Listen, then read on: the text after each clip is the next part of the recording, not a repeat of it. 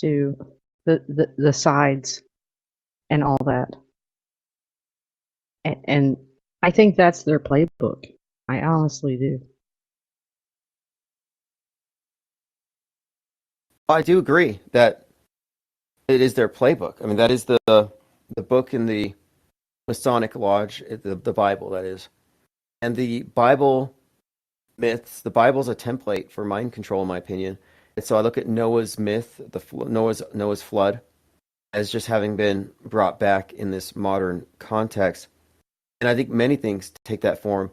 But also on the esoteric side, you get into the black and the white pillar, the Masonic Lodge. That comes from King Solomon. It's all biblical lore, biblical symbolism, and it is one of the main sources of artistic inspiration.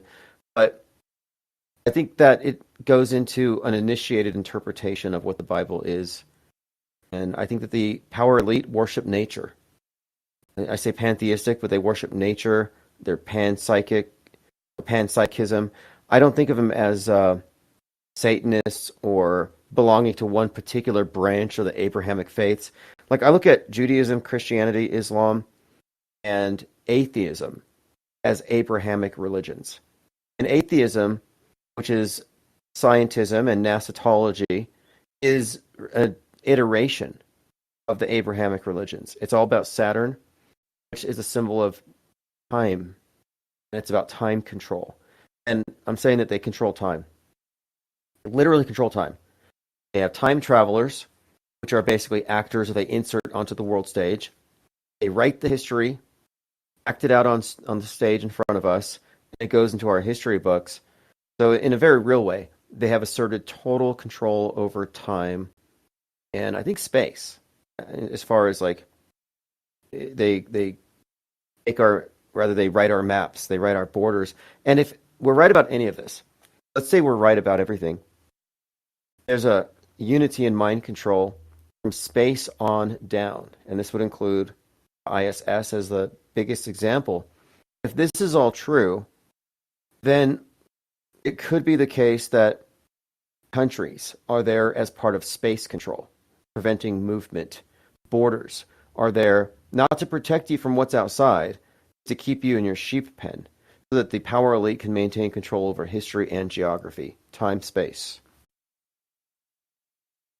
Yeah, I completely agree, Tim. I'll just jump in on one thought there and just say that to me, this is my interpretation, just kind of coloring that a little bit and just saying that these are just open air human farms. They're arbitrary. They are meant to keep people divided. I can't help but, and I think someone else, maybe Portal or Plain Decoded mentioned this before about the hopium of extra lands outside or whatever's been mapped that we're aware of. And this is something that becomes really pertinent to me is getting to a point where we can get beyond those arbitrary borders. And I mean, I'm not promoting anything per se here, but when I think about this in a fantasy way, when I think about what I want, if you will, is to be a free man and go wherever I want. And to have a passport and all these other things, these are parts of these balls and chains that hold people into their centrally managed areas, their space-time continuums that are devoted or made or conformed or controlled by these governments. So it's interesting to me. I appreciate that model as you just described it.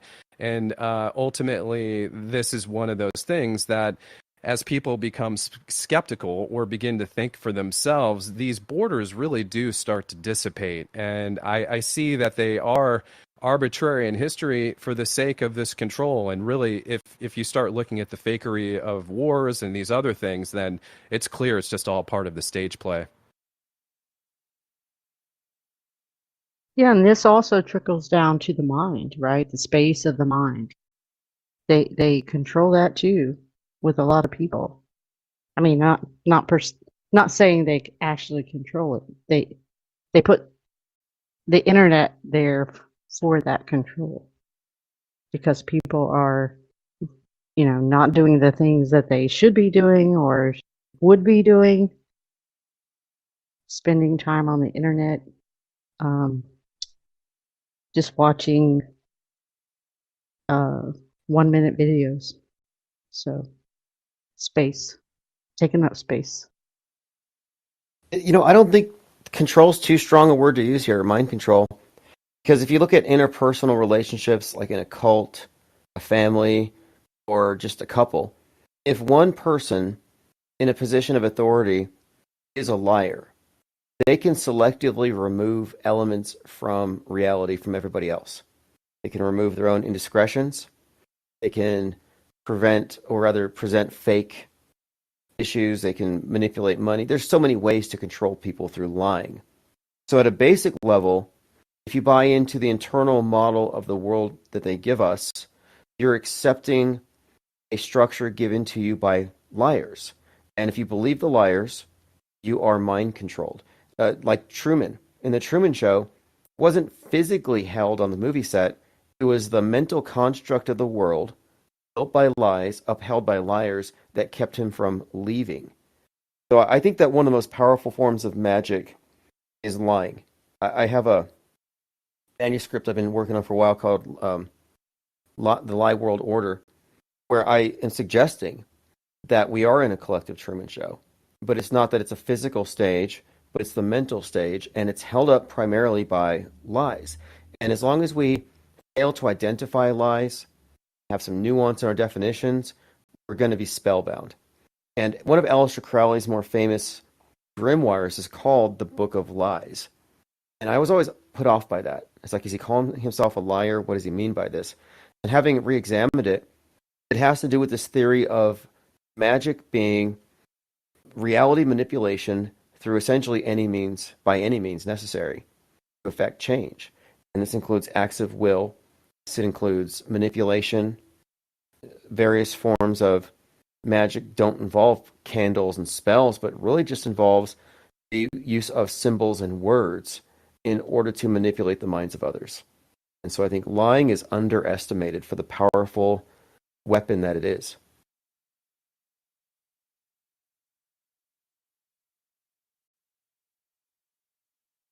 And Yeah, also, when let's say one more thing here, is just the lies by omission. So maybe they don't lie to you overtly over the course of an hour of news watching, but they omitted 95% of the stuff that's far more relevant, that might convey something different. So they lie by omission more than anything. Yeah, and my comment there is really just validating or echoing what you just said. The lying by omission is extremely important to their censorship and their way of speaking those things they want people to focus on, and the other 99 billion% of everything that's in reality is left out.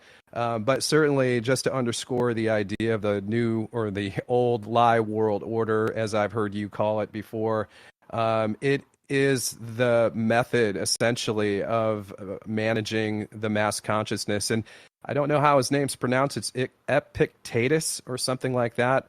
But liars are the reason for all ills in the world, or something similar to that. And I see it as a fundamental, for lack of a better word here, truth about the fact that this is how they create these demons of fiction and other aspects of fear in all kinds of angles and aspects of life, that no stone is left unturned with their miscoloring of reality, all directed towards their news bent focus and ending, or their kind of direction that they're hurting people in. But it is all based on the fiction, the lie, the disconnection from reality.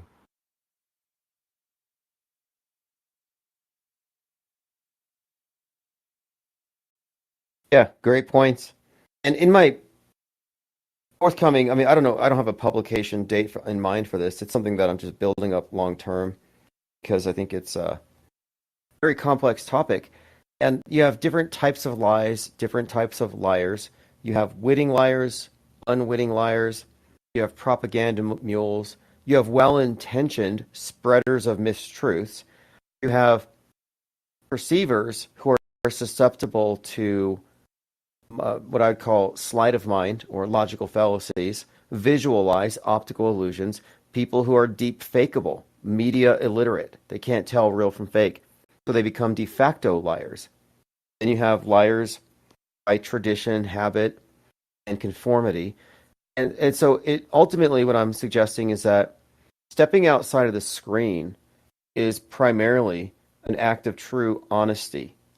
And it requires recognizing that I am dupable and I am or have been rendered, I have been made into a liar. The world made me a liar, and I'm trying to unlie. And there's a pretty interesting movie called The Room about this kidnapped woman, or she's 17, kidnapped girl, in a shed, based on a true story. And then she has a child in captivity. And to protect the child from the abuser, she tells him lies. She says, there's nothing outside of this room. This is the entire world. And so it's called Room. And when he reaches 5, she believes at that point he's capable of escape. And she works out a plan with him to escape. It's all very symbolic. Like he has to get wrapped up in a rug, he plays dead, and then he's resurrected from the dead on the outside by escaping. And he sees this new, wider world outside the box. But when she tells him, you're going to leave the room, he calls her a liar. He won't believe his mother if there's anything outside of the room that they're in. And she says, no, I was lying to you for your protection for the first 5 years, but now I am unlying. And I had never heard the word unlying before, so I wanted to add it to the lexicon because I think that's what we need to do individually. Recognize where we've been lied to, what lies we've internalized, and we have to cease lying to ourselves. And logical fallacies are ways where they get you to lie to yourself without knowing it, because you just took an easy answer that was served in a way that made it very palatable. The fact is, logical fallacies turn you into a liar, a carrier of lies, whether you know it or not.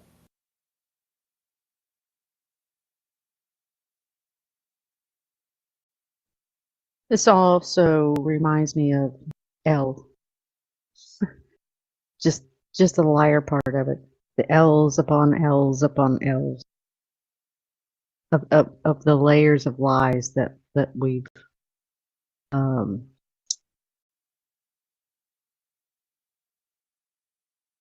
had to endure, I guess.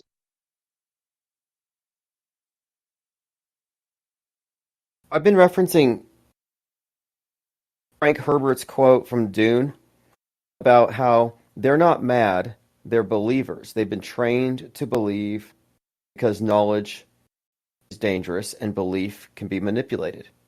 So the word belief, I know it's a cliche, it does contain the word lie in it, but I think that's very appropriate. That the believer is a liar themselves. In other words, they've accepted a truth that they can't verify. They've accepted what can only be logically described as a lie. They have good intentions. They have happy lies. They believe in this benevolent scenario. They believe in good things. Whatever, they believe in their own self-righteousness. So there's this idea that believers are intrinsically good people. They're doing the right thing, or that beliefs are sacrosanct. And I say no. At this point, I'm done with people just asking questions. It's time to know. We're in the information age. We shouldn't settle for being mere believers. When we watch a guy on TikTok talking about how bad things are in this part of the country, we shouldn't change our worldview according to his words. Let's say you believed all these FEMA crisis actors. Now your world model contains this new element. FEMA's out to get you. FEMA coffins, FEMA controlled weather. Now you live in a different world because you've allowed them to alter your reality. And that's what magic is. Magic, fundamentally, is about causing changes in reality through magic, which is spellcraft, and spellcraft is ultimately comes down to your will put into words, spelled out. Spellcasting is fundamentally about narratives and stories and memes. So it just seems to me that I think we live in a construct that this internalized construct that is very malleable, that lies affected. That's why I was saying that the people who are under the authority of a liar are just programmed. They're totally controlled. And what we're in is a closed system, and there's a worldview monopoly. And the only acknowledged news or acknowledged worldviews out there are approved. And I think that's the main point here is that the believers who accept everything on TV are conforming to a model that doesn't match the terrain. And to the extent that they're adhering to a model that doesn't match, I'm calling them liars, self-deceivers. And I got some pushback on it because the word liar has so many negative implications, but that's all the more reason to use it, in my opinion. And truthers are liars. I think that's something else that can be said. It's because of their operating system. They have good intentions, they want to wake up the world, but because of their bad operating systems, because of their bad programming, truthers are just a subset of mainstream liars. That's a great point. Many great points. And one thing I'll add here too regarding magic and lies, I agree with that sense of application to how their control mechanism works. And there's a level of how people have been, well, one of the basic ways that I've been able to synopsize this in a sense of how people's consciousness has been hijacked is that let's just clear the slate and say there's a primordial man or woman and they're out in nature. Well, their mind is such a powerful tool that they have the ability to remember that, oh, one of our tribe members got eaten by a lion. So from now on, whenever they see a lion, that picture of a lion, they can prepare and probably defend themselves better than they would have otherwise. And on a very, very overly simplistic level, these controllers and mind manipulators have taken advantage of what is the great power, if you will, or potential of a human being, is the mental capacity to map reality, so much so that you can prevent death and other aspects of your existence by knowing or projecting the potential of what you've measured in the past to apply it to the future. And on a very, very fundamental level, the controllers have hijacked that one essence. And instead of real lions or real bears or any other aspects, even of nature, actually, which of course can be seen in its actual impact in reality, but they have really, at a fundamental level, implanted these ideas somewhere along the way. This is something that I'd like to try to nail down in some of my future presentations, is to show people how ideas are as real in this society as anything you can touch or see, and that's not healthy. That aspect of our great potential to imagine or plan or predict has been completely railroaded into fantasy. And it was talked about earlier in this deep think tank about the nature of how much of our society's lives are wasted on the imaginary. And this is something I think, as soon as some people have an ability to consider that their ideas are powerful, but it's now a prerequisite for anything you contemplate going forward to divine whether that's something connected to reality or whether it's something out of a stage play or a comic book or something completely intangible and totally disconnected from reality. Yeah, I've introduced the term hyperstitions to deal with these. So the hyperstition refers to, and this is from a website, if I look just a general meaning of it, definition is beliefs or stories through their very existence and dissemination bring about their own reality or truth. So, for example, the space junk phenomenon. There's so many stories that it's there, people are talking about it, and eventually it just becomes an accepted part of our world. Like, it's an accepted part of our world that space junk is a real thing, yet none of us have actually seen it or examined it. All of our information is coming from the same sources, but it's been given a stamp of approval. It's like we're in the desert of the designate real. They designate something real in the simulation, it's suddenly real. And most people live in a world of hyperstitions. And I think this is also another part of it too, is that hyperstitions are reinforced by the dominant paradigm. They all kind of nod their heads and agree. And you can see this in churches, where they reinforce each other's religious experiences, or UFO cults. Oh, I got abducted. Oh, me too. Did you get probed? Yeah, me too. And they have this chorus that builds a false consensus in an environment that promotes that belief. So I would call those hyperstitions more than superstitions, because hyperstition implies a cybernetic relationship, that there's a loop going on.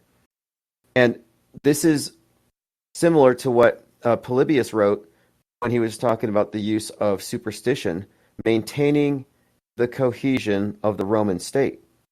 I would say hyperstitions maintain the cohesion of our modern world. That the PSYOP entertainment complex introduces and reinforces the existence of modern superstitions. And I'm calling them hyperstitions because, unlike ghosts and werewolves, which they no longer reinforce, these are things that are constructs that have modern replacements for previous superstitions. So, for example, flood myths, angry gods replaced by something that's caused by something we can measure with science, like climate change, for example. So hyperstitions are what maintain the cohesion of the state or the stage, the world stage. It gives us the parameters. Those are great points. And just to add a little bit to that, one note is that it also has to include the polarization. Interestingly, it doesn't have to be that everybody is uniform and has the same religion or perspective on any of this. And I mean, it's been measured and noted just countless times within the political horseshoe and many other examples and media fakery and all of this stuff. But it's so important that the people being controlled are basically having artificial enemies made out of what would potentially otherwise be friends or people that they could actually collaborate with. So it's fascinating that the hyperstitions in all of their various forms have a built-in almost enemy complex or people who want to oppose them or their imagination, even their nightmares. They hold on to in that kind of polarized way. But just fascinating that it doesn't have to be one uniform hell or heaven for the entire population. It's this complete fraction or fractionalized. I can't think of the word, but it's basically dismembered across. But that's part of the division and part of the divide and conquer scenario. But the hyperstitions, I agree, are completely the substrate of what gets people motivated to cling to these abstractions so vehemently. Sure. Yeah, a really good example is the movie, the Village. They're called the Elders. The Elders lie and tell all the believers in the village that the village is surrounded by monsters in the woods, so you can't leave. And so they're told about this. They have drills. And in the drills, they're locked down in basements, and they hear the monsters banging on the door. And these are analogous to hyper-realistic school shooting drills. The children are in a room, and they hear someone kicking the door, and it's an actor, of course, in the drill. But what they do is they implant really strong emotions attached to the idea of this threat they have to lock down for. Then they have this belief in the monsters. You have drills to reinforce the terror. And then once in a while, the elders will provide evidence. Like, for example, a mutilated animal in the woods. Now we have evidence that there are monsters out there. And the monsters don't exist. These are costumes that the elders wear when they're prancing around in the woods at night. But in the minds of the villagers, monsters are real, and you can never leave. And so their worldview is constrained. It has a very small border. They live in a village, and they never leave because this hyperstition, which is reinforced by community belief and occasional psyops. So when they provide a dismembered, mutilated animal, that's a psychological operation that reinforces the fake thing. No different than a school shooting. Reinforces the existence of the mentally ill mass shooter. So their hyperstitions are used, again, to create parameters, to create borders, to keep people locked in.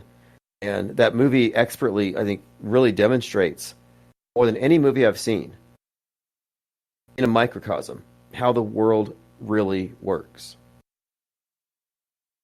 I completely agree, and I don't want to take away from anybody else's commentary, so I'll just say that to me, that movie is one of the biggest tells out there of just putting it in people's faces. We talked a little bit about this over the Auto Hoax Con #1, but the people who design these things seem to like to flaunt these ideas right in people's faces in fiction and fantasy perspective. And if people really looked at that very critically, that is a perfect model of what's happening now. Yeah, that one deserves a watch party. I like to analyze the characters because the three people who see through it. One is the village idiot, and he finds the monsters amusing. So he doesn't have any fear.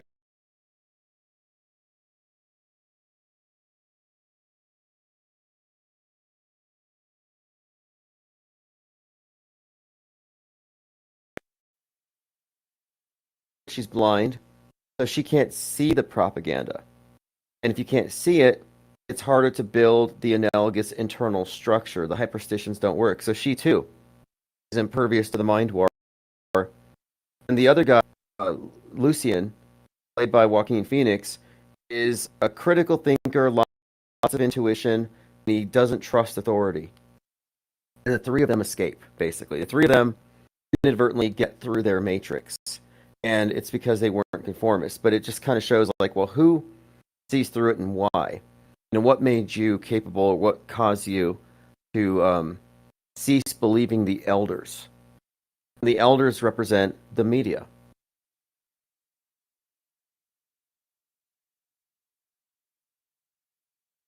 Yeah, and even the parents, as I recall watching that movie, which I was exposed to through the IPS and your work, I watched it all the way through, and there was at the end a kind of apology from the parents, like, "Oh, well, we had to do this because the alternative was worse." It's almost like these Malthusian kinds of people who say, "Oh, population is way too big, and we're going to fail by the nature of just reproducing."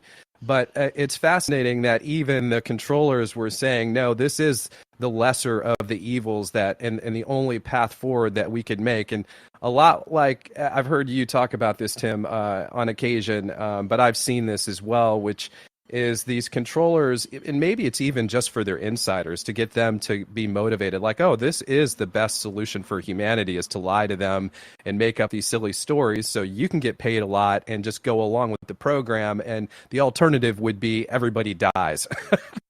And so in a way, whatever their motivation is, they definitely do try to put themselves in the moral high ground. And even in the movie, they talk about taking that command or that kind of control over other people's free will. People are born into it. They never have any idea, or like you say, those prominent characters, which is interesting how they archetype each of those characters who can see through the matrix.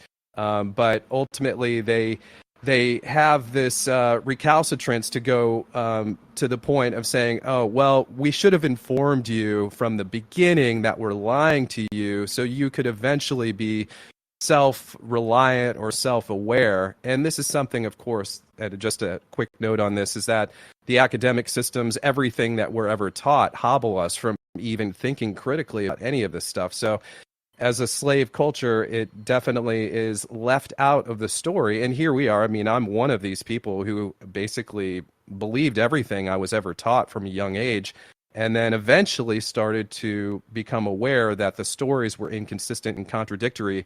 And that, to me, as I value or I measure my own self-awareness to whatever degree I've attained, and I assume I have a lot more to learn before it's all said and done, that I very much more appreciate being aware of how this place works and how people are manipulated than being like a Cypher character in the Matrix, just eating steak every day with a big smile on my face. But it's interesting how the elite, or the people within that movie, particularly the village, do take on the elite perspective and in a way offer their apology, but saying that we're going to do it because it is the moral high ground, and that's all there is to it.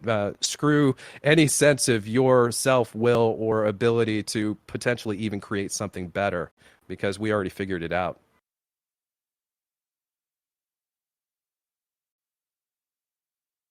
Yep, that would be the rationale. The idea that you had superstition to maintain the cohesion of the state was based on their belief that the masses are fickle, full of lawless passion, and they need to be constrained by fear of God. This is an old concept, and in the village they were basically informed that the world out there is so terrible that we want to create a paradise for you. So they took away their free will in exchange for paradise. And it's like, well, would you want to know? I detected something else with the movie where the village are surrounded by bushes with red berries, and they're programmed from when they're young that that is the bad color. And if you see that color, go back to the village. So it's kind of like how in the Garden of Eden, you're supposed to avoid the tree of knowledge. Let's say like the apple, like a red pill, the red fruit. You avoid that because if you have that, then you know too much, and you can no longer stay in the garden. You're no longer welcome. You're like the gods, is what they say. So in the village, they go past the red, and they find out they're in the 20th century. So now they're like the gods. They're equal to the elders, and they can no longer stay unless they want to serve the system. So at the end, yeah, they're given a breakdown that we had to control everybody to create a perfect world because the world out there is so terrible, and you can no longer stay here since you know how it works. And they're basically given a deal, exit or become part of it and wear a monster costume and become a terrorist. So it's like Stockholm syndrome or something here, but whatever it is, there is some kind of aspect to it where they give themselves the license to be the monsters and the terrorists in order to protect the people inside. And it's rooted, though, in misanthropy. To bring that comment back, you mentioned misanthropy. The idea that we're so terrible that we need to be shackled to a false worldview and we need to be terrorized by superstitions, that idea is not new. And I think it's rooted in this concept that man is just a terrible, unruly creature that can't be told the truth. And I dispute that, at least for myself personally. I don't know if it's true regarding the masses. Maybe this is a benevolent dictatorship. I'm open to that idea. Yeah, my quick thought, and maybe this is just totally my reflection of my perception that I don't give them any credit. Now, maybe that's true, and I do see that possibility. So I'm not discounting it or eliminating it for the potential real or motivation of why this whole thing plays out the way it is today. But in my core interpretation so far, and I'm willing to update this sense of or my model of reality, but it just does boil down to me in the most fundamental way of slave masters versus slaves. It's no more complex than that. They wield their power at will. It seems to me that this has been going on for a long time and I mean many, many, many generations. And I conjecture about that in that way because it's just such a well-oiled machine that I don't think it needs to be any more complex. But I know what it's like for me to be free and what it's like to pursue that which I do with a clear mind and the ataraxian kind of perspective of not being weighed down by any of their false nightmares and false witness events that they portray. And so I'm way more creative. I'm way more active. I sleep better at night. And here, I think even participating in this forum is an example of what fruit is born from that perspective. So, and I one quick note on this, if I were to measure, the potential of this being a beneficial dictatorship, that it's not served me in any way that's beneficial for me. And maybe I'm the outlier, like I would be the one, and many people here might put themselves in this category. But, my freedom somehow creates the dissonance or terror that they're trying to protect against. And I think that on a logical framework falls apart because, speaking from a place of let's say self-design morality, one that I would hope other people would accept as good, is something that is my internal ability to be a part of this social realm. So it would be, to me, a lost opportunity or a complete denial of that which I freely designed for myself and or freely collectively collaborate with others, that a Malthusian controller, a beneficial dictator would otherwise delete me, as they've done figuratively and actually, within the social media continuum, as I know the IPS has suffered so many times. So just the rounding out of that thought is that it seems abhorrent to me that there's some good that can come out of this kind of control. That's my initial reaction, but I also measure my reaction with the fact that when I'm disconnected from any of their madness, my life is so much better, and that which I have the opportunity to discuss or create with others is infinitely better than it would have been otherwise. Can I ask you a question? Do you think that the majority of the population are followers?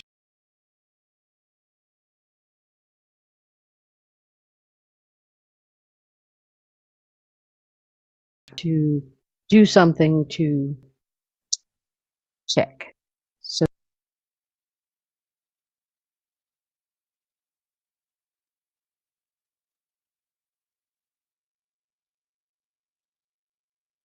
to speak.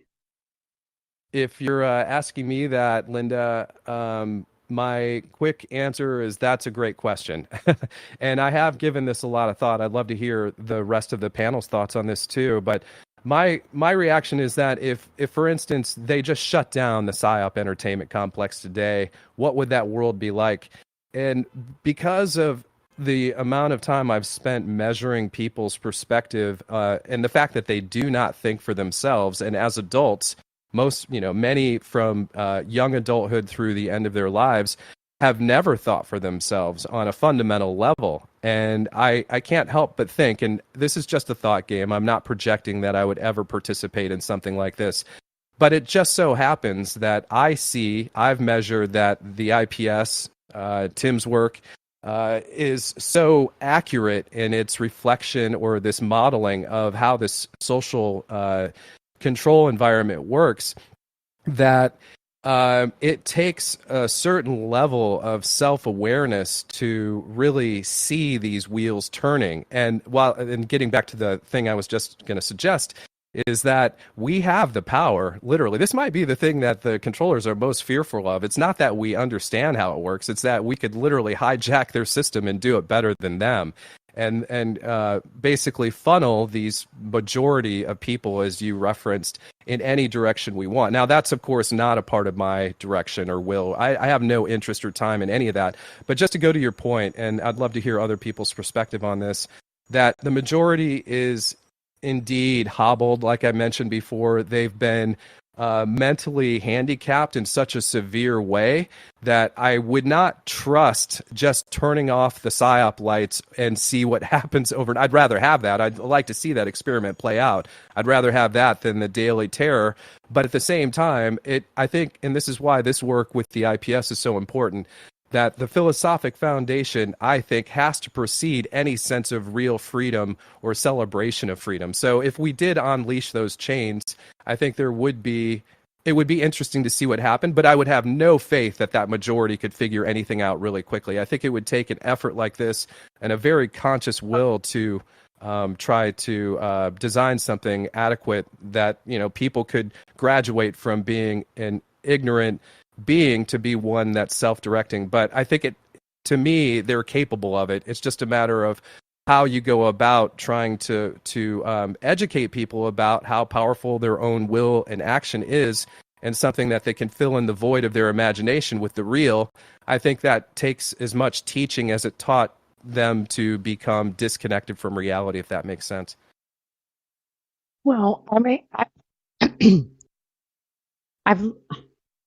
I have my own opinions about all this stuff, but I mean, me as a young child, I asked questions and I didn't get the satisfactory answers that I wanted, right? So I kept asking. And when I was denied answers, it was frustrating. I don't think a lot of these people ask questions. That's what I'm saying. They don't ask questions.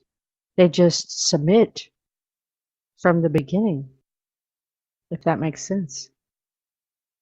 And so therefore they don't have the honest questions to lead them in the right direction. I agree. And that's partially what I was leaning towards when I was thinking or trying to convey the idea of people who, let's just say you could turn the lights out of the PSYOP entertainment complex, what would be the first thought in their mind? And this is where that handicapped aspect comes into play. No, I don't think people really have mastered this, what I would find to be a natural potential, which has been artificially reduced to nothing, more or less. That they would need. And this is just a guess. This is just a total projection. But based on the fact that nobody does it right now anyway, I would say that that people are not taught, or they're not given the tools to understand how they were manipulated. So if you just stop the information flow, they would still be left without that skill being developed. They would be like babies, basically. That's how I would see it. Now babies can be taught how to, understand the world, but these babies are in adult bodies who, really have no skill or ability to navigate the real, or celebrate it the way that I think we are, or at least the realm of skeptics would, when really trying to divine the real out of, say, fiction. But I agree with you. I've had the same experience, Linda. Well, I mean, the only reason that I'm bringing this up is because I was raised in a situation. My mother was basically a narcissist, right? That I never got to ask the questions, even though I had them in my head, right? I had the questions, and nobody would answer my questions. And I was punished sometimes for asking the questions. And she was very religious, which I did not agree with. I thought that was all bullshit, even from a young age. So how did I overcome all of that when the masses of the people can't overcome that? And they had better lives than me, probably. The majority. So, yeah, I'm thinking this place may be balanced in a way that is unknown to us at this point, so to speak. You both raise a really great point here about how immersed we are. It's the sea of irrelevance thing, where there's so much information that you can shout the truth out, and it doesn't matter because people don't have the right context to understand it. You can say something point blank that is 100% true. Let's say, for example, nobody landed on the moon, and it doesn't enter into their worldview because that's not an acknowledged perspective. They're not able to assimilate it, but even if they did, it's like, well, what does this mean? Like with the flat Earth topic, people are like, well, if it is flat, what does it even mean? They can't go the next step on their own. They're asking you to tell them. And I saw that as an indication that these are people who get their information in a passive way. So mainstream media has passive consumers. Alt media has passive consumers of alt media. The difference between passive media consumption and criticism and skepticism is we are active consumers.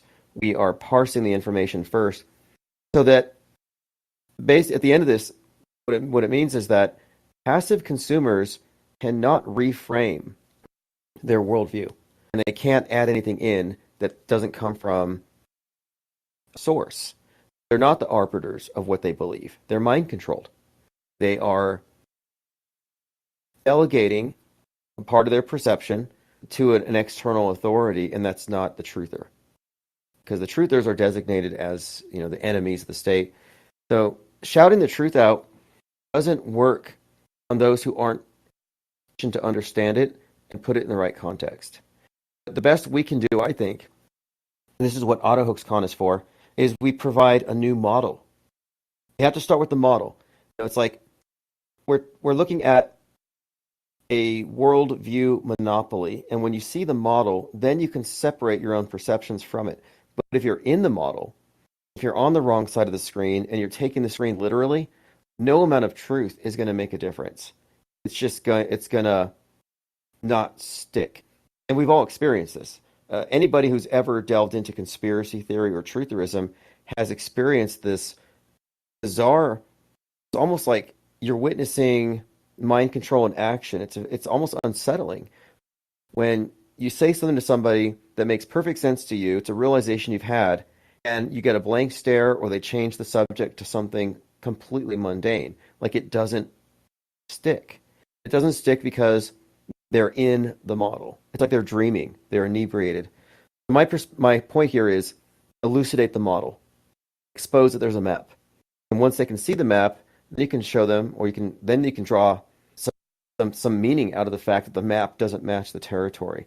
But one of the biggest accomplishments of the PSYOP entertainment complex is in convincing people that the worldview they're given is an accurate model of the world, when it's really a model based on omission, infused with hyperstitions, and it's completely censored and curated.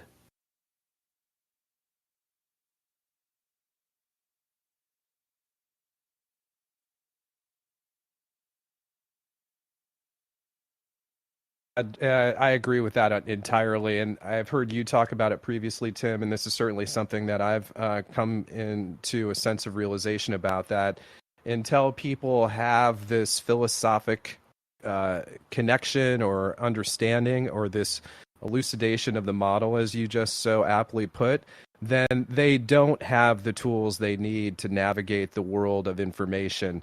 And by disseminating this kind of model or logical framework of analysis, then it gives people a real concrete tool to test. They don't have to even look at AutoHoaxCon and go, okay, well, this is the truth, or this is how I should think, or this is how I should interact with the world of information and make real world decisions. It boils down to having the ability to be presented with this rock solid methodology and examples of it in whatever people present or share, and then go test it. And that's the beautiful thing about what I see out of the effort of this collective, which I think is the best on earth.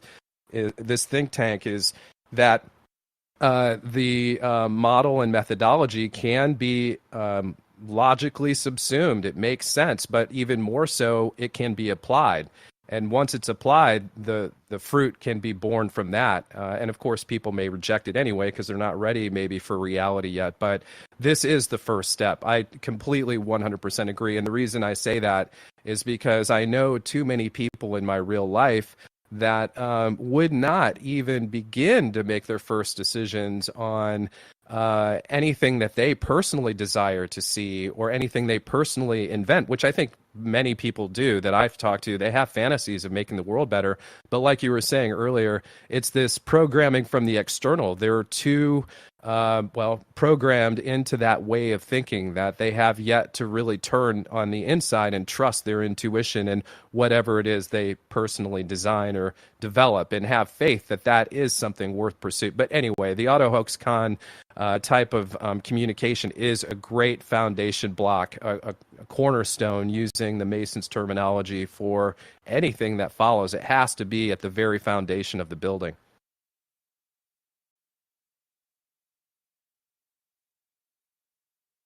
Yes, the stage. And I think the world stage is such an apt metaphor because we can describe it as the world stage is the place where the worldview monopolists focus their lens. Their camera is focused at the stage. And you can take an off-world stage perspective, which means you get off of it and you recognize it as such. But until you take the off-world stage perspective and reject the authority of the screen, you are on the stage and in the model. So you're a simulation dweller. And this is why I've been saying lately that simulation theory is a psyop. That simulation theory is a false mysticism designed to lead people who see the discrepancies into thinking everything's fake, instead of seeing the discrepancies as indication that we're being lied to. So it's kind of like a almost a contingency plan. If anybody sees through this and they think it's all BS, they're just going to think that the universe is BS. The universe is glitchy, like the Mandela effect. The Mandela effect did believe that reality itself is no longer objective, no longer follows rules, and it's always changey. That's not a move towards truth. And the Mandela effect, or the Mandela affected, will never try to reverse engineer that. They will stick within their paradigm, and they're kind of like it's a It's a dead end. And the Mandela effect is essentially what you would call the misinformation effect. It's a form of manipulating recollections. But I would point out too that the mainstream media uses the exact same methodology that creates the perception of quote Mandela effects every day. But it's actually called the misinformation effect. So another side effect of being constantly inundated with so much media and fake news is that it does influence our perceptions of the world. It does influence our recollections in subtle ways. And so the key thing again is to step away from the stage and take the off-world stage perspective. And we can use truth or orthodoxies and other indicators to show that somebody's not off the world stage. Like if you're still running around terrified of Bill Gates, you're on the stage. He's one of their characters. And the more we make this distinction, the easier it will be for people to let go of the stage and to actually get off of it. Like, hey, you're not fighting Bill Gates. You're not fighting Venezuelan gang members. Kamala Harris is not going to take you to a FEMA camp. You have to disconnect all these narrative threads. And when you do, you step off the stage. And from our perspective, we're looking at the scripting. And that takes us into the realm of being not only off the stage, but insiders, how it all works. And I think this is the approach that's going to work. We're giving truth and facts, but putting it in a context where it makes sense. The raft above the sea of irrelevance. Everybody in the sea of irrelevance, especially truthers, yeah, they're inundated with truth. But it's like signal to noise ratio is so bad. For every fact they get, it's drowned out by 90 mistruths or deep fakes. So they're lost at sea. And what we offer here, I think, is a clear perspective. And it's fundamentally a paradigm shift to go from being a believer to a knower. So what we're doing here is not ideological as much as it's a philosophical change. Rejecting belief in exchange for an operating system and a methodology.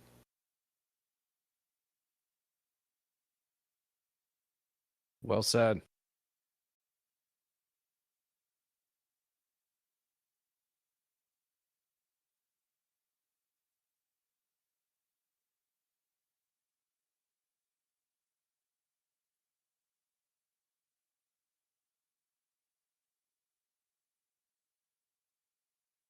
I was thinking about the idea of low information versus high information belief, and also how maybe a challenge, maybe how did I get this far, right? How did I personally get out of the village, so to speak? Um, get past the false dichotomy of the yellow safe color, red bad color, and all that. It's a great movie, by the way. Um, but it, a few experiences. I thought like when I was younger, I experienced like censorship from authority figures, um, and that changed the direction of my life a little bit. Um, and also like this idea that I carry personally that I challenge people like how do you value belief? When you say you believe something, like, do you respect that belief? And how do you have integrity to your belief system? Like how we say, you know, if you can't tell me why you believe it, what does it matter? You know, like you're not self-aware enough to understand the system of determining whether you believe something or not. Like you haven't gone through that yet to like, codify it more or less. Um, and so like some people could like how these truthers or whatnot, they'll call out the space fakery, but it's like meaningless to them because they don't value, like they'll believe, okay, yeah, NASA's faking space. They believe the fakeability, but they don't have any context to put that in, so it just becomes another irrelevant infographic. And fundamentally it's still this like oppressive new world order, and they're not like applying the model, and so that's where it's demonstrated their lack of the full model of skepticism. and it's the reason why they're not motivated to develop a model is because they don't value their belief. They don't value their choice to believe or not. And so like, and especially like if you're a religious person, like if you subscribe to any one particular religion, like it reminds me of that example of like how like, and especially with the reputation of Islam, and then they shut down. They're like, oh, we're not going to walk around the giant black cube this year because Rona. Um, and so, like, how much do they believe in Allah? How much do they value their belief in the Muhammad and the Quran to like behave that way? Or like the chemtrailers who don't wear masks or in vape and all this stuff. And so that's a challenge. And if like you take on that challenge, that could potentially guide you to this think tank or some creating your own similar think tank of a parallel type media. I don't know, just my thoughts. Yeah,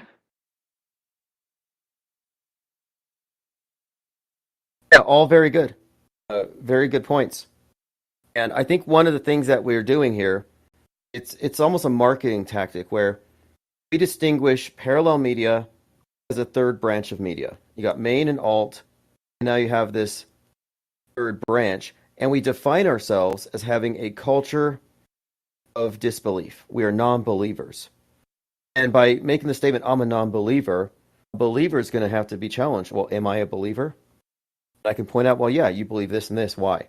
So we can start attacking their beliefs, undermining their faith, which is what we have to do. I think we have to approach this as though we were a group of atheists in a theocratic society, and we want to overthrow it. We want to change the paradigm. And even though I'm not advocating literal atheism, I'm saying that we have to disbelieve in their God constructs, their creation myths, and depose their priesthood and reject all of their false teachings. And that's kind of what we're doing here. So in a way, this is a neo-enlightenment. It's a reframing of worldview itself. And I think it can take off. I'm not sure what the long-term effects are, but I do think that as from a marketing perspective, the more people who fill in parallel media, the bigger its internal economy gets, the more noise it makes. The more people who are on the fence or didn't know they were on the fence will join us.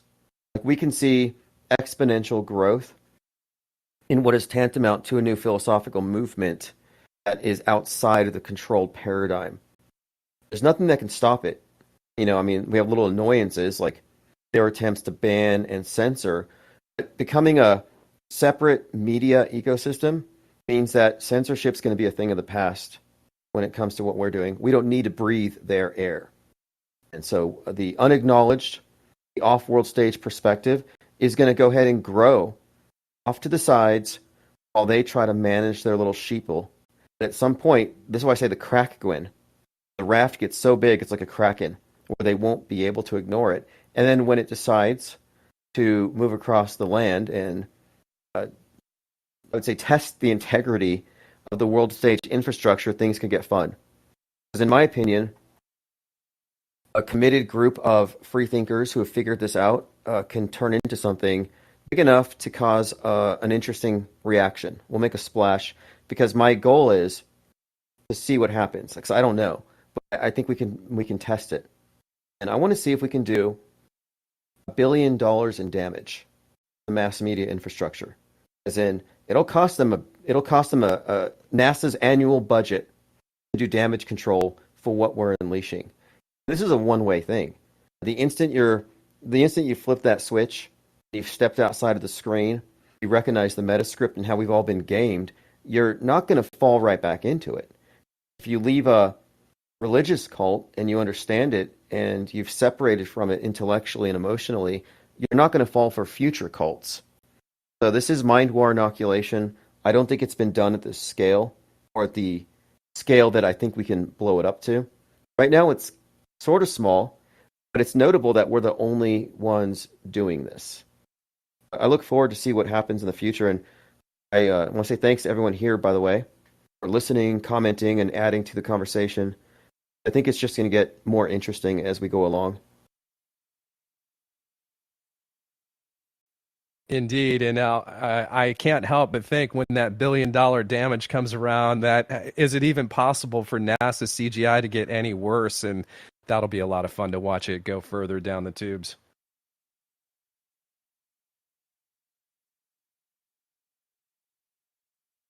I think it's there's a kind of an inside joke here with the whole insider concept because we're borrowing from the slogan from Ignatius Loyola, the founder of the Jesuits, which means ignite. And he's the one who's credited with saying, go forth and set the world on fire. And I think what we're doing is we're building up to a point where we're going to go forth and set the world stage on fire. Where we set so many fires. This is like out of the art of war, where you set a fire, and while they're distracted putting that one out, you go attack something else.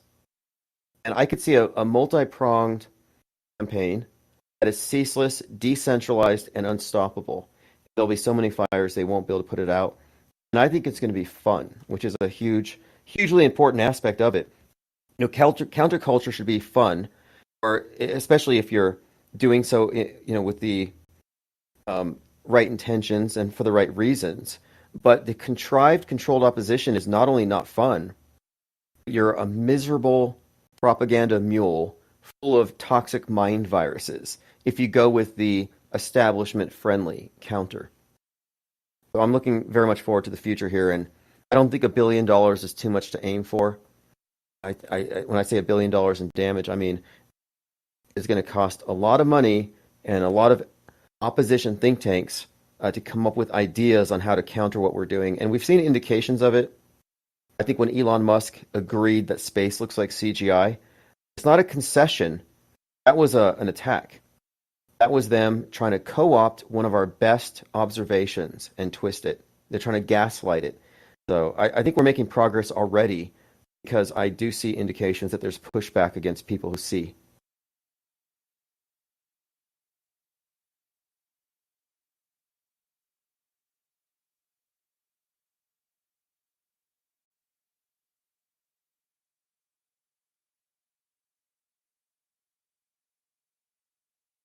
Um, sorry. Okay, I'm gonna make this quick. Elon, he should know this. I bet he watches this stream or has people. Anyway, it's a rule from a place that some people go to. It says you can't end before your own post, and what that means is like if you're gonna say something and then while you're saying that you already know what someone's gonna criticize and then you counter that criticism, what the first, because N before is what someone posts as a reply. And so if you, because you didn't give a chance, because someone would make a post and they say, look, NASA put a satellite in space. And then the very first response to that post is going to be fake and gay. And so what Elon did is he look, I put a satellite in space in before fake and gay, and you can't actually do that. Just a formality that Elon should know. Anyway, I'm gonna stop talking. In before, yeah, great point. He wants to co-opt anybody who's going to state the obvious, and then he makes it a point for his side. So I agree with all my skeptics. It looks fake, but it's real. I think it's brilliant because he's pulled this off. He's done it twice, and now everybody can say it's fake, and we agree with the guy who's faking it, but it's real. It's just like, it's clever. It shouldn't be effective, but it is. And of course, he has ownership of this massive platform, which is reality control in a large way. And I think it's pretty, from an anthropologist perspective, it's interesting to look at these big psyops that follow a big event, like this hurricane thing. Look at how many people are just pulled into this alternate reality game where, oh, look, the Haitians are eating cats and Bill Gates is controlling the weather and Venezuelan gangs are taking over apartments and children are being transported in big carriers and the union workers are trying to free the children. That's a very interesting and complex and scary world that they all got dragged into, the power of doom scrolling on X. And this is by design. Because if If the space program is about controlling the inner space, the space between your ears, Elon Musk is one of the top space program figureheads. It makes perfect sense that he's right there on top of mass mind control. Same thing with Bezos, Amazon. Amazon does have some creative, or rather some curation power, some censorship power, maybe not directly. He's not there anymore, but the connection between the space program and mass mind control, something to emphasize, because that's what the point of the space program is. It's not to take you to Mars. It's to convince you that the way that we would live on Mars is ideal. Let's live on Earth as we would on Mars. And people are buying it. So.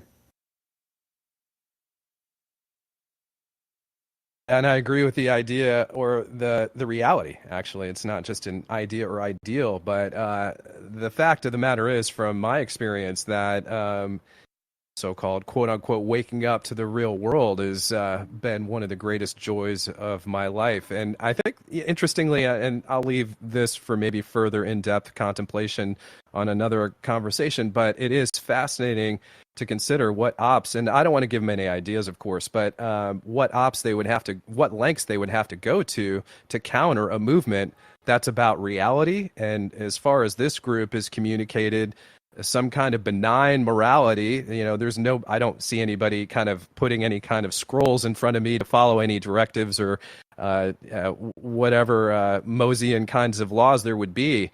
But this has been and is continuing to be a ton of fun. And just living in reality itself is something that can be enjoyed. I know there's all kinds of things that can happen. I've experienced all kinds of ups and downs in my life, but the approach that they would have to take to deny people who actually are accurately expressing reality through their words and actions and presentations, first of all, that's undeniable. But the other part is that it is benign and it is really fun. So how they demonize that, I'll leave it to them to figure that out. But certainly they've got creative minds capable of coming up with something, but it just feels like it's always going to fall short. Yeah, exactly. They're armed and ready to go against the alternative believers. They have nothing to say to the non-believers. They can't grasp it because we're outside of their purview. We're easily able to co-opt the space skeptics, the NASA critics, the flat Earth group. I mean, there's 11 million, quote, flat earthers in Brazil. The numbers are huge, and this just means these are millions of people who question the dominant paradigm and the source, and they become skeptical about media. And they were able to co-opt that and run it into the ground, stop it from becoming a movement of any kind. It wasn't able to accomplish very much.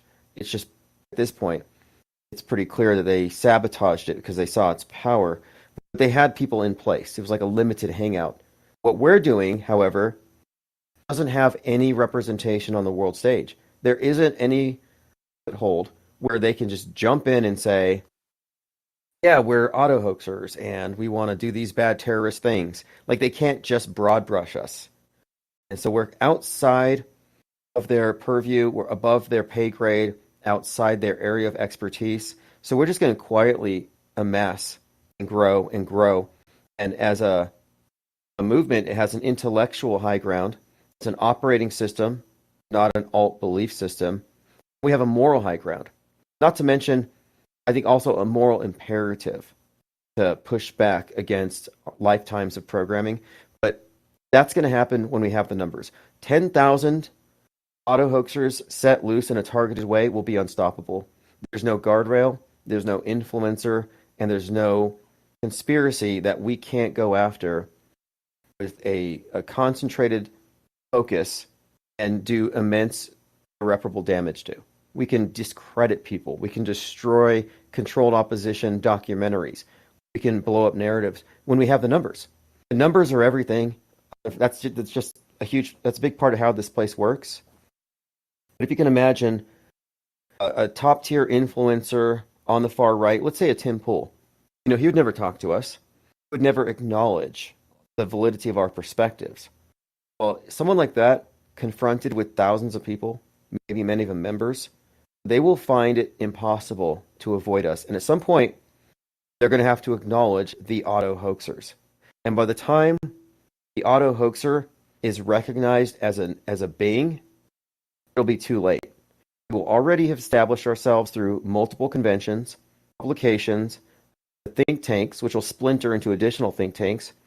And additionally, we're going to have a nice documentary at some point, the auto hoaxer, so that when this goes viral, we define it, we control it, and they won't know how to react. I think this is going to be funner than when the flat earth meme went viral. And we made it go viral. It came out of the IPS. We did it with billboards, we did it with events and conferences, and then it was slowly co-opted by more establishment-friendly conspiracy theorists with deep connections.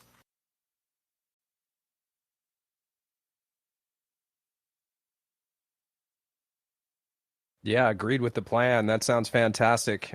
Perfectly modeled and indeed just a super ton of fun about to be had and being had.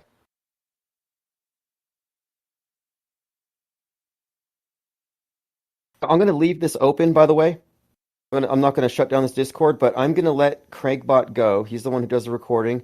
So this is going to, at this point, officially conclude episode 2 of the IPS Deep Think Tank series.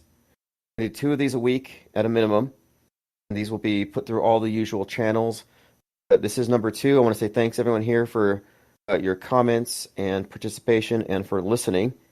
And there will be more to come. And of course, you'll get this in your archives, and it'll be put out there on a premiere here soon as well. All right, today is November the 5th, 2025. And I want to go over much of what we talked about last night and yesterday regarding the UPS Flight 2976 and my tweet about it. So if you look here, I'm getting the tinfoil hat meme. So yesterday I tweeted this. Flight 2976 UPS crash, 2976 9/11 death toll. And this tweet has been viewed 366,000 times so far. So here's a little backstory. 3 planes into buildings, Twin Towers, Pentagon, 4th plane, Pennsylvania. The attacks killed 2,976 and injured thousands more. And this is FBI.gov. It's just to set that straight. There are people who dispute the number. Do you add the terrorists? Do you not? Isn't it just 3,000? Well, I'm just going by the numbers that were given. And then here we have large explosion after UPS flight 2976 crashes near Louisville Airport in Kentucky.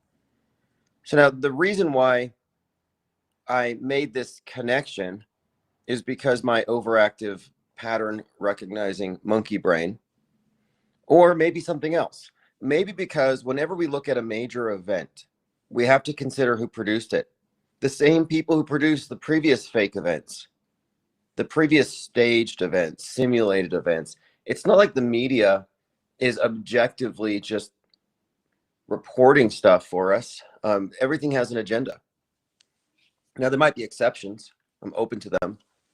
But if it's hitting a mainstream audience, a mass audience, every platform, you can't ignore it. It's likely integrated. And as you'll see, this basic observation started to connect. And that's what I want to talk about, the dots that have been connected. It reached 175 feet. United Airlines Flight 175 was a commercial airliner hijacked by terrorists on September 11th, 2001, and the second plane to hit the World Trade Center. So what I'm saying here is, first you have the 9/11 connection of the death toll and the flight number.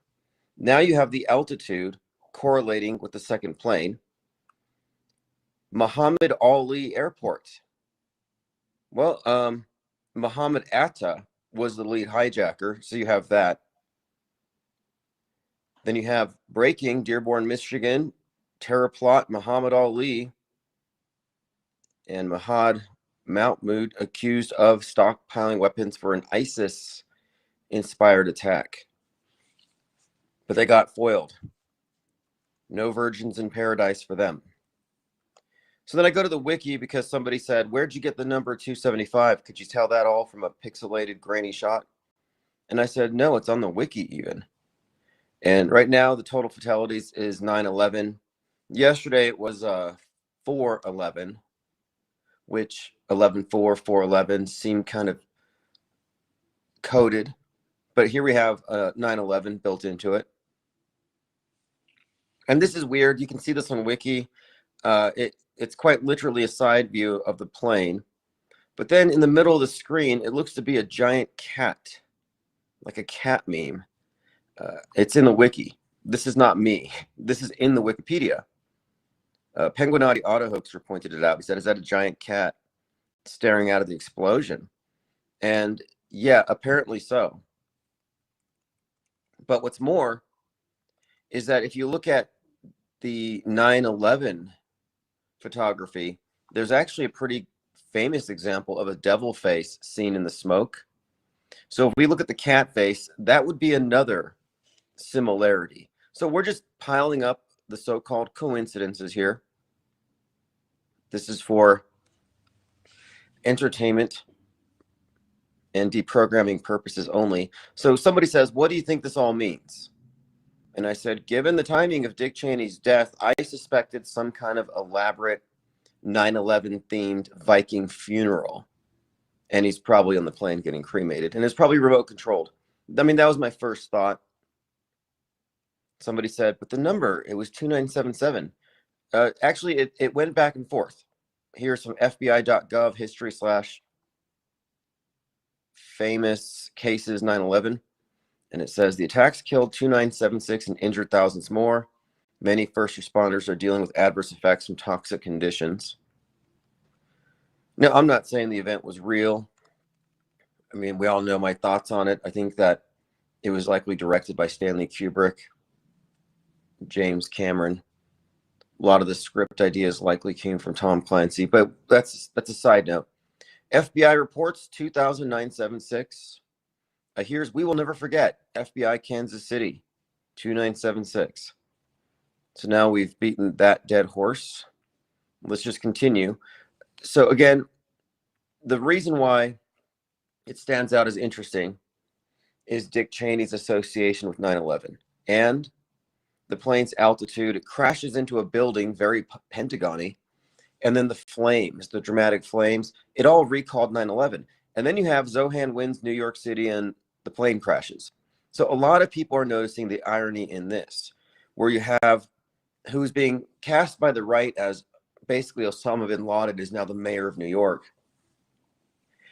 And subsequently, Twitter has been flooded with the deluge of 9/11 imagery. Even Rudolph Giuliani tweets a picture of the towers like, I told you never forget.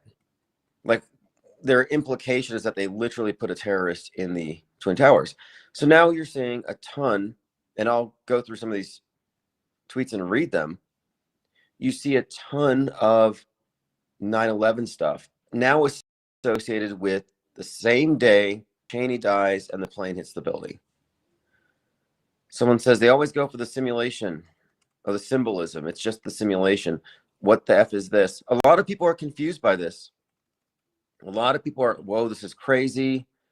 This is just a wild coincidence. Well, if somebody says this is just a coincidence, ask them to take out a pen and paper and write down the definition of coincidence. Because I don't even think they know the meaning of the word. Because it's a coincidence, yeah. But what we're suggesting here, is this coincidence the result of intentionality? Was it scheduled? Was it faked? Someone had said, can you just be open-minded enough to consider that this all might just be coincidence? I'm like, what do you mean open-minded? The closed informational system of the world stage presumes it's all coincidence. To go outside of that box and include other possibilities, such as pre-scheduled scripted events, that would be something you would reach with an open mind, open inquiry, outside their closed system. Again, I'm running through the tweets. What's wrong with your brain? Yeah, see, a lot of people are kind of mad about this, but the fact that this tweet has, let me get the latest number because it's going up. This tweet is, considering the size of my account, I consider it to be somewhat viral. 368,000 views. So it's been a few thousand views just since we've been sitting here. So now let me go over and reiterate the basic claims here. So 11/4, Dick Cheney dies. He's associated with 9/11. Left is celebrating, as we'd expect. Flight 2976 spectacularly explodes. Flames. It goes up 175 feet, which, again, Flight 175 hits the thing kind of like the Pentagon. It's hitting the building. 9/11 hitting the building. So you have this theme. We're talking about themes, of course. Muhammad Ali Airport, Dearborn, Michigan terrorist Muhammad, and then the New York mayor, and the resultant flood of 9/11 imagery, and the irony people see in New York electing a Muslim mayor, and then a plane hits a building. Like, you see what I mean? It's coincidental, yeah, but it's also irony. It's funny from a certain perspective. Maybe not haha funny, but like, what the hell is this? Again, the other connection here is that the flight number of the plane crashing the building matches that 9/11 death toll. And this was the first thing that clued me in to look a little closer for what I call hoax indicators. Now, others have found more, other clues, other indicators that this thing might be all scripted and the plane was probably empty. Again, I kind of would have to argue here too that we're talking about the same media that simulates terror attacks. So there's no reason to jump to the conclusion it's real just because it looks real, if specifically the event ties into the wider media ecosystem in an eerie, ironic, or convenient politically way. So the timing of the mayor being elected, Cheney dying, like, to me, that right there is plenty.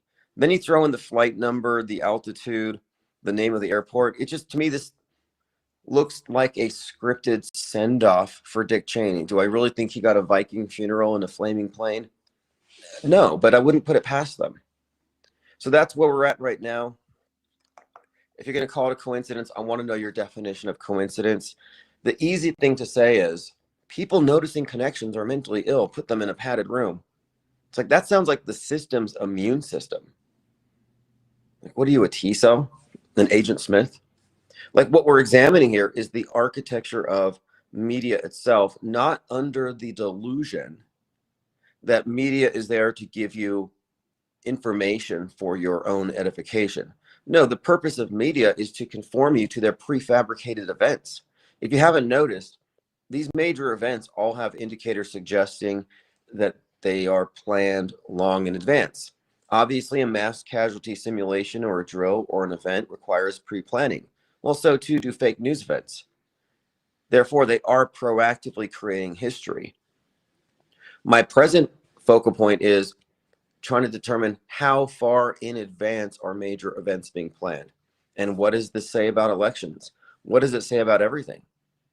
Is the entire political engagement nothing more than a steam valve to keep us distracted from the fact that they've somehow spellbound humanity into what they view to be a utopia? Maybe it is utopia. I don't know. But we're going to continue to talk about this and many other things here soon. I'm just testing out some new functionalities on Restream, and I'm working on developing a remote server so I can remotely upload archives and put them into rotation on a 24/7 live stream. So thank you all for your participation and comments. And I'm going to also make it a point daily or a few times a week to do a video where I just read your comments. So I'm saving all your comments, I'm clipping them out, putting them all into a folder.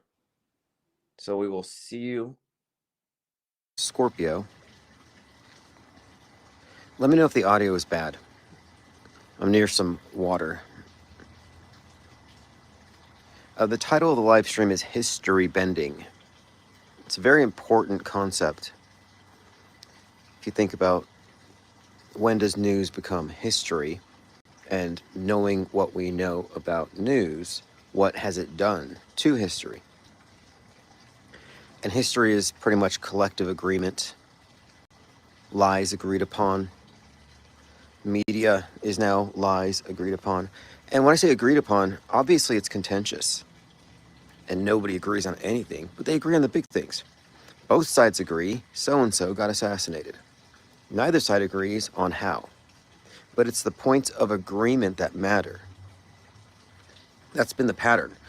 But lately, and I like this, there's a lot of debate, a lot of challenging of the premise that we set when we're talking about the meaning of media/psyop entrainment.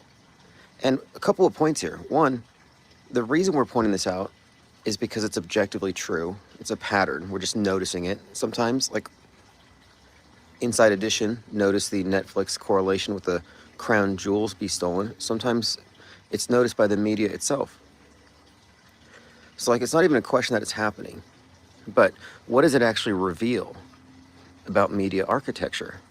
Well, the fact that the history-bending psyops, that is, the simulated events that are inserted onto our timeline, the fact that these are attended by content in entertainment, contemporaneous content, reveals pre-planning, that the events were planned in advance because they necessarily would have preceded the creation of the content that mirrors them real time. We've been discussing a number of recent events, but they all fit the same pattern. So the predictive content or the concurrent content that you find in the entertainment reveals that these events are scheduled in advance, which is one of the central points that we've been making. And how far back does this go? But moreover, what does it reveal besides this? It reveals names. You can point to very specific writers and directors whose work has been co-opted for the purpose of our manufactured history. And I think that's why there's so much noise around this conversation, why there's so many of these very mystical or confusing or muddled explanations. And I think this is also the reason for the popularity of things like Mudflood and Tartaria, where people are comfortable talking about ancient history being bent, my term, but history being fake, falsified, or even just fabricated. Yeah, sure, we can all talk about this, but really, at what point does news become history? What is the difference? The difference, from our perspective, practically speaking, is that we can isolate specific events that we've all lived through in our lifetime. There's less speculation. We can point to release dates and name names and correlate the work of these directors with specific simulated events. I mean, how many directors can we point to who've had a hand in the space program or in any of the mass shootings or terror attacks? I mean, we have the famous example of Stanley Kubrick, but that's just one. It's a psychological war, and the weapon is the camera. If you think about it, it's been an information war the whole time, which is why I coined the term PSYOP entertainment complex. I said, forget about the military-industrial complex. That's just a feature of the movie. It's the PSYOP entertainment complex that's the real force in the world today. And it's not force in the way we think of force. If you think about guns, soldiers, tanks, military might. No, we're talking about the subtle force of total worldview warfare. I think Sun Tzu said the ultimate art of war is defeating the opponent without drawing a weapon. I mean, these are their ideas, is that you win in the minds. And so I've been thinking, though, we often talk about this relationship between the two, but why do they need to infuse the entertainment with this stuff? Would it work without it? Could they just do a 9/11 staged without any kind of support in the culture? Would it succeed as well? And I would hearken back to Edward Bernays and the understanding that he put forth regarding how to influence the mass mind, that you're really reaching them from irrational means. You get them in the emotions. If it were rational, you wouldn't need to be surreptitious about it. It wouldn't be a matter of a certain amount of exposure. Repetition is a huge part of advertising and propaganda. You see the same thing again and again. And one of the things that we talked about with the Charlie Kirk thing is how many movies in 2025, or how many examples did we point out that have the wound to that side of the neck with repeated themes, from the arrow in the neck of the guy in Americana to Ryan Routh attempting to stab himself in the neck with a pencil in the courtroom. And then, of course, you have the VP Kirk getting shot in the neck on Heads of State 2025, same actress who was next to Charlie Kirkland when he got shot in the neck. And then we have 2 neck wounds from the husband and widow in The Tempest. So just going through the list here, we're talking about concerted messaging, ideas that are saturating what is effectively an echo chamber. So one of my other points here, because they're putting stories in the culture to reinforce their history. It's what they're doing. And one of my points is that it's actually an echo chamber, that mainstream and alternative live in the same closed system. And so that's where we're coming at this. We're looking at, okay, media is part of a bigger operation, the purpose of which is to get everybody into a consensus worldview. And it's a global in scale. We were born in it. It's inescapable. And there is no platform for challengers to it. At one point I kind of, as an analogy, I said it would almost be like being a small group of atheists within a theocratic society. Because it is tantamount to a religion. And it is that incontestable, because it is the power structure. What's up, Ribo Nation says his story. Yeah, his story, and he is Big Brother. George Glockington, plain decoded, sounds like rain. Actually, it's a fountain. I've been doing watercolors, and I just did a painting of someone's backyard with their permission, and they're going to hang it up and everything. But yeah, I'm doing yard portraits. So if you have a backyard that you want done in watercolor, I will sit in your backyard and paint it. King Ravana says, Michael Wan was just mentioning Architects Media on his new video. I'd have to listen to that. I was just listening to a podcast with Celia Speaks and Armin Ra about historic models. Very interesting. They're talking about this guy Archaics and how arbitrary historic models really are if you think about it. Swiss Chalet here with the medical misinformation. Just kidding. Thanks for joining. Flozic, Penguinati Auto Hoaxer. Okay, so now here's the other part.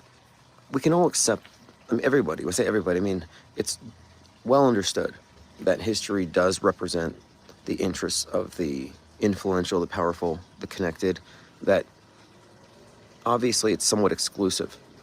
So you have to allow for some level of subjectivity in it. But what we're positing here is not that we just are given a varnished version of what happened. It's not just retroactive, but that history is in fact proactive now. And it is being proactively created through the means of mass media psychological operations. So when we say that news is being faked, we're not saying everything is fake, but there's a couple of caveats here. Because it's the fake events that dominate the news cycles, one. And then two, our daily news rests upon the edifice of all previous news cycles. And previous news cycles are all contaminated by fakery. So our entire worldview rests upon bent news and a bent history. And the divergence from the real thing is what we are kind of highlighting here, at least how they get there. How do they split objective reality into a subjective parallel universe collectively? How'd they get us into this big Truman Show? It's all about setting your point of view.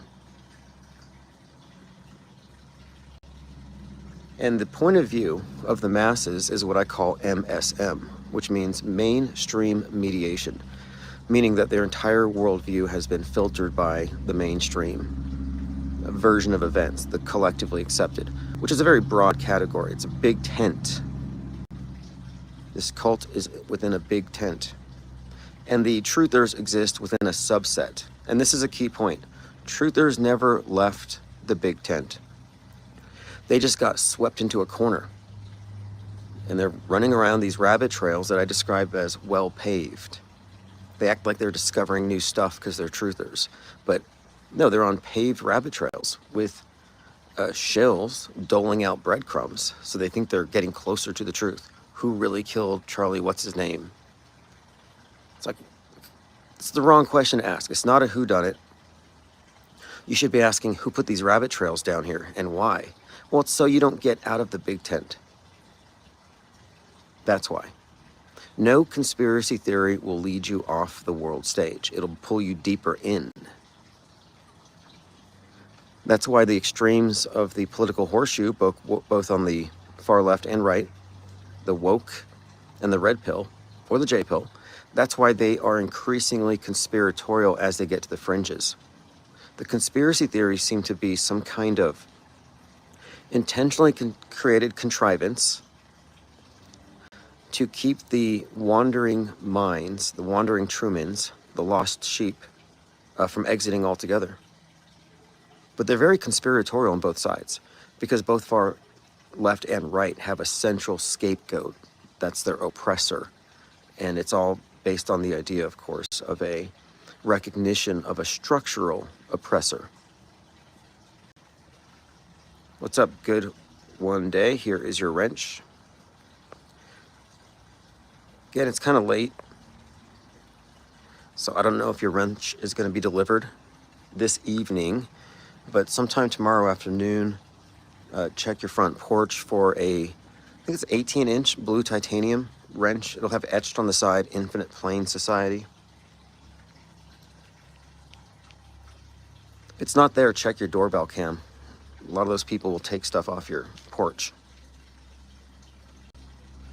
All right, so we have 26 people here. So I just wanted to get into the point here of, why would they saturate? Because someone had said, I get the premise of what you're saying, but why do they need to put it into every single propaganda conduit? Because we're not just talking movies. It's movies, podcasts are huge now for this type of stuff. But books and video games are even bigger. So why do they need to saturate the media ecosystem with foreshadowing of future fake events? Well, it's because they are getting you to make up your mind in advance about how you feel about the event. And you can see examples of this, like the representation of Muslims as terrorists was a big thing pre 9/11. Even I recall some comedy skit by The Onion that revolved around suicide bombers, and it's like, okay, you can't say that anymore. So political correctness, obviously it's a form of mind control, but it's also about controlling public perceptions about this or that group or idea. So after 9/11, of course, when you think, hey, the threat of radical Islam is a big deal, it should be in movies more because it's a viable thing and it reflects reality. No, that's when it became politically incorrect. Interestingly, if you look, a lot of the terrorists in recent media have been of the white nationalist variety. And I would consider that to be what I'm talking about now. They're giving us stories so that when they fake something, it just seems expected. They're shaping our opinions in advance. And, yesterday I talked about this. This is a big one. You got to look at the contrast between Luigi Mangione and his Joker associations and Daniel Penny and his Batman associations. Because I had called out the Joker-Batman dialectic as it relates to media psyops back in 2019 when the Joker came up as this kind of a Marxist class warrior anti-hero, And then Batman, privileged, rich, fighting against the underclass in the subway, comes off as representing fascism or capitalism. So you have this kind of dialectic built into the plot with these two characters. And we saw the building association between Trump and Batman, a lot of intentional. I mean, these are, again, movies with the same directors that are represented in other areas where predictive programming elements are put into these movies, like with the Nolan brothers, but Christopher Nolan, Jonathan Nolan, both of them very pronounced within the nuke thing. And so I'm not predicting, oh, there's going to be a nuke next week. But what we're doing is we're reading the zeitgeist based on what is being promulgated by known contributors to PSYOP content, PSYOP reinforcement content. If you're a movie director and your work has been involved in very specific ways, in foreshadowing or even real-time aligning with some fake event, then all of the work that you're putting out there should be looked at as possibly an indicator, especially if it's heavily promoted. So there's no doubt that the public has been conditioned to accept the reality of impending nukes.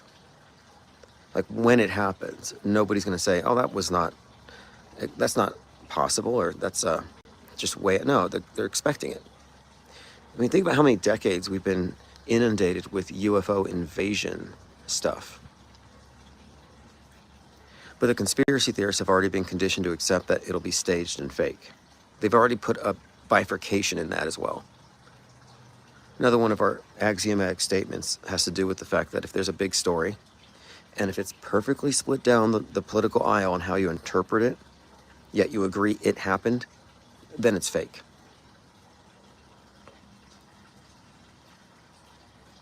Swiss Chalet says that I think AI has been used to write the news for at least 30 years.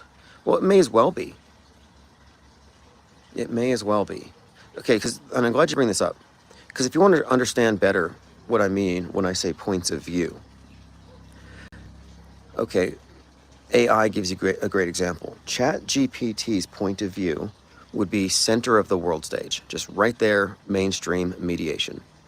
Much like Wikipedia. Like, it represents the consensus. It's not going to go off world stage. It's not going to say, I think this event was fake. It defaults to the mainstream. If your default is to the mainstream, and most people will, because they can't prove it wrong, and they have accepted the burden of proof, then every opinion they have is going to be framed within that particular worldview. If they are conspiracy theorists, then everything that they get is going to have another perspective. But it's going to be built upon the same essential story. But it's kind of predictable. The output is predictable, in other words. Like, you know what you're going to get when you ask ChatGPT or you ask any AI, because it's based upon its knowledge base. So in other words, the point of view is really both it's the knowledge base and what you accept.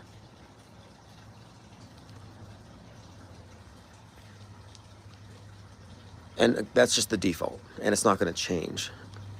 So it's just an idea here. It's just when you're thinking about points of view and why people arrive at their opinions in predictable ways, it's because of where they are positioned within the big tent. And the conspiracy theorists are all just walking down these really tired and worn trails. I'm just so bored with second shooter, third shooter.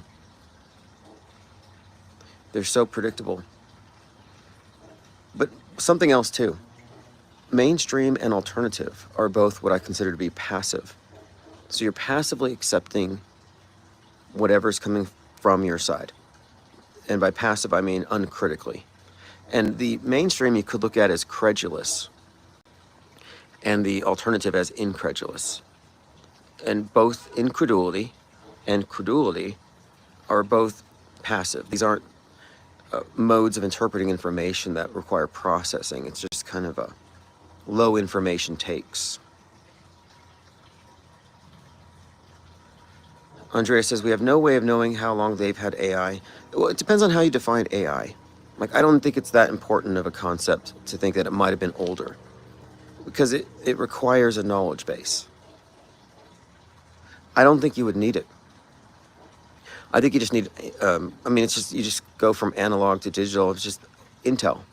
You just need to know what everybody's thinking. And that's not really that hard.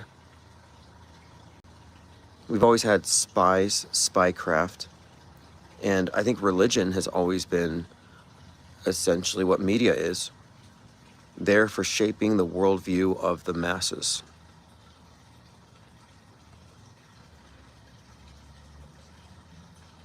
And I don't think you would have needed it because the modern social media thing hadn't even existed yet. It wasn't like, especially before the movable type. How hard would it be to control history? It's kind of a monopoly. And that's what I'm saying right now, is that what we're looking at is a worldview monopoly. It's a duopoly. The media is a duopoly. You know, it's mainstream and alternative are part of the same thing. And this is given away by events like Butler, Pennsylvania. You look at these events where the magic trick is performed with full complicity of the media. There's no, you'll never see CNN calling out Fox or Fox calling out CNN for promulgating some obvious hoax. That was one of the big awakenings for me. I was like, if the right-wingers, if even the NRA were truly against the gun grabbers, they would expose the PSYOPs. But you notice they never do. Why is that? Why did Armalite pay out $73 million? Oh, I get it. Because it's a rigged game. And that was one of the main pushes of Alex Jones at the time was, they're going to get your guns. They're going to take your guns. Patriots with guns are the firewall against New World Order tyranny. So you're like a hero now because you have a gun. Which is total BS. It's like, I used to say, who cares if they want to take your guns? They've already taken your minds. What are you going to do, organize with a bunch of brainwashies? No. We've already been subdued and conquered. What's up, Let's Go? Says, hello, Raft. Jamarian May says, what is the occult meaning of Three-Eye Atlas, third eye? Interesting. Third Eye Atlas. You know, Atlas Shrugged, if you've read the book, it ends with a elite engineered, you could say, a group that stations themselves in a place called Atlantis, where they black everything out. They shut it all down. The whole book is about retreating from society, laying down the philosophic framework for the justification of it all, pulling the plug, and then going into darkness, and waiting until, I guess, hitting a reset button. I mean, to me, the implication is everyone cannibalizes each other and starves, but they go full-blown Mad Max. So Atlas Shrugs is the idea is he decides to stop holding up the sky.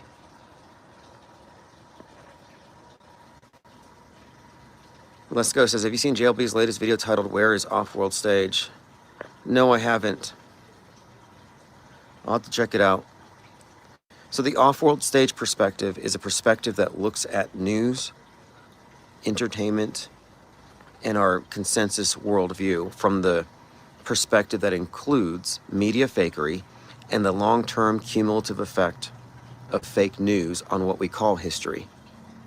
And Off-World Stage perspective is a take that is both anti-pro and anti-anti. Complete conscientious objection to the Psy-War, looking at media itself as a conduit for psychological operations. So I'm not taking sides. Media is a liar. And it has an ulterior purpose. It's not just there to inform us, but rather to conform us to a prefabricated worldview.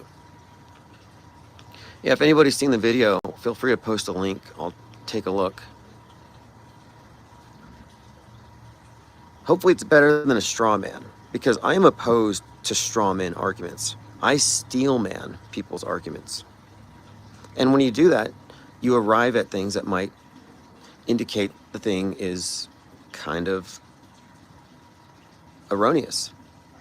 So, for example, there were some who would say the predictive programming elements in movies is the result of a simulation. Well, I'm like, okay, I don't think that's true for a lot of reasons, but let's just say it is true. If true, then every example that we have found of Netflix matching psyops is therefore proof of God. These are little mirrors. Like, we have more examples of the simulation tampering with reality than the Mandela affected people have of documented Mandela effects. So that makes us, like, I don't know, the chosen ones of the simulation to be receiving this information. And I should be looked at as some kind of a high priest. I'm directly in touch with the simulation God. Look, here's my evidence. But all of a sudden now, they don't see that as evidence of their simulation. Like, what happened? What happened to mystifying this stuff? It's because it was propaganda the whole time. But the Steelman argument says, if true, then these other things would also be true. And these other things might just be ridiculous. Andrea says, it's insulting that they give you a sticker for voting as if you're a child. Really? The sticker is the only reason I vote. To me, it's worth it. I'll stand in line. I'll do it all. I want that sticker.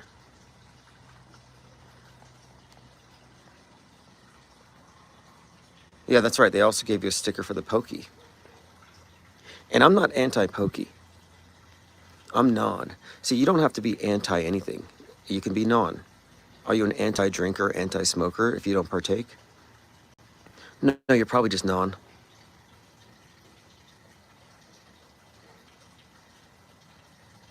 All right.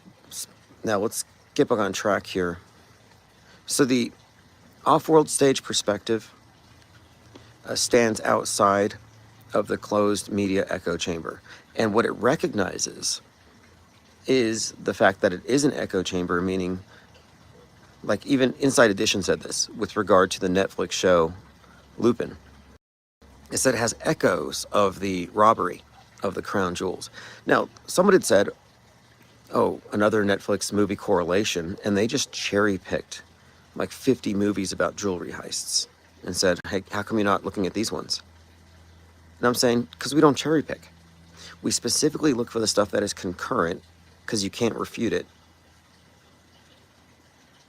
We narrow the range of possibilities. This isn't Texas Sharpshooter. We're just looking at the formulaic application of this echo chamber effect. And so what separates it, though, is it's not just that the Netflix show had an episode that mirrored the crown being stolen. It's that this is a repeated pattern, but also the crown jewels being stolen made international news. Everybody was talking about it. It's one of those things where, okay, it's being put on every screen. What's the reason?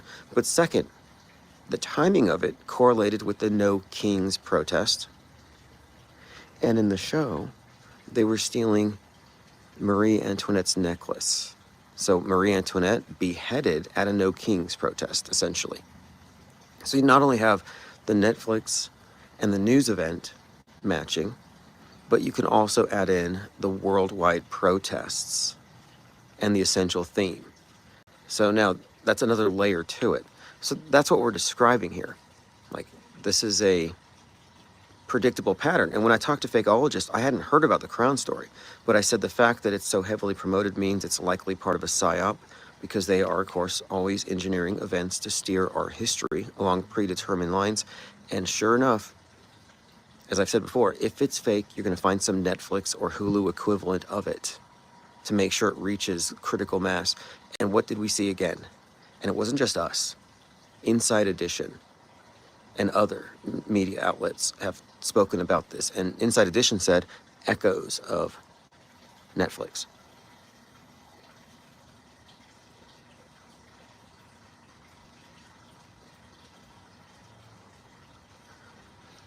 Another point, off-world stage does not mean that you turn off your TV and you tune it all out.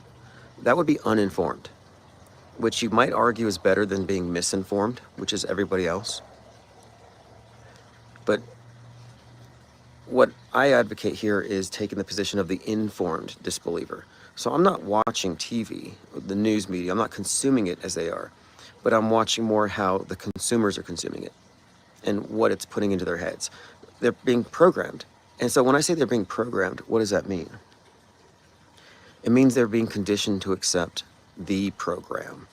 The program being the list of fake events that will be inserted into our collective history. You're being subconsciously prepared for fake events when you're following the program. And that's why people react so hard. That's why they get emotional. How many people have thrown away their careers? I mean, pilots have been grounded, teachers fired, students expelled because they were cheering for the death of Charlie Kirk. Well, these people didn't think critically about it. They didn't arrive at the conclusion that it might have been a psyop, but rather they react as though it's true. Like, oh, it's on the screen. Let me go emote. If you harken back to the origin of skepticism, Pyrrho, it described this process, which it had the word ataraxia, which I think is like quiescence, inner peace. And what they realized was that by suspending judgment repeatedly over events that may not be true and waiting for the facts to emerge, you actually liberate yourself from these knee-jerk reactions, reflexive reactions. And what that means is they achieve a state of inner peace. And I've noticed that truthers tend to be very panic-driven, screeching. Why aren't you active? You know, the ones who are getting in the streets, the ones who are running up the Capitol Hill, you know, the activists, they feel like you have to fight, fight, fight. And on the other hand, I'm saying, no, we should be in our ivory tower, in recliners. And we've been looked down on. We used to be looked down on for that. Maybe we still are. Some people say to me, like, you should be taking sides. And I'm like, I'm not going to take sides on anything in the political horseshoe. So yeah, some truthers who are fighting the info war see me as a draft dodger. Like, I'm contemptible, I'm a coward. But no, quite the opposite. Because if you really think about it, there has not been a break in this pattern. Jamarin May says, all part of the energy siphoning process. Well, we have limited bandwidth. And you could expend it all on some event. And the more people emotionally react and invest in something, the harder it is for them to detach from it later. You know, they become immersed in an alternate reality game, and good luck pulling out of it. Because that gets into the area of ego. One of the final guardrails. Many of those who get over the bloody guardrail are still held back by the ego. It's hard to admit that you've been lied to and duped. Wasn't hard for me though, because I broke away from religion early on. Like, you know, I realized, and it's just a little cynicism, I guess.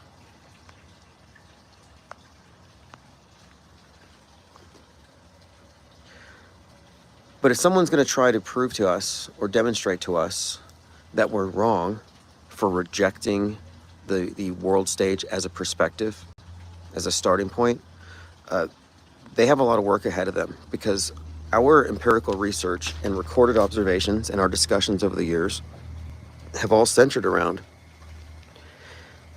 the provable, demonstrable tampering with our collective history via the mechanism of fake news, aka psyops.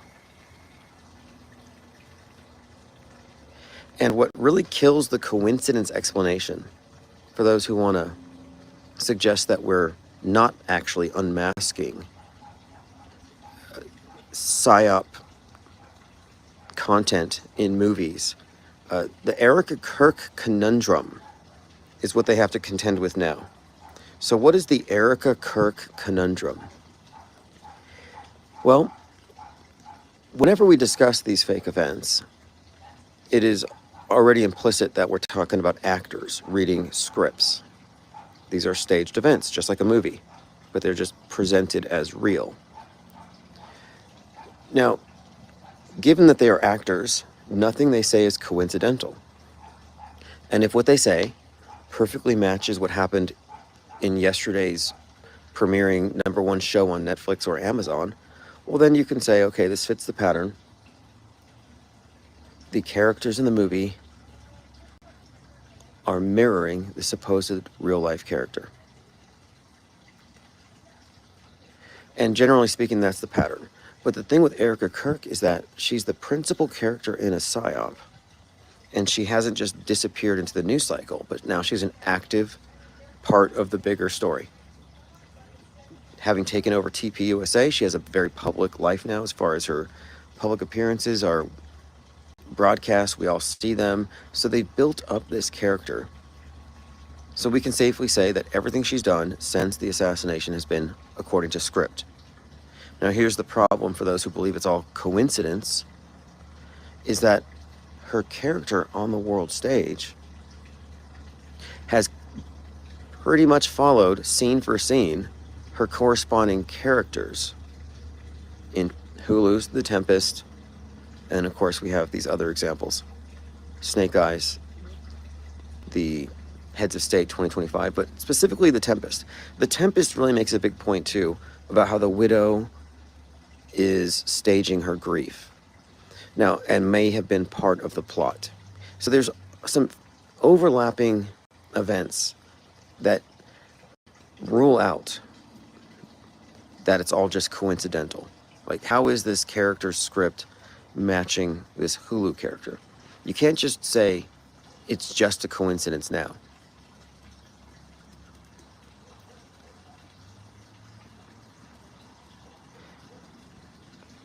And if you can't say it's just a coincidence, well, then you have to supply the answer. Well, then what's behind it? And again, the long term, so for the last probably 20 years or something, the go-to explanation was, it's a higher than man thing. We can't understand it. Like, there's been almost this refusal to really think about the implications of it. But I think Occam's razor bears it out that the simplest explanation here is that the entertainment media is totally co-opted for the purposes of psychological warfare. And I think the reason why this topic has not been explored until the IPS think tank is because to explore it is to yield answers. And those answers could be very disruptive if they were thought about by a large number of people. Because again, we've all heard about sellouts.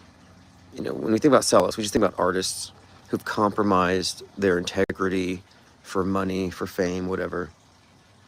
But what we're talking about here are directors whose work is provably connected to these simulated events. And by provably, I mean just the fact that their work is particularly aligned with it, with all the right components, means they're getting it from the same source.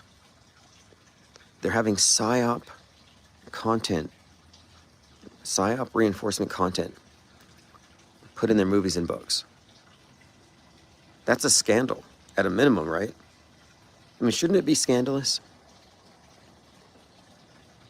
to think that your favorite movie directors get some kind of a folder from the Central World News Services? Yeah, we need these elements in your movie. We need a symbolic this. We need, but these are the points. And this, what I'm describing now, is the observable pattern where it is predictable. The fact that this Louvre Museum robbery was mirrored in Netflix is something that we essentially predicted. Now, one of the greatest examples is Butler, Pennsylvania, because I can point to nearly a dozen or more very specific, very popular movie entertainment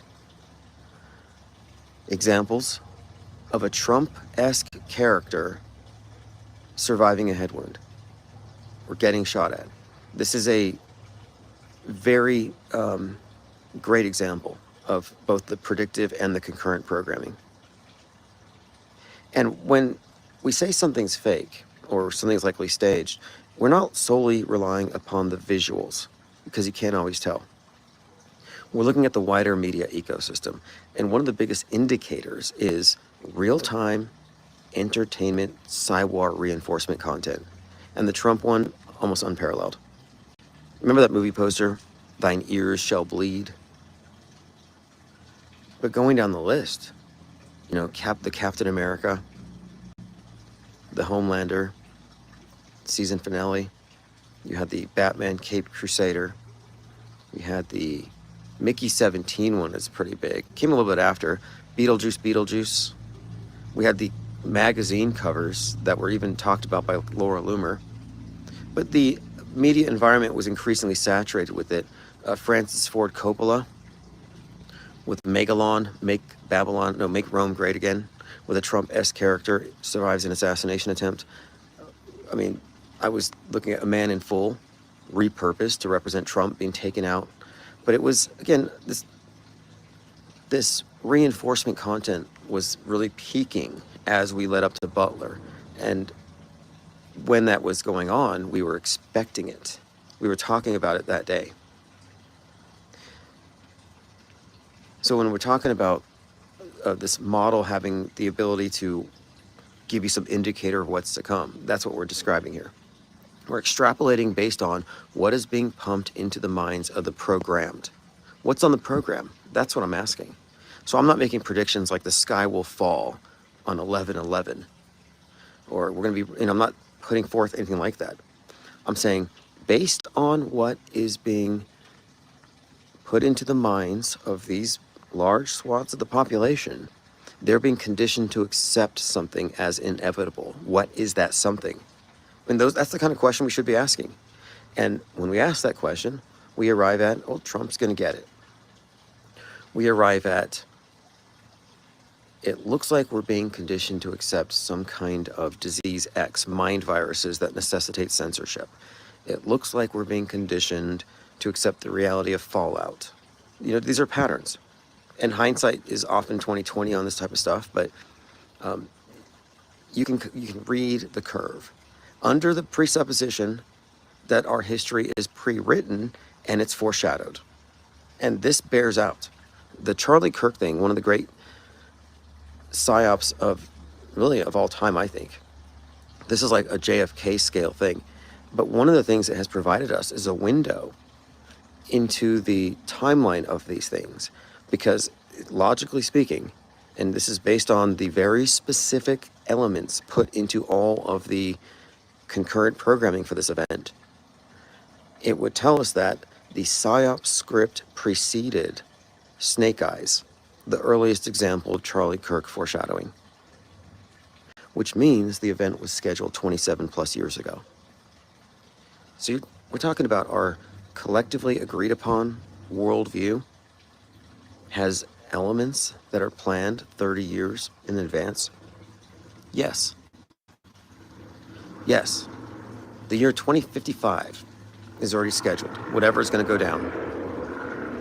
And certain directors, certain writers, certain musicians are getting money, some kind of reward for inserting these ideas and themes into their content. And they may not have to know the full purpose of it.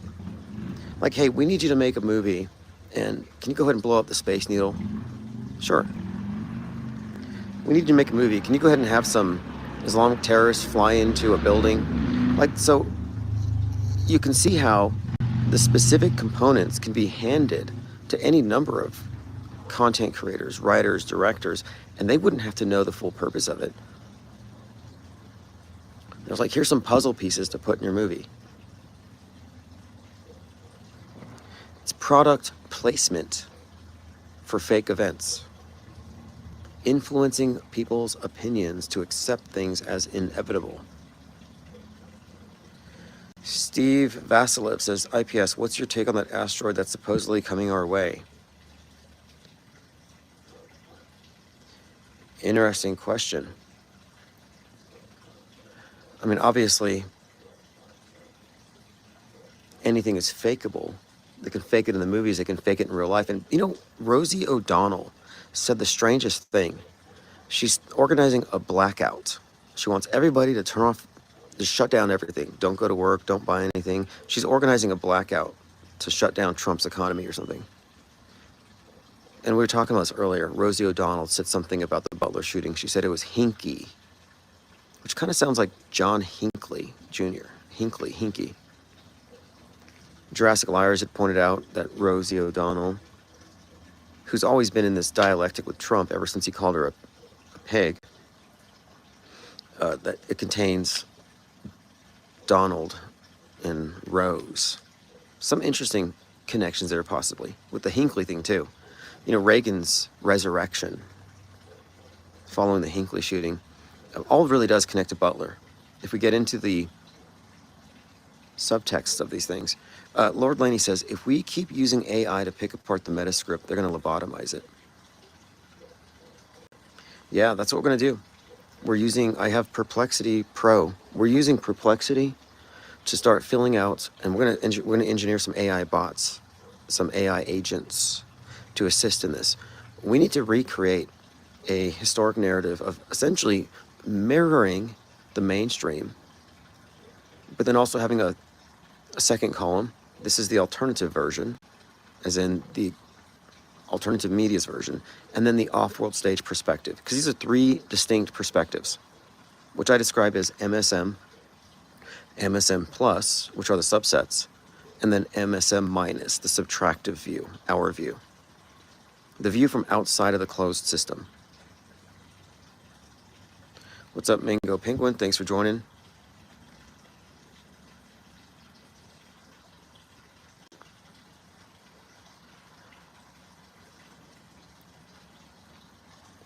I'm not into doomsday predictions or any kind of idea that anything's going to end either. It doesn't end. We're not in the end times, but they would like you to think so, because if you think you're in the end times, I think they can get a little more out of you. Sense of urgency, like FOMO. Got to get your bunker. Got to get with the right tribe. Got to order your ammo and MREs. And with the advent of the nuke, they put us in the end times. If you believe in that, you have to believe we're in the end times. If you believe in planet-killing asteroids, you kind of have to be, that has to be included in your worldview. And these are what I'd call hyperstitions. Well, what are called hyperstitions, I think it's Baudrillard. He would describe what we live in right now as hyper-reality. And I think he would have arrived at similar conclusions to what we have. Were the nature of this echo chamber even accessible to an outsider at that time? The only reason we have any insight into this at all is, I think, because of things like September Clues. And of course, Sandy Hook and similar events. And only because of social media has enabled the small subgroup of conspiracy theorists who notice fakery to fester. They didn't stamp this out. Because you know that media fakery isn't really discussed in the alternative media. We have to keep in mind that they've always been masquerading as, closer to the truth because they call themselves truthers. Plain Dakota says, lately all this stuff sometimes gives me a despair feeling. I do feel oppressed as well as I go on the hamster wheel. It's just bread and circuses.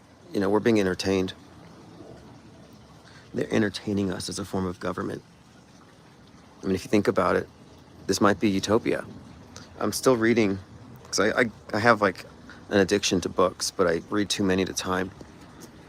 And right now I'm in the second half of Hermann Hesse, The Glass Bead Game, Magister Ludi, Master of the Game. And it's about this future, this utopia. And what I find funny about it is that the main character's name is Joseph Connect. And he's always and the whole book is about this quote game where it just seems like it's in this perfect future and people just sit around talking about man's past and history and they're connecting things. And it seems like they're reverse engineering or it's all really about aesthetics. And It's very ivory tower.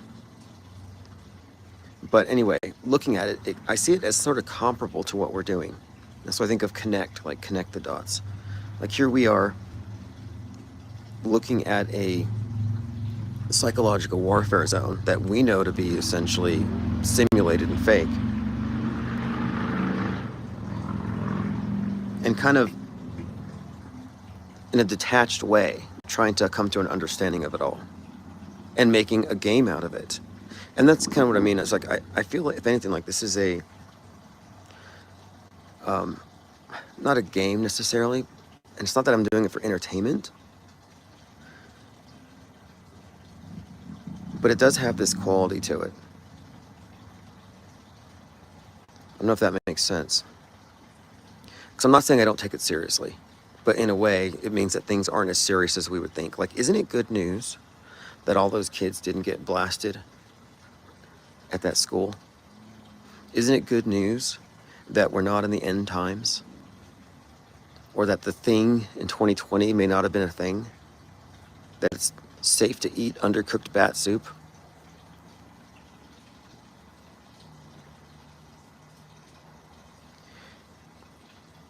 So what exactly does this mean? Well, this is what the term ataraxia refers to, is peace of mind. So if the whole idea of psychological warfare is to put a war in your mind, then what does it mean to have stepped out of that mind war? Well, it means the opposite: quiescence, peace of mind. Like, I have peace of mind with regard to the world. Now, my own personal life may be different, but I've disconnected myself from giving too much time, or too much rather, bandwidth to things that I know to be illusory. Lowry says, Marcus Aurelius, we only have the present to keep it. Lord Laney says, at some point, I'm betting the king's jester realized he could usurp the king's throne by keeping him transfixed to their medieval play, bypassing him and becoming the new ruling jester cult.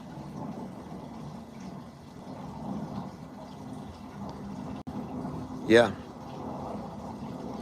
Well, we're looking at Bread and Circus Clowns, and Bread and Circuses 2025. It's a more sophisticated iteration of what has been successfully used before and perfected. The New World Order isn't coming. That was one of Alex Jones's big things, was if we don't stop, it's going to happen. It's like, no, the New World Order is the old one. It's just the new iteration, like your iPhone. And every so often it gets updates. And the latest update is AI, generative AI. And generative AI has significant implications for mass perception, for trust in media, and possibly even the deliberate engineering of chaos so people demand stricter controls. You know, like that movie Equilibrium with Christian Bale, where the future, in order to maintain peace of mind, they have to get rid of all content, like all art. Everyone's just drugged, but anything inflammatory is just removed. And they've achieved equilibrium through Psywar. As Orwell said, war is peace. I would say Psywar is peace.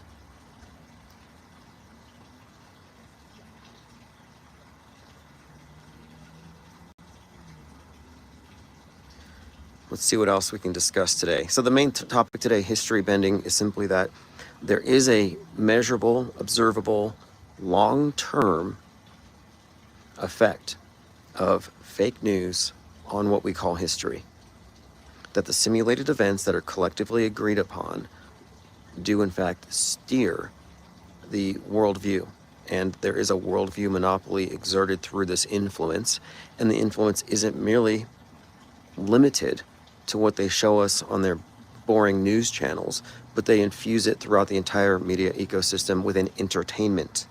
And they get us to accept the premise within entertainment, to pre-react and take sides in advance in the hypothetical, in the fictions, in the stories. So all of the stories that reach critical mass are there to bolster the history And the history, of course, is according to a program, a script that is provably, demonstrably prepared decades in advance. And again, this is one of my themes lately, is it seems that there's a deliberate effort out there to prevent us from really going here. Because once you can stand on what you know, with regard to the structure of planted components relating to future fake events and how that process is repeated and how it goes up to the currently released content, once you see that, then you can definitively say, okay, the major events are pre-planned, like big kayfabe historic events. And knowing this, you can point to the influencers at work. And so I don't think that's something they want us to really think about.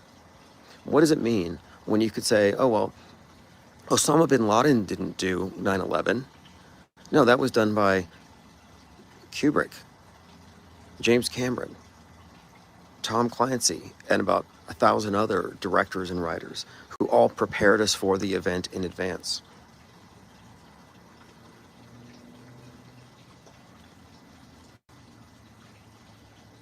And the fake events can be looked at as myths. Like religions, they manufacture myths, manufacture histories.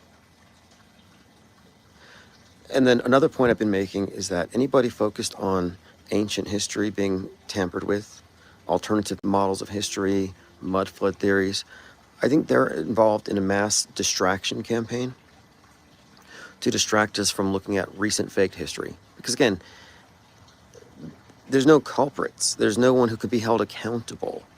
There's no one that you can really point to when it comes to ancient history or a few hundred years back. But if we're looking at recent history and living directors and writers, well, yeah, at a minimum, they can be called sellouts.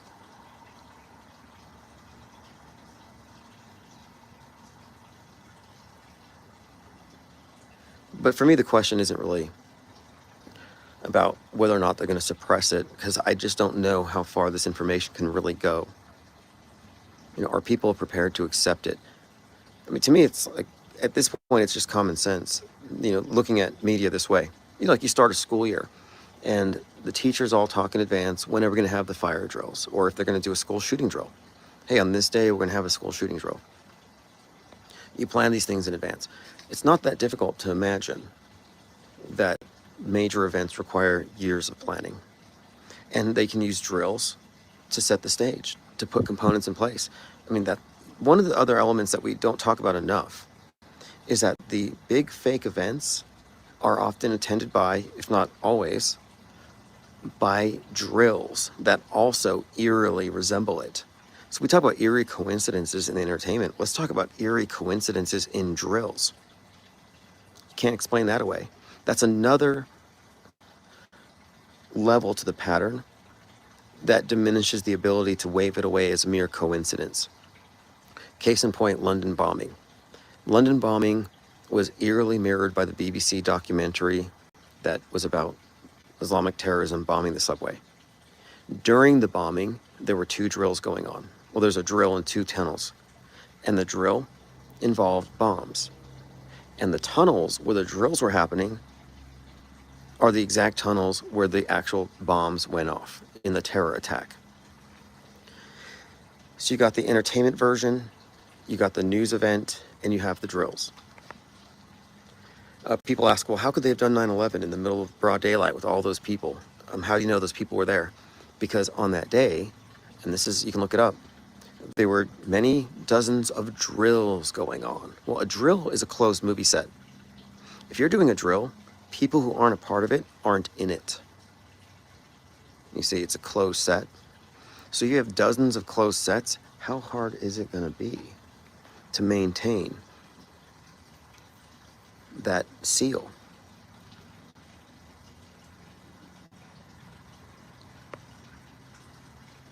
And the fact that these events are attended by drills also presupposes pre-planned. And drills would be an excellent cover to maneuver resources into place. And that's been the pattern. T. Ross says the audio sounds great, by the way. Oh, good. I'm outside. It's still nice out. And the phone's not overheating anymore. I think we're in the first day of Scorpio. Lord Laney says, dig up Edward Bernays and blame him. Yeah, it's fun to point out that Bernays is related to Sigmund Freud, and the co-founder of Netflix, first CEO, was their descendant, and descended from the same family. Because Freud, we're talking about subconscious, what's beneath the hood. Edward Bernays, how to manipulate the masses as a mass. And then you find out that Netflix purchased all of your DMs and your browser histories for Facebook.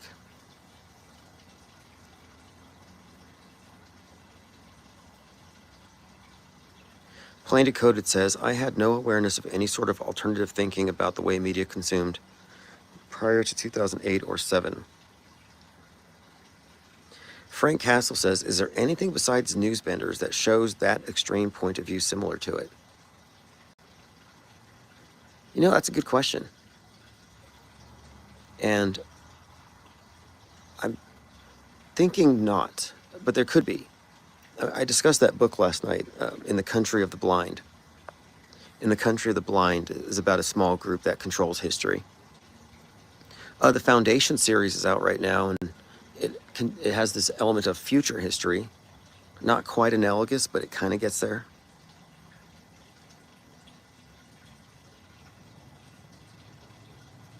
But I think this is one of those banned ideas. And I think it's important to be able to entertain hypotheticals. Like, don't straw man the argument and say, oh, they're writing history in advance. That's impossible. That's ridiculous. And just kind of wave it away. Or who's they? They ask these questions like, as though the question itself invalidates the premise. It's like, well, we don't have all the answers. We're just looking at the structure of it, the observable structure. And the existence of predictive programming contains the idea of foreshadowing, that if it's a reoccurring thing, then what we're seeing right now has some relevance to what's to come. And the relevance emerges through its influence on the programmed. We're being given scripts, essentially, through entertainment to get us in line with their future. I mean, it is really pretty much like advertising. There's a science to it. It's an art.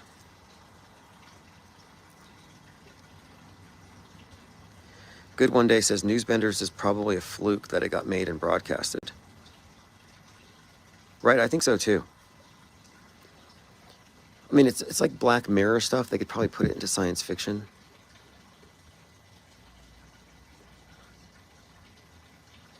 But the idea that they're writing the news file. Okay, well, Wag the Dog. So Wag the Dog actually is a good example.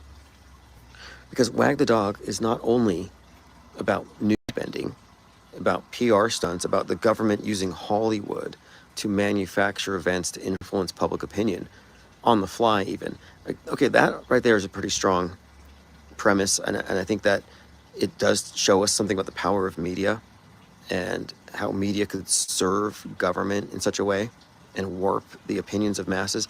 But the movie also contained a storyline that mirrored the Monica Lewinsky Bill Clinton scandal and the subsequent reaction to the scandal, and Bill Clinton using the media to hype up some bombing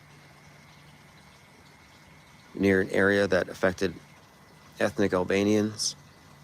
And in Wag the Dog, they manufactured a war in Albania in order to distract from the scandal. So you do have that, Wag the Dog. But Wag the Dog isn't like a one-off. It's not just an anomaly. That's the thing, too. These aren't anomalies. Inside Edition even commented on the crown jewels theft coinciding with Netflix. But it's not a random thing. It's actually a structural thing, and it's predictable. And I reiterate that it's predictable. I said, if the Charlie Kirk thing is fake, we're gonna see this, and we saw that. I said, if this thing is fake, we're going to see relevant, contemporary, concurrent programming in some mass media outlet. So the predictability of it and the way that we've been extrapolating from what's happening in the now continues to vindicate our model. And our model is essentially the recognition that the world stage exists. It's a closed system. It's a selective worldview, representative of a monopoly. And it's built upon the presupposition that what came before is essentially true.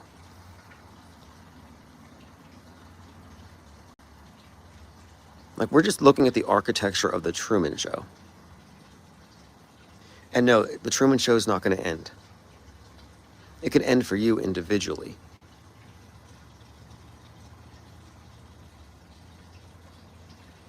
Dave movie 2. Yeah, King Ravana, the good one. Dave movie. That's the one where the body double has to take over for the president. Is that the one? Like, I sometimes entertain the hypothetical that our president is essentially a figurehead. I mean, in a way it really is. If you think about this thing as just a big show. But too valuable a character for some random, just the vagaries of fate, maybe a heart attack or car wreck. You can't just have someone like that die. Not if it's a historic personage that has to last a certain duration. So you would need to have body doubles on hand. They have to be replaceable. And if they're replaceable, if they're a construct, it's not a position of real power. It could therefore be essentially played by any number of actors.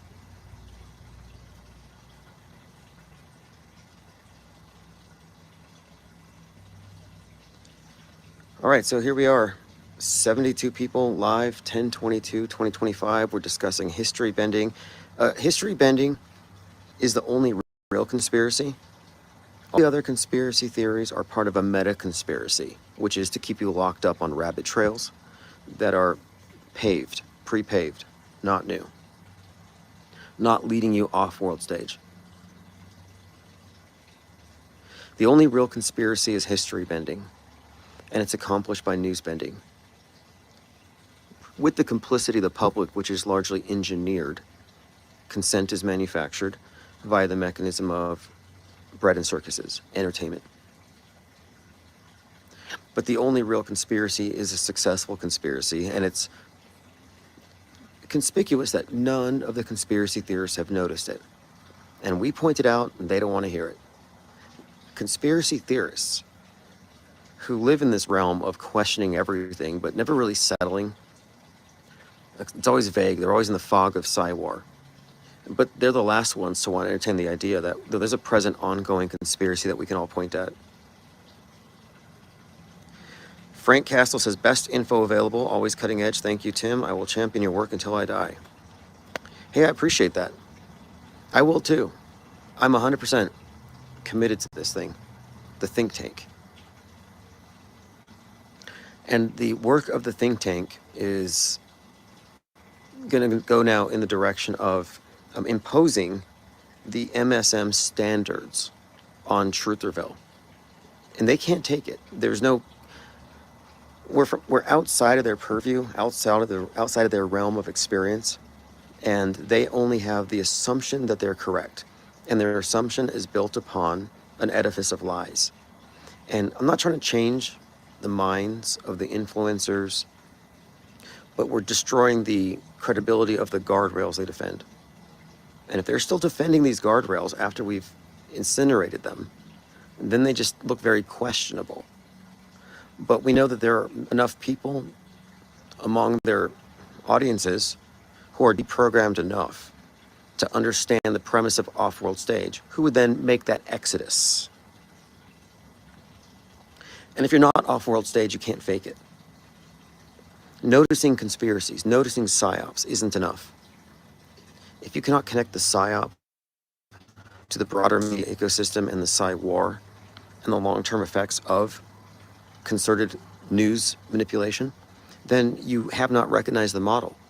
And if you have not recognized the model and its program, then you can't step outside of it. We coined the term metascript, and we've appropriated world stage in order to articulate this, because we are indeed a separate demographic that has never been platformed. And the next phase is increasing the number of people who are taking the off-world stage perspective. And now that we have a strong core and we've codified this, that's why I put out the book, Handbook for the Recently Deprogrammed, A Skeptic's Guide to the Theater of Psy-War. There are enough of us that now we can expand numbers-wise without losing quality. Because those who know and understand it will police it. We have to police it. And it's just going to be done naturally. And those who are not off-world stage anyway will want nothing to do with it. They will bitterly cling to their guardrails and their orthodoxies and their narratives. They will not leave the political horseshoe. And I say, yeah, leave them to it. Have your Q-pipe, snort your red pills, drink the Kool-Aid at Alex Jonestown. Or have a blue pill. Like it's none of our business. We're not proselytizing. But if you want to live in objective reality and get out of the divergence, if you want to exit the Truman Show, yeah, just look past the pile of ashes where all these guardrails were and you'll see it. What's up, PsyOp Sidecar? Mango Penguin says, our spirit animals know everything. Yeah, our spirit animal is the penguin. And the penguin is the outsider in the sense that it's at the bottom of the ball or the edge of the pizza disc flat earth, or however you want to look at it. But they exist in a harsh environment, on the fringe, the deepest diving birds. They maintain heat by conspiring, by breathing together in a huddle. And on the water, they form into rafts. And I describe this as a raft because we remain buoyant on the sea of irrelevance, the sea of misinformation, which submerges everyone else. And if you're not on the raft, it's because you're not buoyant. And if you're not buoyant, it's because you've got red pills in your pocket. You've got propaganda elements that keep you rooted on the world stage, that keep you immersed in that alternative. It's I think Truman Show is one of the best analogies. It's just a world framed by certain lies and presuppositions. Baudrillard called it hyper-reality, where fiction and fact have been so merged that they're indistinguishable. And if you think about the psyop-informed worldview the average person has, yeah, that definition fits. It's hyper-reality. PsyOp Sidecar, did you get the images I sent you? Oh, I'll check those out when I get back in. My phone battery is about to die, so I want to say thanks everyone for your comments and your thoughts. We're going to continue to flesh out these ideas. I'm working on a 45-minute breakdown of the world stage, history bending, the PsyOp entertainment complex in a way that will be intelligible to anybody and hopefully entertaining. So this is just me kind of getting some ideas out because I think it's very important that we consolidate it all. And I'll use that as a basis for my book promotional events. And that's kind of the next stage. So thanks for joining. We'll talk again soon. Lean Dion says propaganda anchors. Yeah, exactly. Exactly. Go to ips.monster and subscribe to the newsletter. I set up a Chromebook that I have, so I'm going to try to get the archives put back up. I'm in this transitional period, but things will be stabilized as soon as I get into an office space. All right, today's November the 10th, 2025. This is the IPS Morning Deprogram. And as a default, I have phones open in case you have anything pressing. And if you need to, Discord is also available for voice chat. And we want to use voice chat more often. So if I'm in there, feel free to join in if you have something you want to discuss, because any of our voice chats can just be put into the 24/7 feed. Also, thanks to Armin Ra for sending me some files of podcasts he had done, several episodes, and these are all going into the 24/7 replay archives and best of feed at the Infinite Plane radio channel. So let's go ahead, and the title tonight or today's live stream is why it's pointless to debate settled opinions, why I stopped. Someone had mentioned something about, what do I tell my truther friend who believes that the Epstein thing is real? You know, how do I convince him it's a psyop? And ultimately, it's a burden of proof thing, because you're dealing with people who believe things for a number of reasons, not facts, but rumor, some cognitive bias, something they've already accepted. So they're not really there for analyzing evidence that contradicts it. And when you're dealing with believers, facts don't actually matter to them. And I think we need to be cognizant of the points of view we are addressing and whether or not it's even worth debating, other than for our own interests. I feel like as we look at this more as like anthropology and we're studying from an outsider perspective, maybe we shouldn't be concerned with changing minds, but leaving people and accepting them where they are. And there's nothing wrong with it. These are just different points of view. Some people are religious, some are not. Some people are logical, some are not. Some people believe that the mainstream media provides a window to the world that proffers all kinds of useful information, which might be true, but they're not aware of how often that information is misinformation, or how the purpose of it isn't to inform, but to conform to a prefabricated model. Joined by John Francis, McDirty Work. Yeah, thanks for joining. I think I saw you and some others in DLive. I have a lot of platforms available to me. So as soon as I can upgrade to the business of Restream, we'll be on about 8 channels. Right now we're on 2 YouTubes and a Twitter. But I would like to expand that. So that's one of the next things on the agenda. And I'm trying to build up to 24 hours of recent content. And I'll go through the archives. I'll find older stuff and phone calls and put it into the mix. We just want to make sure we're not pulling in anything that's going to get us canceled. So is it even useful at all to debate, other than for the point of examining the architecture of their arguments? Because I do believe that straw men are inferior to steel men arguments, that we should be able to deconstruct a steel man, melt a steel man. Anybody can burn a straw man. And if your entire perspective has been rooted based on straw manning the opposition, then you don't know enough about them to really refute them. It's kind of like we live in this world of subjectivity, and I think we need to raise the standards a bit, and that's really what we have done. Because you'll see that the mainstream and the alternative perspectives are part of a duopoly. I describe them as Plato's cave dwellers, where you have the main cave and the alternative cave, and they all have the same starting point. They assume the basic claims of the mainstream are valid, and they build on top of it. They're building on shifting sands.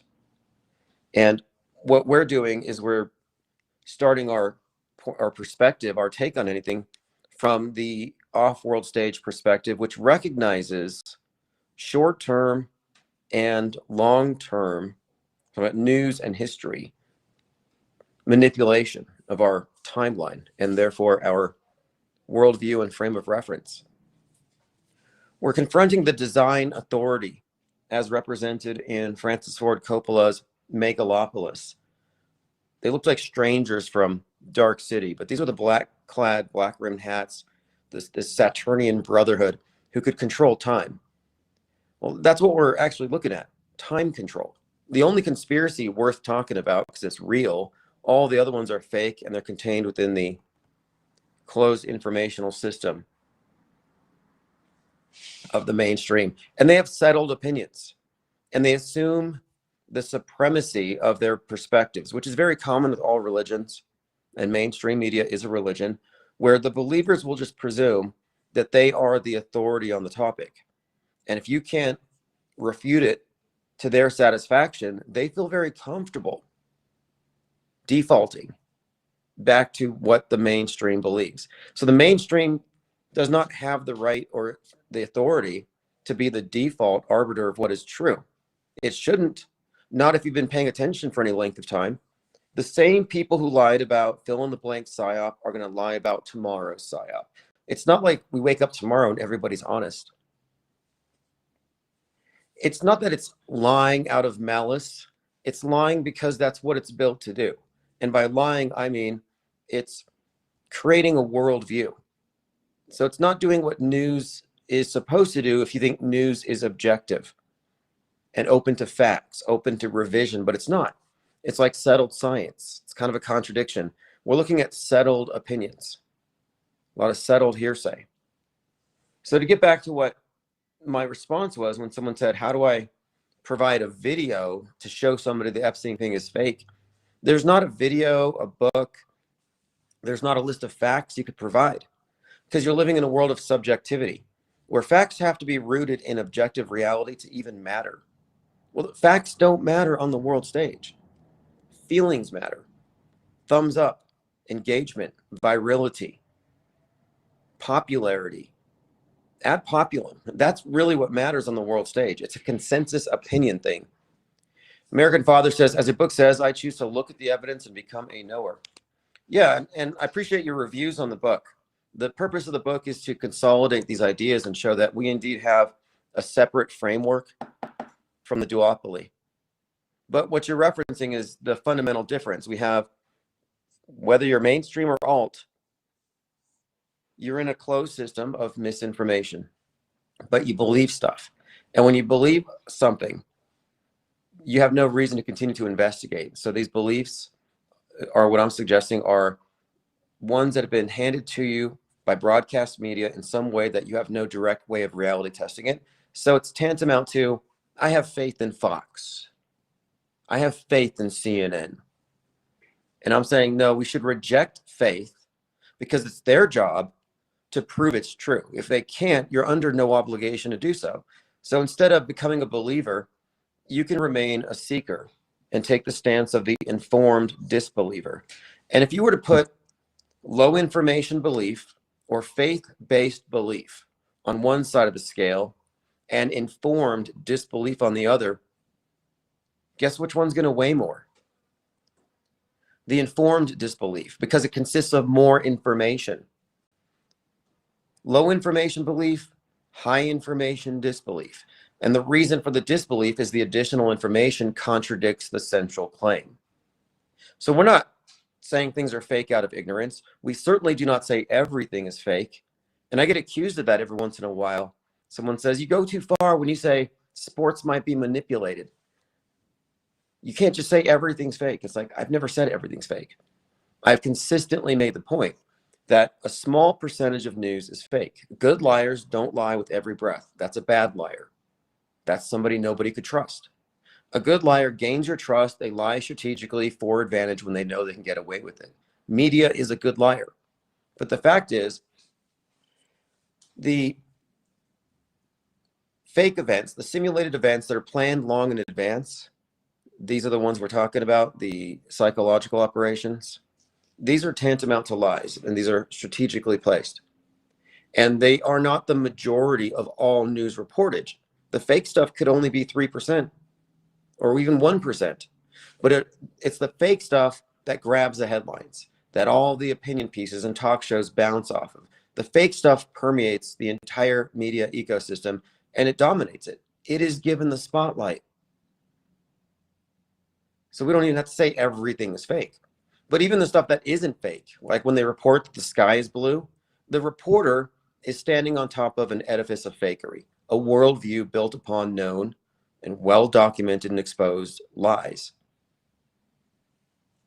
Angst G says, only deliberate frauds or severely programmed individuals are offended by skepticism. Yes.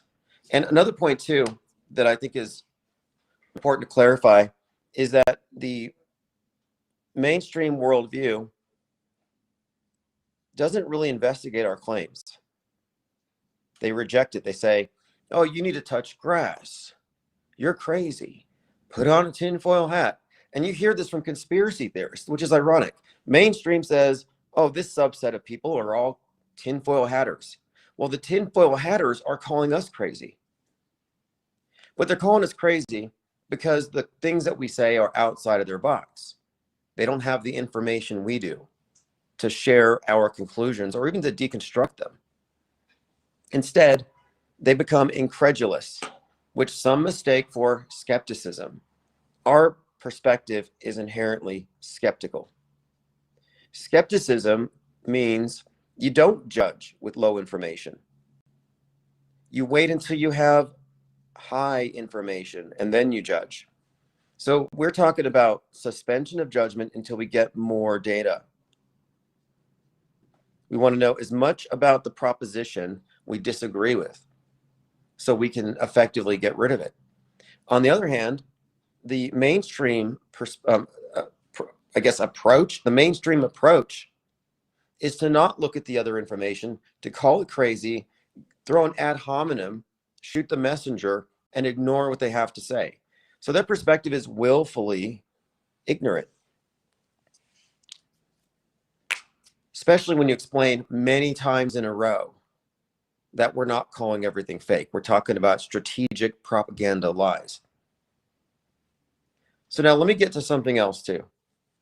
I got a couple of comments back to back, and this is what I think agents look like. So think about how small this channel is. David John Rivington McDonough says hello with a question mark, which is kind of interesting. Normally you say hello. So this is more of a hello. Like, I guess asking if we're live. I don't understand your inflection, but hello. So this is a relatively small channel. And what are the odds that a plane crash in Kentucky that made national news would have multiple listeners directly connected to it? So listen to this. I had two back-to-back comments. They were both on the same day. I presume these people don't know each other, but listen to this and tell me what you think.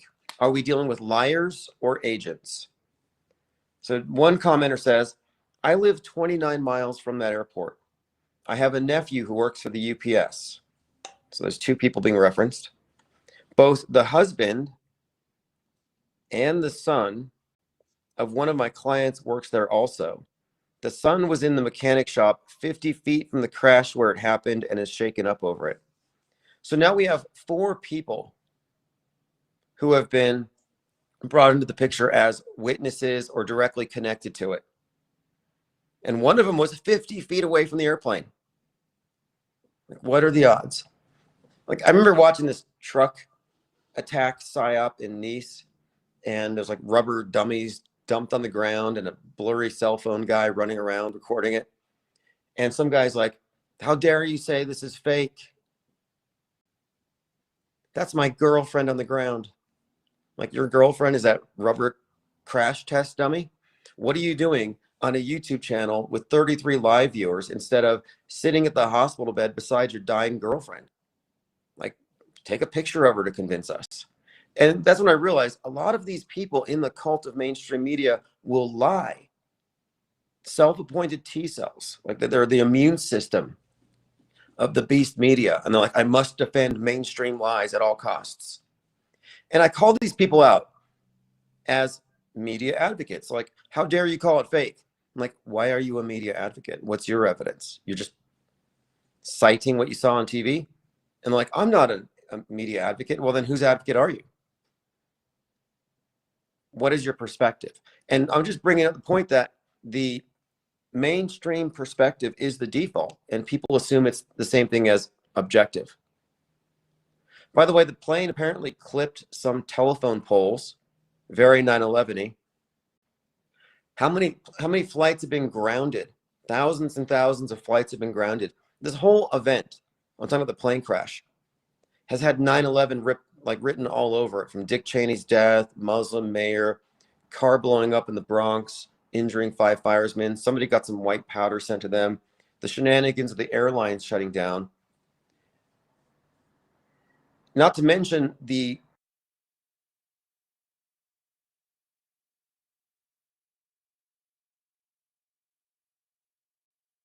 got a caller. Hey, I'll make this real quick. because what you're really trying to distinguish here is between outright agents or conscious operatives Yes. versus useful idiots, people that pawns, people that are being manipulated. When we first, back around 2005, when people really started digging into the media fakery around 9/11, there was a guy with a lot of money named Jimmy Wales, I think. There's a guy with a lot of money who financed people that were researching the TV fakery. This is just before September Clues was released, maybe about a year or two later. Okay. But people were catching on to the central role of the media in 9/11. And we were desperate to get out. Everybody, of course, listened to Alex Jones. Alex Jones was the only, let me tell you something, there were only two places you could go to listen to radio where people were talking about, 9/11 being an inside job. And one of those was Alex Jones on GCN, Genesis Communication Network, owned by, I guess, Ted Anderson, who was a silver dealer. Yes, I remember him. The other one was RBN, Republic Broadcasting Network, run by John. He's dead now. Oh, man, I'm having a senior moment, but I'll get back. I'll remember his name. But that was it. There was a guy named Aronowitz over in England or something who started a station to talk about, 9/11 being controlled demolitions, and then he kind of got shut down. They shut him down. But we were desperate to get Alex Jones to look at that ridiculous image of Flight 175 disappearing into the steel rebar reinforced concrete of South Tower, like Alex Jones, the guy who was shirtless and pantless with Russell Brand on his back doing push-ups yesterday. Okay, that guy. Hey, let's not even. Let's assume that's it. Let's assume that's now an Alex Jones replacement or impersonator. Jake the Awake thinks so. I don't know, but I just want to really pinpoint this. We started calling up Alex Jones during his show, and you wouldn't believe what he did to sabotage us. He said, "You're ridiculous." He said, "I've worked in the media for 30 years, and that's not media. People could never do something like that." Well, it makes me so angry to remember. And then he just started hanging up and shutting people down whenever they wanted to talk about the media fakery. Right, that's right. So when he was like the sole gatekeeper, and he slammed the door. He was definitely gatekeeping at that time. Very hardcore. We had another term for that. We called it bodyguarding the media. Ooh, nice. That's what they're bodyguarding the media. They want to say, "Oh no, the media. If the media got it wrong, it's because they were fooled too." You know what I mean? Yes. Something like that. Yes. The media was fooled too. They didn't know. But we couldn't even get him. We said, "Just look at it," and no, he wouldn't. It was so frustrating because we thought, "What the hell's going on here?" We've got obvious evidence that the media was involved in the 9/11 psyop up to the degree of broadcasting cartoons, digital cartoons, over TV news. And we got him doing it with the Hezarkhani clip, with the ABC Peter Jennings Fairbanks clip, several ridiculous clips that showed this Boeing jet just smoothly, noiselessly, like, look, Ma, no impact, just disappearing into the facade of the South Tower. And when you slowed it down, you could see that. And anybody who knows anything about what an aluminum basket, which is all a Boeing commercial jet is, it's not like it's a DU hardened missile. But he wouldn't even platform anything. He wouldn't even say, "Well, I don't know." Maybe he wouldn't even dance around it. He wouldn't even dance around it. And then the other one I want to move on to, who I think is maybe a different. So I am designating Alex Jones as he was Lloyd. He said, "What do I say about this?" He turned us and he said, "What do I say?" Asked him, "What do I say when they call up and want to talk about this?" And they gave him his line, and he read his line from the script. He's a low-life, despicable scum. Well, they all are. They all are. They all are. But what do you think about? But what do you think about this protecting the media? And the other one I want to talk about for a second. But what do you think about this person jumping into my YouTube comments saying, "I know 3 people directly connected to that"? Ask them to supply. Hey, we can be polite. Ask them to supply names and details, and we'll check it out. Well, I know they don't. Should be eager to listen. They should be eager to do that if they want us to them right. See, I noticed this phenomenon to be very common, to where I kind of think that what we're looking at are people who feel like they have the moral obligation to defend it. Yeah, of course, because they say, oh no, the media could never do something like that. But here was Alex Jones saying, take it from me, I'm an insider in media. And then I come to Warner Brothers at some point owned, I've seen this clip of somebody who was working for Alex Jones confronting a sheriff or a cop, and then pulling his corporate identification and saying it's Warner Brothers. So does that mean that Warner Brothers owned Alex Jones at one time? The other one before I go, who I want to talk about is David Icke. Yeah, David Icke is, I mean, unfortunately for him, You've recently gotten into like David Icke has now reappeared. yeah, he's suddenly been made more acceptable now that Candace Owens has opened the Overton window to include the idea that Peter Thiel, Sam Altman, and Elon Musk are cyborgs that don't bleed. Well, they might as well be. I consider them less than human, but yeah, they don't. I doubt that they're it doesn't matter. Everybody wants to kind of make this supernatural, esoteric, otherworldly, and it's really pretty mundane. Because Alex Jones could be the person living next door to you. The difference is he was in that position, and that was his assignment, to shut us down.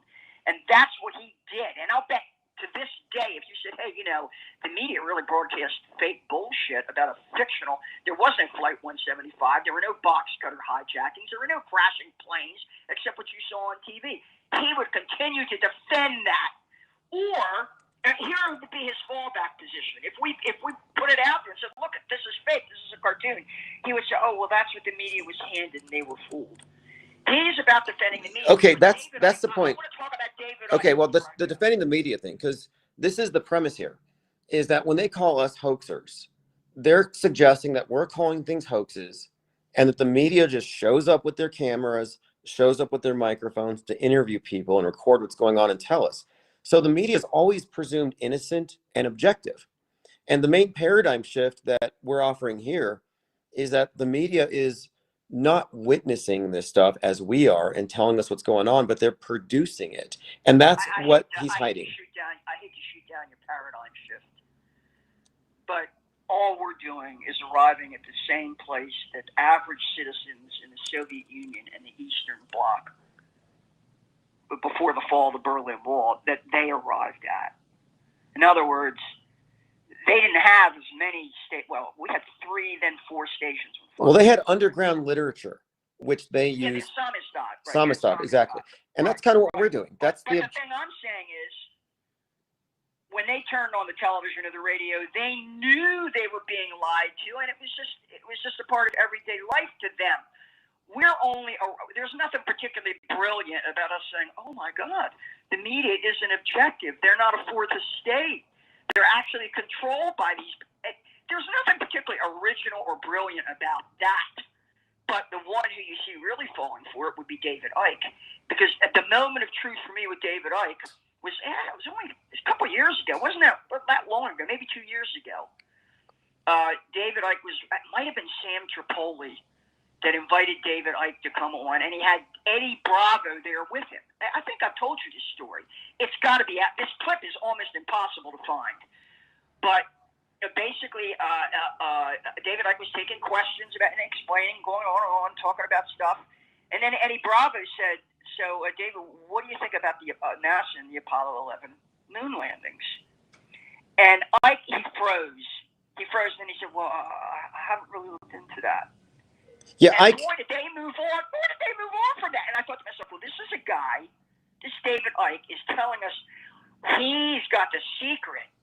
He's got the key. No, but there's a really specific reason why you can't. David Icke's entire paradigm is based on space aliens that came down here and created man. And so he can't go into that area because his whole paradigm is also new age, cosmic consciousness.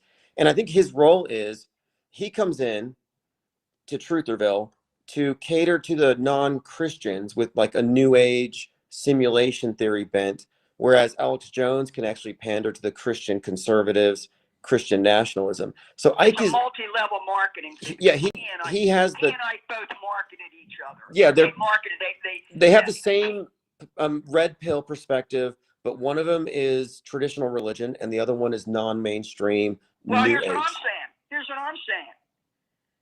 Unless and until you apologize to your audience, thousands, maybe millions, who've been following you for the last 30, how long has David Icke been out there? I mean, 20, 30 years, he's been out there a long time. Unless you turn and make a sincere apology to your followers for your neglect in failing to even take a second look at NASA's space hoax. Well, I don't think these guys are actually. They're not investigators. I'm going to outright call Alex Jones. Nobody at the IPS think tank is under the illusion that these guys are investigating and just not coming to the right conclusions. We know that they are there to maintain establishment guardrails. That's their purpose. Right, and I'm just trying to say before I go, don't think, nobody out there should, guys, don't think any of us are special because we see through this. Because as I say, the average Soviet citizen knew, he didn't believe a word he heard over the radio or the TV networks that were run by the Soviet state. All that's happening is that we're arriving at that stage of development and understanding. People say, it's an apocalypse, the lifting of the veil, the apocalypse. We're lifting people are the slaves who are chained to the wall of the cave have been liberated. No. This has been there, done that. Been there, done that. And what we should be studying and looking at is the fall of the Soviet Union. The fall of how that went down. Well, I see what you're saying. What I point out too, though, no, we are a small minority. I'm saying there's no point to debating the people in Plato's cave in the duopoly. If you're mainstream or alternative, you're not capable of adopting our perspective. I think there's a point to humiliating them and ridiculing them, of course. I think you should accept people's religions. Are you saying we should just ignore them? I think we should ignore them because we don't have the time and resources and energy. They're not marginal enough. When they've been thoroughly discredited, then we say, we can ignore these people. We may have arrived at that with Charlie Kirk because everywhere I go on social media, people are, they're all rejecting the official Charlie Kirk narrative. Look, my relatives are. They have different opinions. And the idea that he might still be alive, that's not so far-fetched. But here's the problem with that. Even if somebody can come to the conclusion that he's still alive, if they don't grasp the context in which the fakery takes place, the fact gets submerged in the sea of irrelevance. And that's what I'm trying to do here is explain that facts don't matter in the subjective world stage universe. We need to get outside of that. They're ignoring common sense and simple reasoning. Fool me once, shame on you. Fool me twice, shame on me. Fool me 3 times, 4 times, 5 times. I mean, somebody loves to be fooled. These people out there, they have embraced. It's ideological. Hey, yes. They don't give a damn what the facts are, what the truth are. They have embraced an ideology, and that is driving everything they say. And a lot of them don't even, like Candace Owens. Candace Owens produced, I understand, a fairly successful documentary about the George Floyd Derek Chauvin event.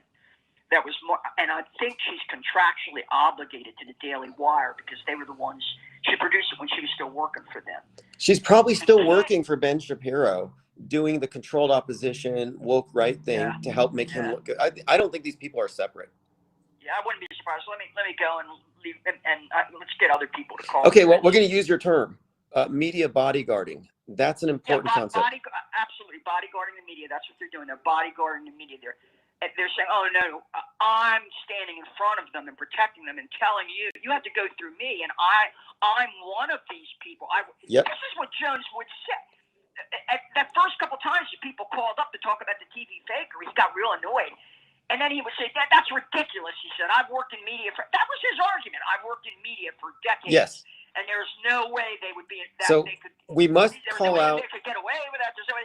And when people continue to call and bring it up, he would just shut him. He just hang up on them. We got to call out the media bodyguards as such, make them own that title. He did that. The other one who did that, I think, was Jack Blood. His name was. That's not his real name. There are only a handful. There were only a handful of broadcasters that were even talking about 9/11. It's almost like they steered us. They funneled us successfully, into GCN and RBN, because I'm telling you, there was no place else to go. Exactly. And we couldn't believe that Jones was doing that. He was going to protect the media like this, but he just shut shut us down. And that, I'm telling you, and that's already back in 2005. Yeah, it's ancient history, but it's It's a revealing. freaking It's agent revealing. of these- Right. But I agree with Jake. For all we know, they could have replaced Alex Jones with a digital synth or a dub or a rubber, or a fat suit. Who cares? Why is anybody, now should we ignore the people that are Here's my point. When we talk about these people that I'm saying, is there a purpose to debating them if they have settled opinions? No, we And shouldn't be wasting. what we should be doing Here's the thing. is studying Cut them. to the chase. Study them. There's self-evident truth. Hey, look, what is self-evident truth? We're standing looking at the sky on a sunny day, and I say the sky's blue, the clouds are either white or gray. That's we don't need to argue about that. Now you might come back and say, well, yeah, but come here at sundown and you'll see shades of purple and magenta and red and brown. I said, yeah, but right now at this moment, the sky's blue and the clouds are either white or gray. That's not a debatable or arguable point. Some ideas are, to a greater or lesser extent, arguable or debatable. Others are self-evident, what we call self-evident. I know a controlled demolition when I see one. That's self-evident. So is it self-evident to you that the entertainment media creates content that is coordinated in its release to essentially, I think, add substance to, but mirroring psyops real time? Scripted. Yeah. And the only argument that should exist among us is we know who's producing and propagating the script. Those are the ones in uniform and silk suits that appear on camera and say, we're your government, and we're telling you this is true. We know you could refuse to believe it if it were just the media reporting it, but we're putting the imprimatur of government upon it. And not only that, we're demanding new laws, we're demanding total surveillance, we're demanding police state measures because of this. See, that's completely different than just the media propagating. But is predictive programming self-evident to you?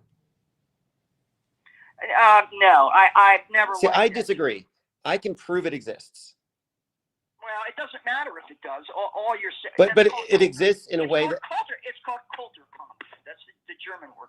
Culture war, culture struggle. But it's always been with us. It has been, yes. What they want to manifest. I think I mentioned that movie, 3 Days to the Condor. Think of it like product placement for ideas, for situations, for events, for history. Yeah, as they but make these it. are they're pulling out of a pile of old scripts. No. You can't use that argument anymore because they're doing it real time. So if you have a real time. Yeah, but so what? So what? You don't know what they're doing. No, or not. I can tell you what I can tell you. No, I can tell you unequivocally what it means. If something comes out on Netflix, Now what you want? no, I can tell you right now. If it comes out on Netflix today, and then it happens in the news today, then what happened to the news necessarily would have been planned in advance. Not sure about it. It's a government operation. It's a government military psyop. I gotta go. All right. Have a great day. Yeah, predictive programming is self-evident. Concurrent programming has ruled out the idea that they're cherry-picking content or getting stuff out of culture and putting it into the psyops. No, the psyop precedes the culture creation. So when it comes to predictive programming, even concurrent, because everything released concurrently would have been produced in advance. But this content comes after the psyop script. For every fake event that you can name, and this is every single one, the psyop script will have preceded the creation of the corresponding psyop content. That is a truism. All right, let me go ahead and get to some more comments. Okay, so here's what we were talking about. She called in about media bodyguards. So media bodyguards, people who, what I call media advocates, who take the default position of the mainstream and argue against anything that would be inclusive of media manipulation at the scale that we consistently describe here, as it self-evidently exists. So someone had said, because we're talking about flight 2976. And someone had said, I live 29 miles away from the airport, and I have a nephew who works for the UPS. Both the husband and son of one of my clients works there also. The son was in a mechanic shop 50 feet from the crash when it happened. So this person lives nearby. Their nephew works there. The husband and son of a client works there, and one of them was a direct witness. So this person in my comment section refers to 4 people directly connected to the PSYOP. So I'm wondering, what are the odds that I'm talking about something like this, and I'm going to have 4 people 1 degree separated? So then 5 minutes later, another commenter comes in and he says, and this is a typical thing I'll get, he says, have a buddy who filmed the crash from his airplane waiting to take off. Now, I noticed that when people on Twitter lie about an anecdote, they won't say, I know this. They'll say, have a buddy, went to the store. They won't throw the I in there. I noticed this is kind of a thing that confabulators do. So this confabulator says, have a buddy who filmed the crash from his airplane waiting to take off. Plane was not that high when it crashed. Who knows if 9 people died and 11 got hurt? They just make up numbers nobody knows. So he's suggesting it's real, and all the number stuff was made up afterward, which makes 0 sense when you consider the wider context of the plane crashing after Cheney dies on 11/3. I mean, the whole thing is just super coded. So anyway, so we have the buddy. So here we have in the small channel, I'm talking about the hoax indicators for the UPS flight, and we have direct access 1 degree separated from 5 different people who can vouch for the veracity of the mainstream. So these 5 people have these 2 commenters have come in here to say, no, actually, it's all real. You can trust the news. Ignore the coincidences. On what authority? On your hearsay? On hearsay, on C-say, on rumor? And we used to get this all the time. I know somebody whose best friend had a dog walker, and the dog walker's original owner, who died, was married to a woman whose best friend was pretty close to someone, had an ex who worked at 9/11 and was a victim. I'm like, okay, you're 20 degrees separated from a victim, and you're going to come advocate for the media? Oh, here's my evidence the media is not lying. My buddy's best friend's buddy has an ex-buddy whose buddy's buddy was there at the event. I'm like, okay, fine. This argument from a buddy is not valid. I want to know what you saw. And if your buddy is such a buddy, your buddy should supply photos. Like my buddy just sent me this picture of the exploding plane, not my buddy saw it. Everybody's got a phone. Michael Johnson's, I'll send you the vid. Yes, send me the vid. Okay, your buddy sent you a video. Send me the video. That would be great. We have the commenter here. Send us the video. Go send it to infiniteplanesociety@gmail.com. And then we'll go from there. I'm just saying it's a little strange that you have a major PSYOP, and I often have people who are like there when it happened to tell me, oh, you have nothing to see here. But yes, I'll go ahead and trust me, I'm an auto hoaxer. Well, the event itself is demonstrably a hoax.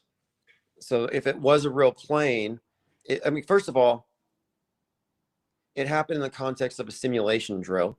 They had the drill, 150 mass casualty preceding the event. The coordination of the event with the mayoral race, with Dick Cheney, and the 9/11 code all over it, there's quite a lot of hoax indicators that you'd have to address, in addition to the grounded flights, the white powder.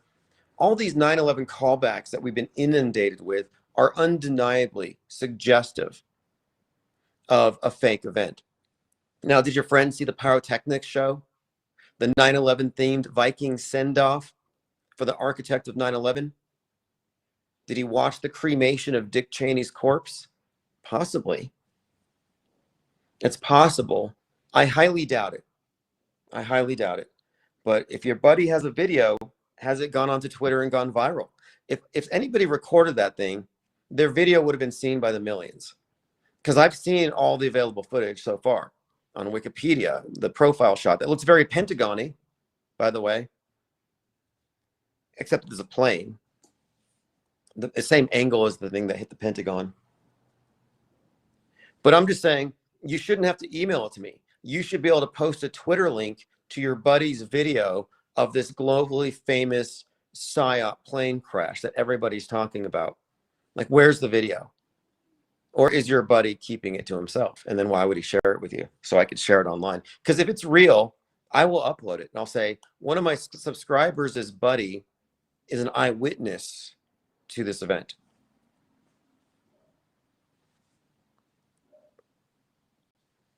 So yeah, no arguments from my buddy. Now, what about the other person who is near the airport and her husband's son's clients work there, and her husband's son was working 50 feet away from it? So we got somebody 50 feet from ground zero. Unbelievable. All right, so to get to the point, and the caller reiterated this here, is that the default position is the mainstream media is objective and they're just witnesses. And that is a major point. I'm glad that that caller brought that up, the fact that we're supposed to believe that the media is being fooled. Like the media got tricked by these crisis actors and the fake bodies. That's not how it works. The media produced the event. Because 100% of the time, you know, the media, you know, we have full spectrum coverage of everything happening. So it's always watching. And so we're supposed to think that like, that's all they're doing. But I would say 95% of the time, that's what they're doing. They're covering events. The 5%, they're manufacturing it. So, I mean, how do you think our history is being fabricated? They write the script for future events. We have every indicator that these events are planned decades in advance. That's the big conspiracy that people want to hide from. The people who don't want to acknowledge predictive programming are likely frightened of going deeper because what it reveals that our history is planned in advance and it's performed by the media. The 5% of the time they're lying or fabricating events, it is performance art. Let's perform this event and it will go down in history as real. Cope says, even if he does supply a video, it doesn't disprove the closed set. Yeah, the thing is, there's no reason to think they didn't like literally crash a plane. They had every ability to do so. But I haven't ruled out, I mean, it depends, because you got to look, there's like multiple views of smoke, plumes of smoke. Does it mean it's real? Not necessarily. But to say the whole thing is CGI, I think is a tall claim, just given to how many people around the area could have seen it. So did he see the dummy plane crashing is the question. Now, he also disputed something here. So his buddy said, he said plane was definitely not that high when it crashed. So did you see the video? I'm assuming the person saw his buddy's video and said the plane was not that high when it crashed. Well, according to the reported flight data, it was 175 feet.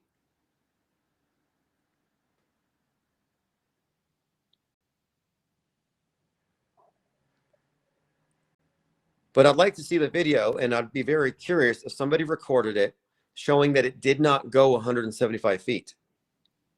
And then I'd be curious if they didn't put it online. Like if I saw that, I'm like, wait a minute, my buddy's video shows the plane crash and it only went up 33 feet. Like that's noteworthy. I bet the media's lying. Why are they lying about this? But we'll see. I'm just saying the video should be on Twitter. It should be on X. We can't cite video you don't actually have. And that's essentially what you're doing. Based on the authority of this content, we can reasonably conclude this event happened. Well, where's the content? It's on my buddy's phone. I mean, how many actual videos do we have? And another point too, because we've been looking at these various videos, except for this mystery video that we're waiting for. And any one of these could have been produced during the drill. I mean, the various angles. So we don't actually know for sure. Now, during the drill, they were burning some stuff, but it wasn't some huge, magnificent explosion like they did on that day. But looking at it as an anomaly in isolation, like, oh, a plane crash in isolation, yeah, that's not really that challenging to accept as real. The only reason we looked at it closer, and I've got 510,000 hits on my Twitter, my X. What do you call these things now? Tweets, X's. My X post has more than 500,000 impressions, where I was pointing out the correlations between the event and 9/11. And I pointed it out day one. Since then, the 9/11 references have piled up, from Cheney to the new mayor, to the firemen being injured, to the Muslim terrorist named for the same airport, Muhammad Ali Airport. Like, the whole thing is so obviously scripted. Or the universe has a tremendous sense of irony and humor, that the day Dick Cheney dies, a plane crashes and a Muslim takes over New York, and the Muslims reputed by the right to be, I mean, they say that he's a terrorist or a socialist or something, because I think these things are interchangeable to them.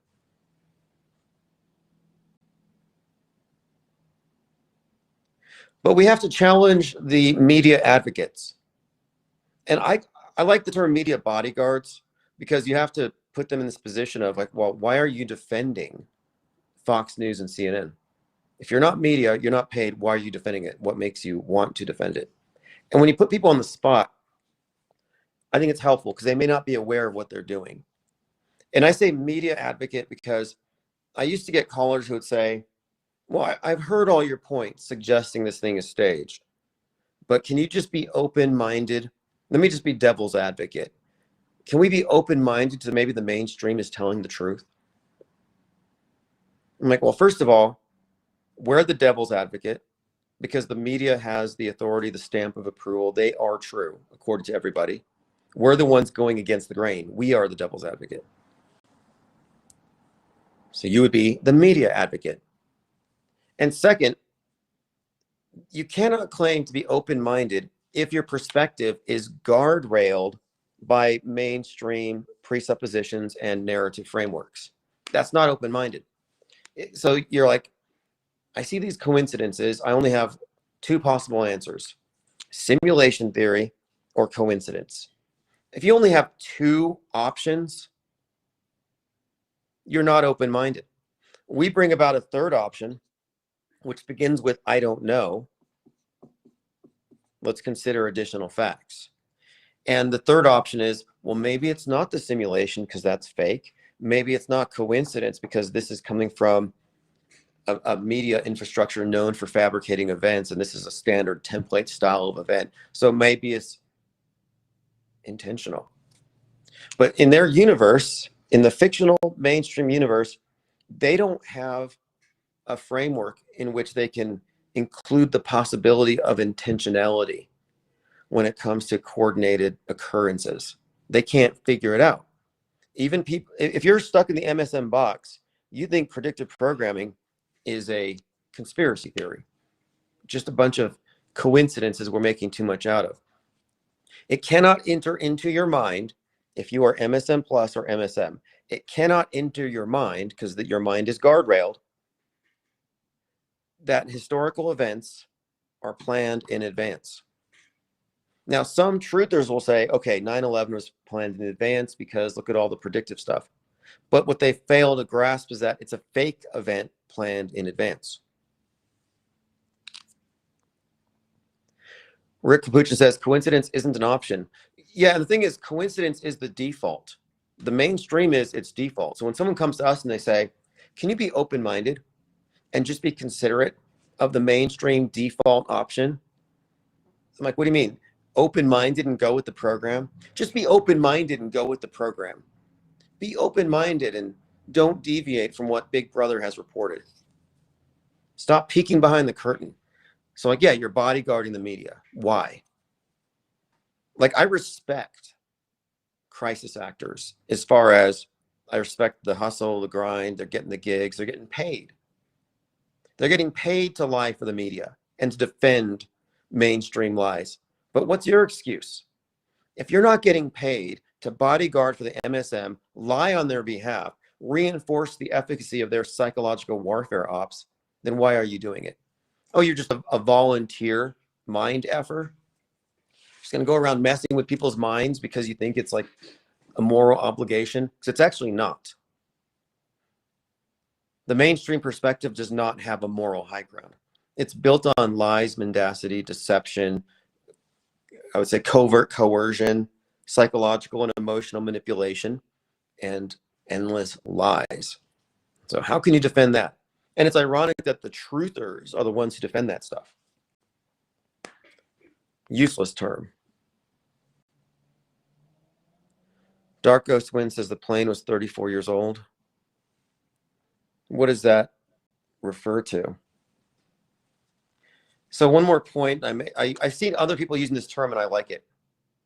Michael Jones says, okay, I got the vid. Turns out it's the same one that's on Twitter. Oh, I see.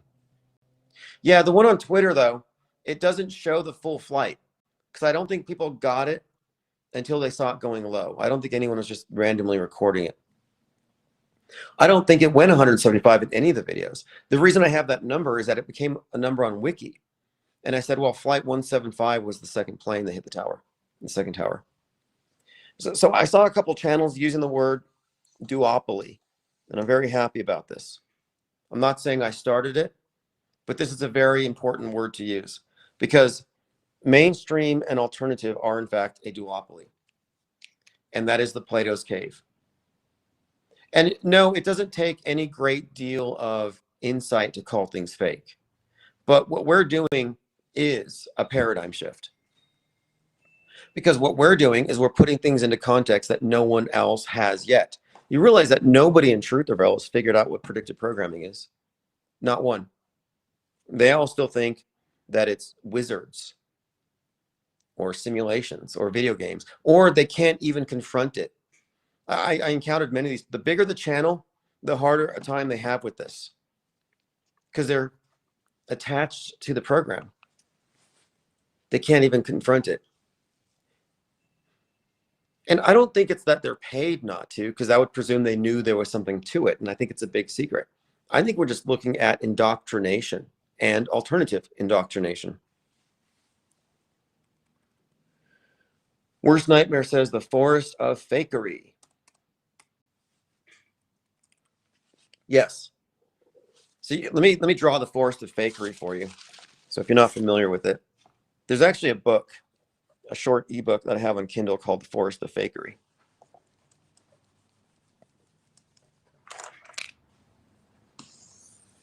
Okay, so this is the Forest of Fakery. And every one of these, and I can draw better than this. I think you all know that, but these are the trees. So you have truthers walking through the forest of fakery. And you have a big truther with a big mouth and a big megaphone. And he points at one tree and he says, this tree is fake. We'll call this one 9/11. And then he points out this tree is fake. We'll call this one Sandy. And then we'll call this one fake. And we'll call this one C-19. So these truthers follow the megaphones around the big designated fake trees for decades. So for decades, people walk around these fake trees and they keep shouting and nobody else believes them. Everybody else in the world is just content and happy. And they see these people running circles around these events. And like, well, they're crazy because they keep calling these things fake, but they keep on getting louder about it. These trees are fake. These trees are fake. We are truthers. Now, what they miss is that as long as you're following the megaphones and you're not testing every tree, what they miss is all the trees are fake. They're in a forest of fakery but they don't see the forest because they're distracted by the designated fake trees, missing the forest for the trees. They're not seeing the big picture. So the big picture is, whenever you look at an event like the Charlie Kirk thing, it's not the Charlie Kirk thing. It's the Charlie Kirk thing in the context of every fake event that came before, like the girl in the subway. I think you could include Butler, Pennsylvania. You could include a number of events and situations that are relevant to the universe of Charlie Kirk and all the January 6th, all those actors, all the pundits around it. So you have to look at the big picture. They exist in a system of fakery, systemic fakery. So the fake things aren't anomalies. Like every few hundred events is every 200 events there's going to be a fake one. No, that's not how it is. No. And I'm not saying everything's real, but if everybody's focusing on it, if it's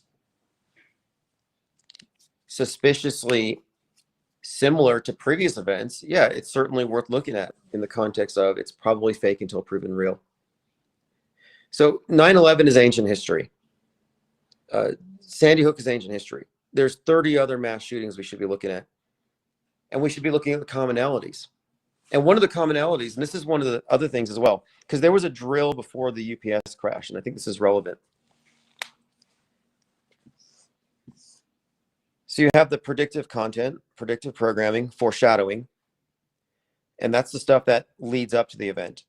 Then you have the real-time stuff, the concurrent, and the concurrent stuff is undeniable. This proves predictive programming is real, and the concurrent stuff that comes out at the exact same time as the event means the event was planned in advance, because it takes time to produce a movie scheduled on Netflix. So you have these two categories of content flooding the media ecosystem, the stuff that came before and the stuff that happens at the same time. Again, the stuff that happens at the same time is damning for anybody who still holds on to the illusion that these are just coincidences. Erica Kirk has debunked that for us. But even if you choose to ignore this stuff out of just belligerent ignorance, there's still drills. Why are all the major psyops happening during drills? Like when the flight AA something hit the Black Hawk helicopter, I was like, well, if it's fake, we're going to see indicators. There's going to be an immediately implementable political agenda. It's going to be bifurcated in its response, which it was. Right wing blamed DEI, left wing blamed Elon Musk and Donald Trump and Doge and government cuts.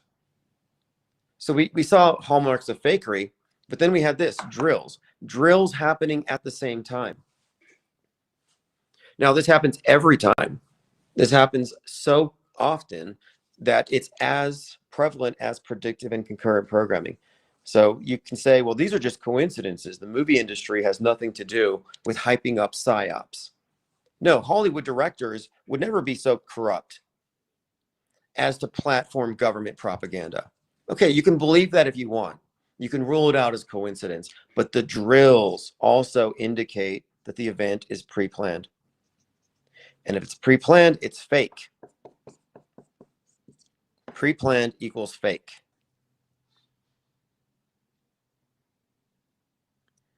Joined by Thirst for Truth, They Lie We See. Bird's Nest Rat Fest says, who created it, what for, which type of beings exist within it, what's our duty? Well, it's an extension of, it's a new iteration of religion. So we have a one world religion, whether you like it or not. We have a one world governance, whether you like it or not. And it's been largely accomplished through the synchronization of worldview, which you could call worldview warfare. It's not something that's coming. It's not something that you can protect yourself with an AR-15. Not something you can defend against, because it's already here. We're already living in it. You were born into the matrix, born into the bondage. And the only way out of this Truman Show, of this matrix, the only way out of this closed informational system is to adopt a perspective that is outside of it. Inside your perspective is the same as Wikipedia. If your opinions agree with Wikipedia, like, hey, I heard your coincidences about that plane crash, but I went to Wikipedia And it didn't say anything about all this. It just basically said it's real, so it's real. Okay, well, if your opinion echoes Wikipedia, your perspective is mainstream mediated. So this is MSM. When I say MSM, I don't mean mainstream media in a very limited sense. I mean mainstream mediation. What's hitting the multitudes, the billions. That's your perspective. If you think that it was maybe real, but I don't know, the deep state did it, then you're just a conspiracy theorist. You're in a subset. You haven't rejected the premise that the thing actually happened. Like, oh, I think it happened, but they lied about the numbers on there. Like, no, that's still in that closed system. So the only way out of this propaganda matrix is to recognize it for what it is. It's not just the media's lying. It's that the worldview that we get is based on the consensus agreement on what happened yesterday, what happened last week, what happened last month. In other words, fake news is history. Or real news distorted by fake news. Our distorted worldview is the result of media distortion. Or you could say worldview curation. So the mainstream worldview is non-objective. It's subjective. It's a subjective interpretation, and it's been interpreted for you. And it rests upon every fake event, every bent news cycle, all these lies, staged events that create our false history. That is your world stage perspective. So you're co-signing this. When you say, I'm going to trust the mainstream news on this, not you tinfoil hatters. Well, you just co-signed on a century of lies and fake news and propaganda. You're like, yeah, I'm standing upon a big pile of crap, but I'm comfortable here. This is my stance. Okay, fine. That's your perspective. That's why I say it's pointless to debate them, because they don't even know what they're defending by even taking their stance. By opposing us, by opposing what we're talking about, I'm not talking about debating it, but by just ignoring it or even trying to oppose it by lying or fabricating, fibbing in order to somehow make it seem like the news isn't lying. If you're in opposition to us, where are you actually standing? Are you one of the good guys? Well, no, you're actually a media advocate again. So the only way out of it, though, is to recognize timeline distortion, or you could call it history bending, the result of news bending, because news becomes history. So if you don't recognize the long-term effects of news bending, if you don't have history bending in your vocabulary, you're not going to see the world stage for what it is. Once you see it, then you take the subtractive view, MSM minus. So we all exist in the same world, but ours subtracts a lot of the erroneous conclusions reached by Wikipedia, ChatGPT, and mainstream sources. So we have a lot of questions. We have a lot of known unknowns, but we have a fundamentally objective standpoint. It is objectively true that psychological operations become part of our consensus history and consensus worldview. It is objectively true that the mainstream entertainment platforms are all used to reinforce the psyops, which become the fake events. It's all about manipulating belief. They Lie We See has the world's leading skeptic responded to the question at which point news becomes history. I would be interested to know, because John LeBon has written extensively and spoken extensively about fake history. So he's comfortable talking about fake history, but way back here, what about yesterday's fake history? What about last week's? Now, we might just be debating about the mechanism of how it's faked, because it's easy to say they faked it after the fact. They had a monopoly, they wrote the history books, or they retroactively manipulated history. They retconned it to fit their present objectives. But I'm saying, aside from the retro manipulation and debates over what happened, they are proactively creating history. It's not a conspiracy theory, it's a fact. And I can demonstrate it quite simply. If there's even one fake event that you can point to that got a pass that became part of our consensus worldview, we'll just say all the fake shootings, for example. Well, every one of these fake shootings has something in common. And what is that? They're planned in advance.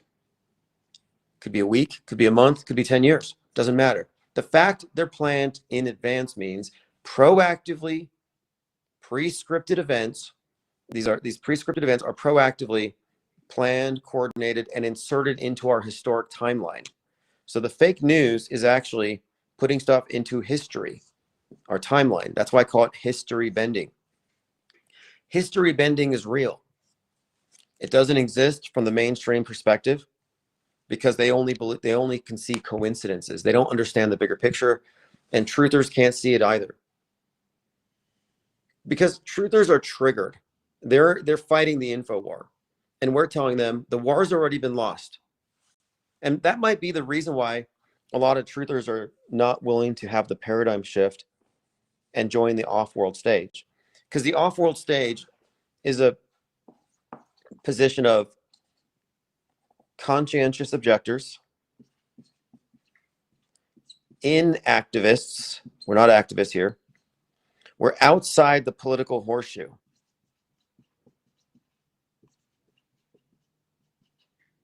So we're inactivists, we're conscientious objectors to the Psy War, and we're not in the political horseshoe. If you're still fighting the Psy War, if you're still like, I'm going to fight the system, I'm going to get these Pentagon generals hanged at Guantanamo, they got you. Because the whole point of it is this: war is peace. 1984, war is peace. If you're in a state of mind war, if you're in the MSM, you're a target of this successful psychological warfare campaign. And if you're still in a state of Psy War personally, if you still think you're fighting the system, then you're a mind war casualty, in my opinion. It's irrational. And let's say you could convince 15 or 20,000 people to agree with you that we have to become anti this agenda and fight it. Well, those people are all in the same closed system. It's analogous to trying to get all the patients at an asylum to overthrow it and take over. Even if they had the numbers and they could overthrow the orderlies, mentally, they cannot take over. They're not in a position, mentally speaking, to handle the obligations, the duties of running the asylum. And you're just looking at essentially a massive open air asylum when it comes to attempting to organize people.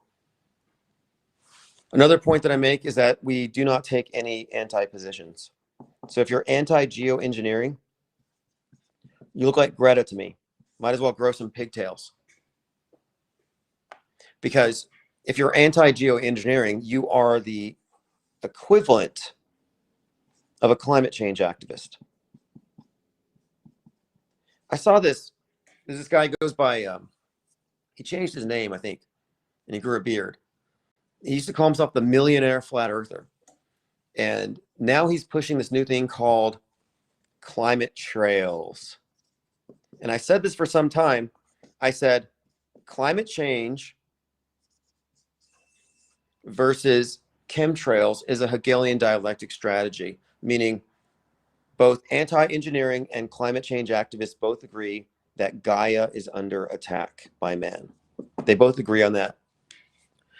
Their only point of contention is that the climate change people blame capitalism and the anti-geoengineering people blame government, blame the state. But they both agree it's happening. Well, now you have this merger where, since chemtrails have been debunked and everyone thinks it's a clown show, now they're calling it climate trails to give it more gravitas. But climate trails, chemtrails is a programmed belief for the right. Chemtrails is a programmed belief for the left. Yeah, Hibbler Productions. Those individuals are not, if you ask me, I don't think they're arriving at these conclusions. I think they're just propagandists. Look who they're connected to. We can see through controlled op. So another point too, controlled opposition isn't just big loudmouths with huge platforms who've been planted there to steer our opinions. No, the controlled opposition also consists of every individual subscriber to these worldviews. So if you are alt media, you're controlled opposition. To what? Well, it's a duopoly. You're being triangulated. So Big Brother is triangulating you. That's why you have this bifurcation in every single event. And this is, down the line. But this is a duopoly. It's got one objective, and it's just amazingly successful.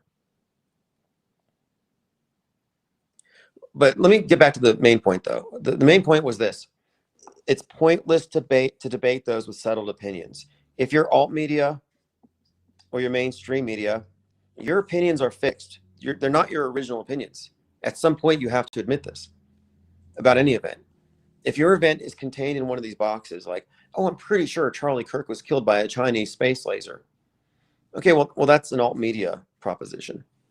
Oh no, he was killed by Trump and Erica Kirk because he was taken out so Israel could take over TPUSA, the most, I guess, impactful political action group out there. Well, that's alt media. Mainstream is Tyler Robinson did it. So these opinions are not original. There's no original research going on in these areas. It's all just propaganda dissemination on a timeline. Candace Owens isn't steadfastly researching. She's not Sherlock Holmes walking around that university with the magnifying glass trying to figure out who did it. She's not actually doing that. No, she's on a timeline. She's dropping talking points. There's a reason why she's the number 1 podcaster. It's not because she's gone out and done some fact finding and she found some stuff because she's a sleuth all of a sudden. No, the thing is, she's a propagandist, and she has been put there to maintain the integrity of this system. They need the alt media just as they need the mainstream. It's a closed system, but it's split down the middle, and it's always going to be divided. They need you to have chemtrail believers. They need to have climate change believers. They need that dialectic. They need that tug of war. And this is what I think Orwell meant when he says war is peace, because the mind war has pacified us. That's why I say it's useless to fight the system, at least from within it. You cannot effectively oppose it from within. It's like Truman in the Truman Show. You got to get off the stage. And that's why I coined the term off-world stage. So if you're off-world stage, the main difference is your perspective now includes news bending, history bending, which is long-term effects of news fakery, and the recognition of the world stage, which is a model, and how this model is built upon a lot of manipulated media. Additionally, we have awareness about special effects, about how psyops are accomplished, and we have plenty of what I call hoax indicators that we've assembled over time. Like, what would indicate this thing is a hoax? Well, drills. We just watched it on Netflix 5 minutes ago. Crisis actors with wildly erratic testimony that doesn't match the event. Immediately implementable political agendas. Press conferences 10 minutes later where, this is Scooby-Doo justice, where in the duration of one news report, you find out who did it, why, you read their manifesto, they arrested the guy, or he killed himself, or he's on death row. The media is judge, jury, executioner. And before the end of the day, you know the whole story. You formed your opinion. You hate half your relatives because their opinion's different. But they get it all done in one episode. Like, now we're going to find out who the bad guy really is. Thank you, Thirst for Truth, for the generous support of the IPS think tank. Without that support, we would not be able to continue this research. And what we're doing here is research-oriented, empirical research. When I say that predictive programming, concurrent programming, and drills that go along with media are a pattern, a reoccurring theme, and are as such are predictable, it's based on research. When I saw Charlie Kirk's neck spout, first thing I thought was grotesque. It looks real. That's sick. I had no reason to immediately think it was fake, but I said, if it's fake, there's going to be a bunch of these hoax indicators, including predictive or concurrent content. And I said this before Snake Eyes was noticed. Before. That's what I'm saying. My model, this model is it has predictive capability. You can extrapolate from what's in the media and determine what direction is it going based on what they're programming into people. But you can also, by looking at this as a model, you can recognize standard hoax indicators, templates that have been implemented. So I should not have known that there's going to be some significant predictive content for this event. How did I know that? I'm not psychic. It's because we have established a model here. So not only did we predict Snake Eyes, or that there would be a Snake Eyes, which has been widely commented on, it's not just us, but we also picked up on Tempest, which came out the same day and had even more connections. Then we find out about Heads of State. Then we find out about Emerson Drive. Then we see the Thought Crimes Podcast 33. Then we see, in addition to this, Erica Kirk, her continued actions as they mirror the Tempest. Then we find these strange connections between Snake Eyes, actress, next to Charlie Kirkland, and the Heads of State, Vice President Kirk, which then ties in to Erica Kirk and J.D. Vance's love affair, and a lot of the rhetoric about her becoming a future VP. But what we're talking about, I could add in 20 other things. I could add in Americana, the significance there. I could add in Ryan Routh trying to stab himself in the same part of the neck, the significance there. We could talk about the JRE podcast, Joe Rogan Experience, with Charlie Sheen joking about getting sniped before they talk about Charlie Kirk. So we have an entire litany here of concurrent events or podcast movies.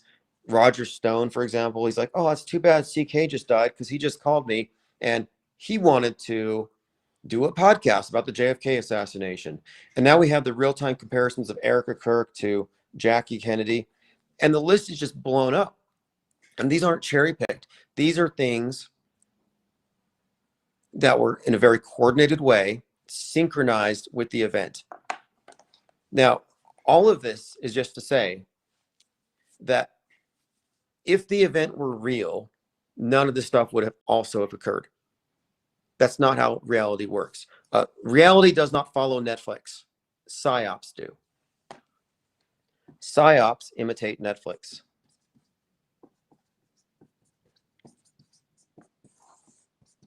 If you look at news reportage about things like the Louvre being burglared, somebody stole the crown jewels, you know, that one there, we talked about it, probably fake.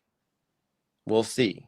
And what did we see? Well, it turns out on Netflix, there was a show called Lupin where Marie Antoinette's necklace gets stolen.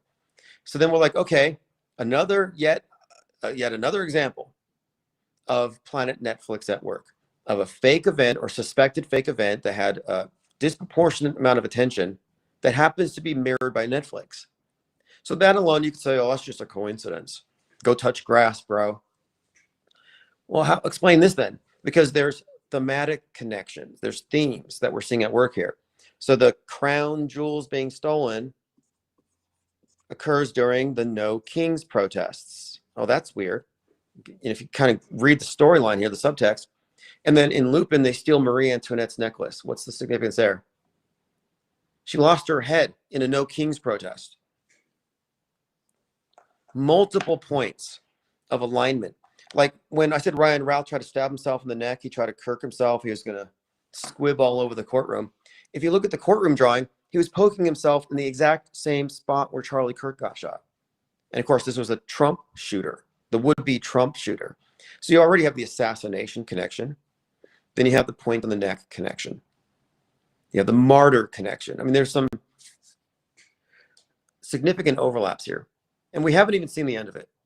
But my point was, I said, if the Kirk thing is fake, we're going to see a lot of this stuff. And what did we see? What have we seen? NDB says, but everything's a coincidence. Right, exactly. Thank you very much again for the support. They lie, we see. the 9/11. Armin Ross says, you know what might be funny one day, AF, in the future, if all movies and series ever are fed into a single Netflix service enhanced by AI to retroactively generate changes. Yeah. You said ME vindication. Yeah, the Mandela effect is actually part of the standard operating procedure for the mainstream media. And I'll explain. Jacques says Nancy Pelosi breaking a crown. Yes, there was all kinds of crown stuff. But yeah, the crown jewels being stolen during No Kings, Marie Antoinette in the fictional version having her necklace stolen. And she was already in our context, Marie Antoinette, for a couple of reasons. Now, is she the one that said, let them eat cake? Well, anyway, she was there shown at the beginning of the Paris Olympics with a severed head. I saw this, somebody cross-reference that for me. Who said, let them eat cake? Because Trump is out there, lavish parties, Caligula, gold-plated bathrooms, carpeted bathrooms, knocking down parts of the White House, rebuilding it. And meanwhile, they're cutting food stamps for 42 million.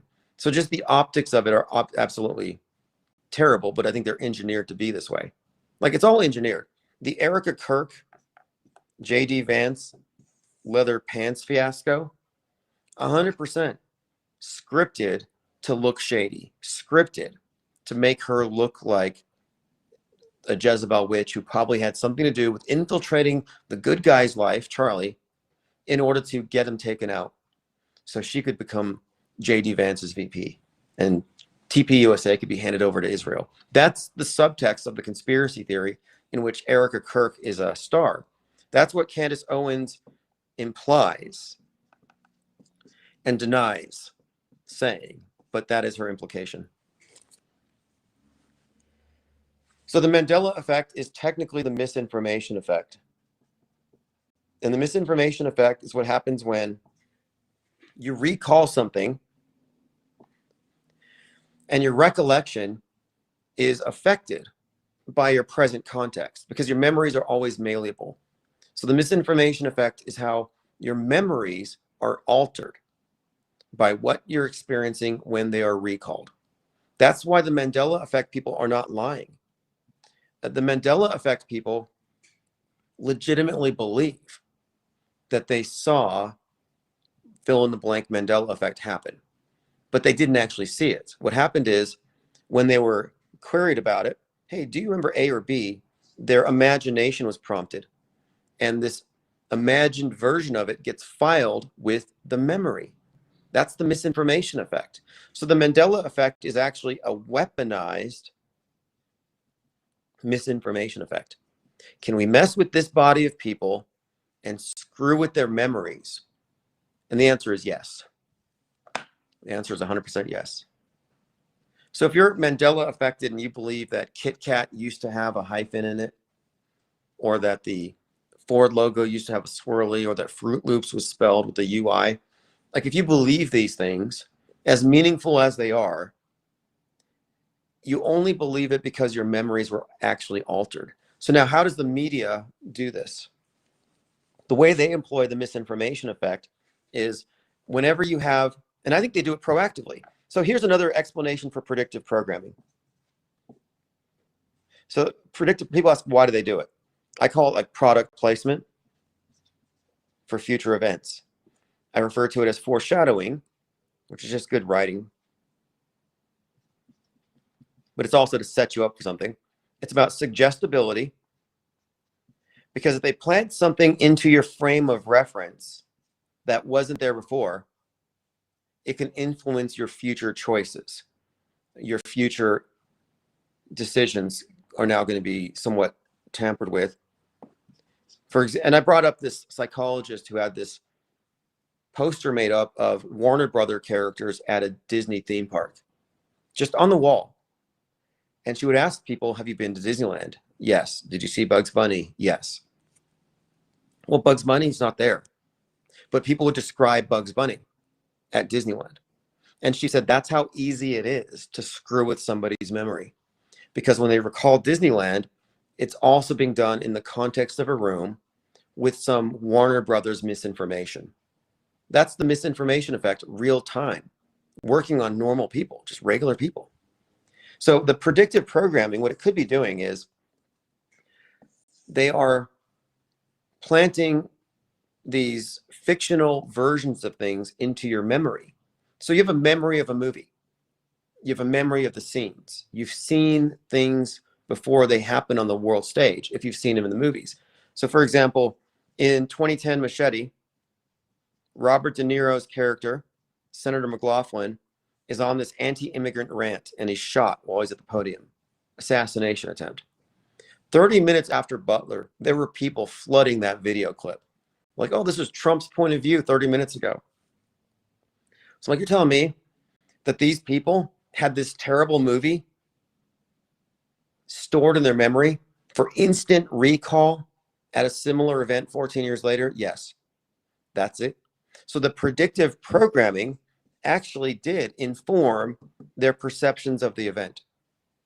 And then what's more, when you remember something, your recollection of the event you saw on the news is going to be filed in the same mental storage cabinet as all this movie content.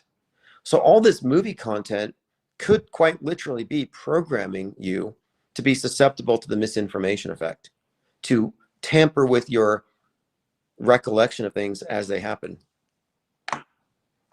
As you experience them, they're going to be influenced, and then after the fact, they'll be tampered with. Armin says, well, there's a couple things here. Jock says, a theory that deja vu is when the subconscious perceives an event before the conscious mind, or the subconscious before the conscious mind. So the conscious mind remembers it as it perceives it. It might be Mandela related. Yeah, there must be something to that, because we're talking about cognitive dissonance here. When somebody says, hey, what you thought was A your entire life was actually B. Okay, that very proposition is actually challenging their perceptions. They're saying your perceptions were wrong. That's gaslighting. When you say you can't trust your perceptions, trust me. So they instill some doubt. And this is also known as the interrogator bias. The interrogator bias can influence the person being questioned in their responses by making them doubt their perceptions. And if they can create enough doubt, they can insert something, an alternative version of the event, just like with the Mandela effect. Like, did you see this person running out of the store? Like, maybe they didn't see that exact person, but you instill some doubt. They see the person, they think about it, they imagine the person doing it. That's the misinformation effect at work. That's what's also called retroactive interference. The Mandela effect is totally a psyop and is run against truthers. I believe it's cognitive sabotage. Armin Ross says, the interesting thing about the God messaging through Mandela effect stance is the idea that God would communicate with the chosen by changing brands, packages, and blockbuster movies. Yeah, that's another point too, because every Mandela effect is technically a miracle. I even called it in the debunk book I put out, I called it the miracle effect, because people want to believe in miracles. If you've experienced a Mandela effect, you've experienced a miracle. Let's not shortchange it. Basically, you have seen through the illusion of the material world. You have directly experienced it. It's a miracle. It's a divine. It's a message from the divine in that sense. And they have spiritualized it. When I debunked this thing, so many people were mad at me about it because they thought they found evidence of God or something higher than man that was controlling things, that they were insiders to it and they were jumping timelines. I mean, I get it. 1 minute you're a time traveler jumping universes, and the next minute I'm like, no, actually somebody screwed with your mind. Well, they called me the God blocker. Like, I stopped them from finding God. No, I actually saved you a lot of time on a false religious paradigm. You should be thanking me. Not one Mandela person has thanked me for fixing them, for curing them. I cured your Mandela effect, and you're not going to thank me for it. So many potential chemtrail lung patients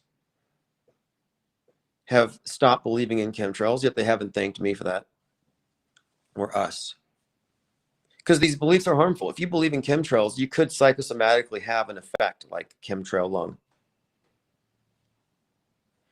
JT33 says, my Hanes underwear had a cornucopia, but everyone thinks it was Fruit of the Loom. I didn't know that Hanes, I don't know. I'd have to look. Another problem is this. A lot of the Mandela effect proponents have used Photoshop to create mock-ups of all their favorite effects. So now you search online and you're likely to find the fake version. One of my favorite ones is Chick-fil-A. So Chick-fil-A, people say that Chick-fil-A didn't used to have a K on it, and the K got magically added. So I was trying to figure this one out. Like, how do you get this one wrong? Is it Chick-fil-A or Chic-fil-A? Like, why the K? How did the K get added? Or how did people not see the K? So I went over there and I got some crisscross fries, and it turns out if you get a box of fries, the CHIC fits on the front. The K is on the other side of the box. So there's a good chance that you never saw the K. I mean, how hard are you looking at your fast food wrappers anyway? So your memories might legitimately only be CHIC. That might be your legitimate memory. It's a misremembering. It's a misconception.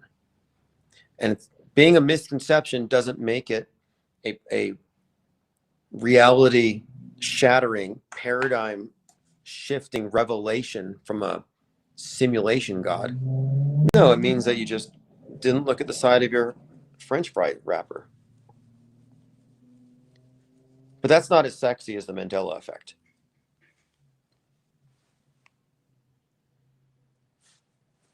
Now, the evidence for the Mandela effect, at least they have something.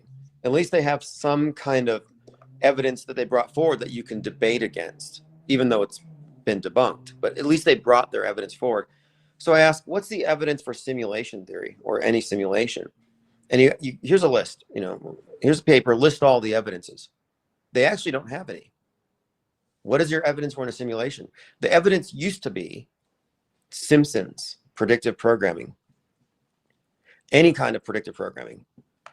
Luigi Mangione was seen by some as an evidence that we live in a simulation because he was, I think that something about, there was a Mario Brothers game that came out, a ghost gun in the hands of the Luigi character. Luigi used the ghost gun.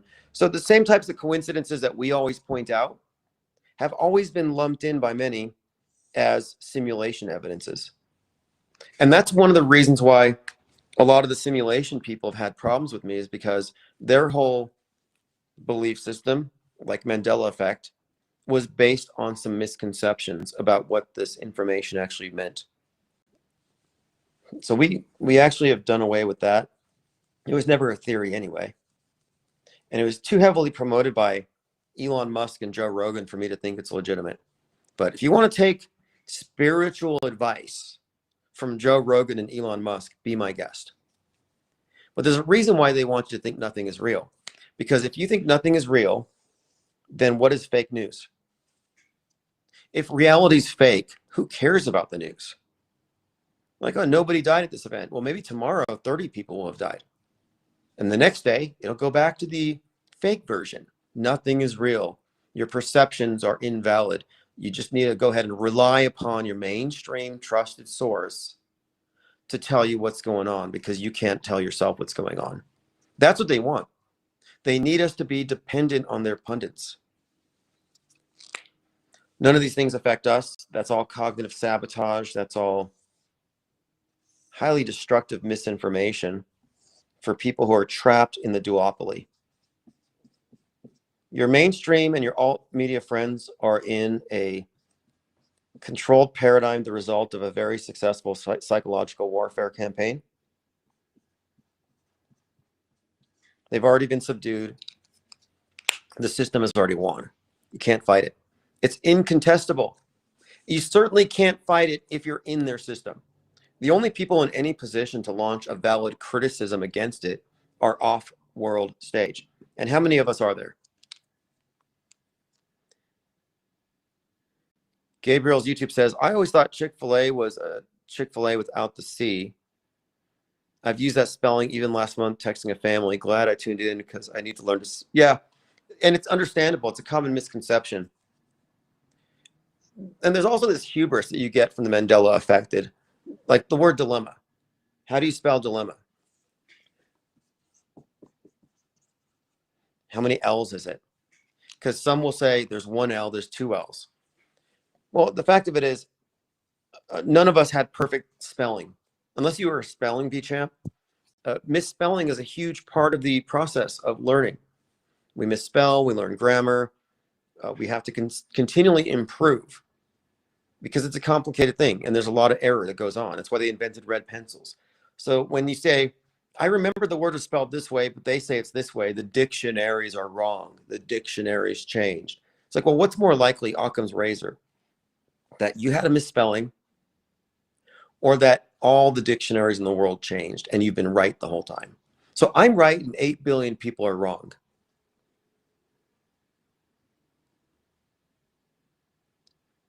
Andrea says, 2 lyrics from Strawberry Fields, let me take you down because I'm going to, nothing is real, pretty much describes the news, movies, songs, etc. Dark Ghost Wind says, BBC CEO got fired for twisting coverage about Trump on January 6th. And that's not even a win. Because both Trump's side and the BBC CEO agree January 6th was real. But here's another example of the 3 perspectives. So the mainstream says J6 was caused by Trump and his MAGA mob to stop the certification of the election. Alternative media says it was done by Ray Epps, some Fed, who told everybody to run into the castle. So their view is that it was instigated by Feds. And they come out with this new info. Like every third person there was a Fed. The Feds are responsible. So they both agree it happened, but one says the government caused it. The other one says Trump caused it. But it's another one of these perfect dialectics where they both agree it happened. They just disagree on the cause. That's the duopoly at work. What is our perspective? Our perspective is that it was not instigated.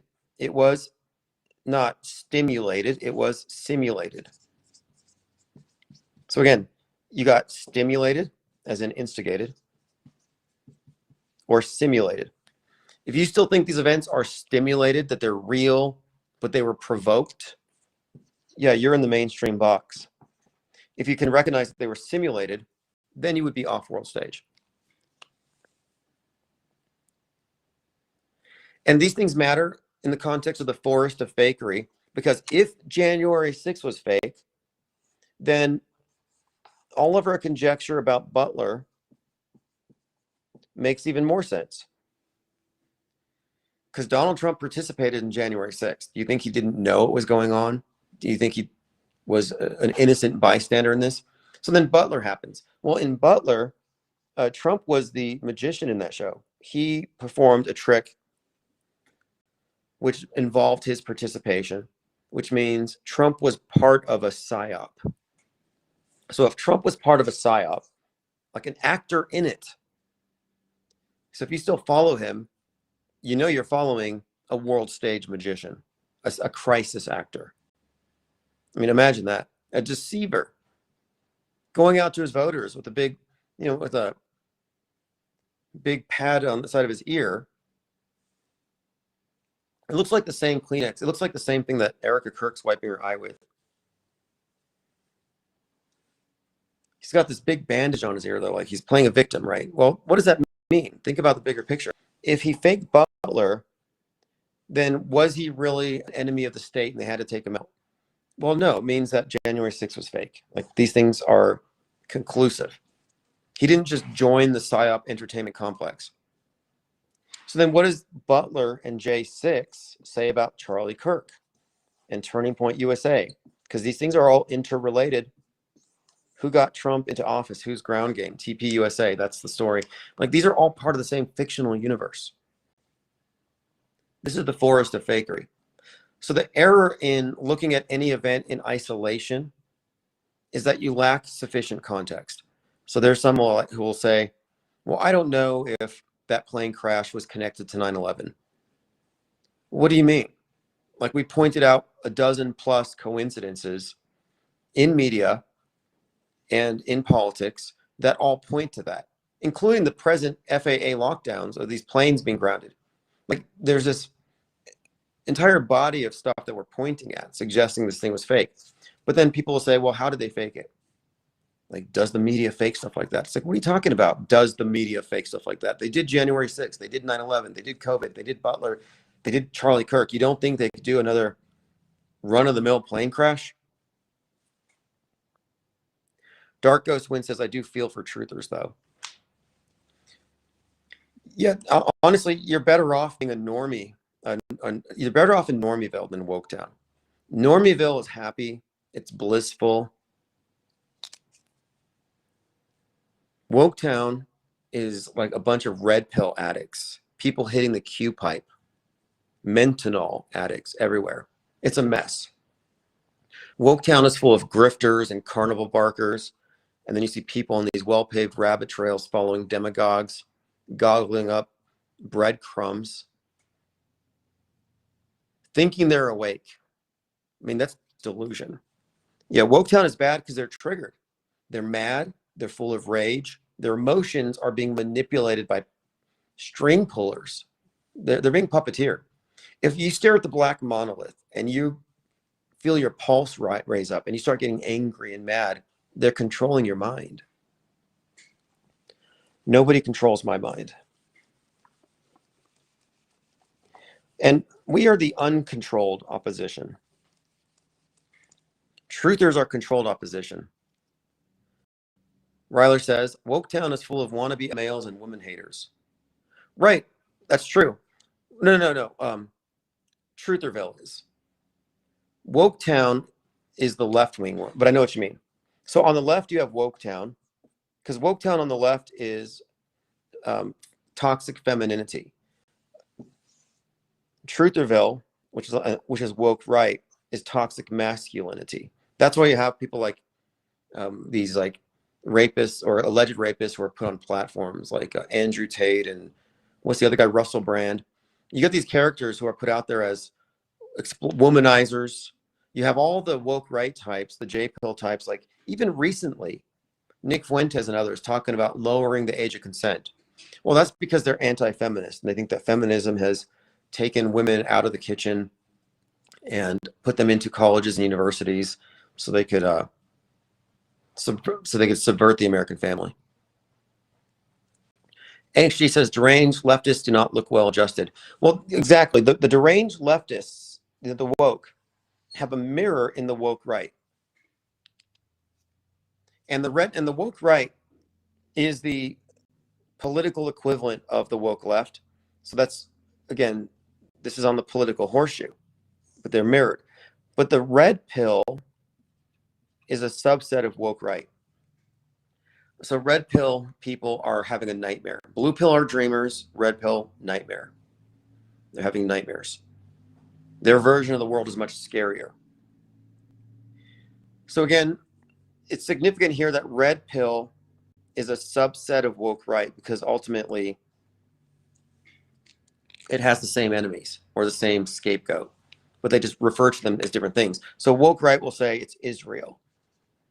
Red pill people will say it's the Rothschilds, it's the bankers, it's the globalists, it's the reptilians. They'll say anything but Israel. And that's because red pill is marketed to a wider audience who would not be as receptive to ethnic hatred.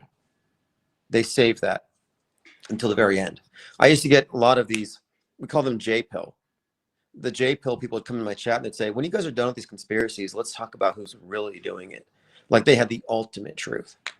Well, the ultimate truth of blame Israel is mirrored with Woketown, where they blame systemic racism and whiteness.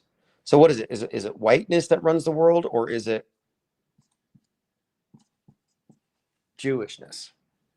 See, they both agree somebody's ruling the world and oppressing them. The other side of being woke is the recognition of this dynamic of oppressor and oppressed. And then here's one more. I mean, this is just an ugly truth here that you have to kind of reconcile with if you're going to stay in alt media, is that red pill is actually the J pill, just covered in red. It's euphemistic. So ultimately, if you are a red pillar, you're just chasing after Israel. Why do you think Candace Owens, Ian Carroll, Owen Schroyer, and every other conspiracy theorist has said Israel killed Charlie Kirk? Now, they won't say it directly. Yeah, Amin Farr says the woke right uses manosphere. Yeah, that's the mirror. So woke left, woke right, toxic femininity, toxic masculinity. I noticed this pretty strong. It was pretty pronounced back when the Roe v. Wade was overturned. And there's a couple of things here. This is when I coined the term concurrent programming. Roe v. Wade is overturned. The feminists are marching because, of course, the right to abortion has been threatened. So I'm like, okay, this is boring. Let me watch the new Game of Thrones, House of the Dragon. Opening episode, House of the Dragon, at the same time of these pro-abortion marches, you had the queen, the most powerful woman in the kingdom, dying in childbirth because they needed the male heir. So they barbarically kill her in a totally botched delivery. She bleeds out. It's totally grotesque and barbaric. And I said, wait a minute here.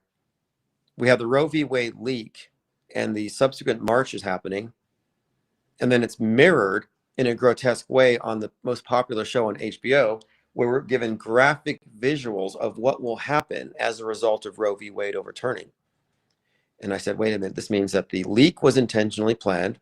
It means that this TV show would have been scheduled to coincide with that, which is not new. We saw that happen with like Waco American Apocalypse kicking off when Trump kicks off his campaign in Waco. But at this time, I saw the marching, and I noticed that there was another dialectic here having to do with the guns and needles. How the right favors guns, the left favors needles. Guns are active, masculine. Needles require passivity because you're the recipient of the poke. And I noticed this guns versus needles thing. But I also noticed here that the toxic feminists, or the left, the woke left, they want to grab your guns. They want to grab your guns. So think about this from a Freudian perspective. And again, Netflix, first CEO, co-founder, related to Freud and Edward Bernays. So the feminists want to grab the guns. The left wants to grab the guns, which is emasculating. It's very emasculating. They're taking away your power, your ability to defend your home, your family, your house. And the gun symbolically, it's like they're basically emasculating you, castrating you. But then what do the toxic males want to do? They want to reduce the age of consent, deny abortion, and keep you pregnant barefoot in the kitchen, take away your right to vote. So they want to grab your wombs. So one side wants to grab your guns, the other side wants to grab your wombs. So if you look at them as polarized in this way, it makes perfect sense. Tominoid 3 says they used a dragon for abortion later. Oh, I didn't finish the whole show. I'll have to. Riley says, back in the day, everybody was on the same page, watching the same TV, same news for the most part before the internet. But now everybody watches phones for their shows. So by having concurrent programming at the same time as the news, it keeps people more on the same page like they used to be. Interesting. Yeah, I mean, that does make sense.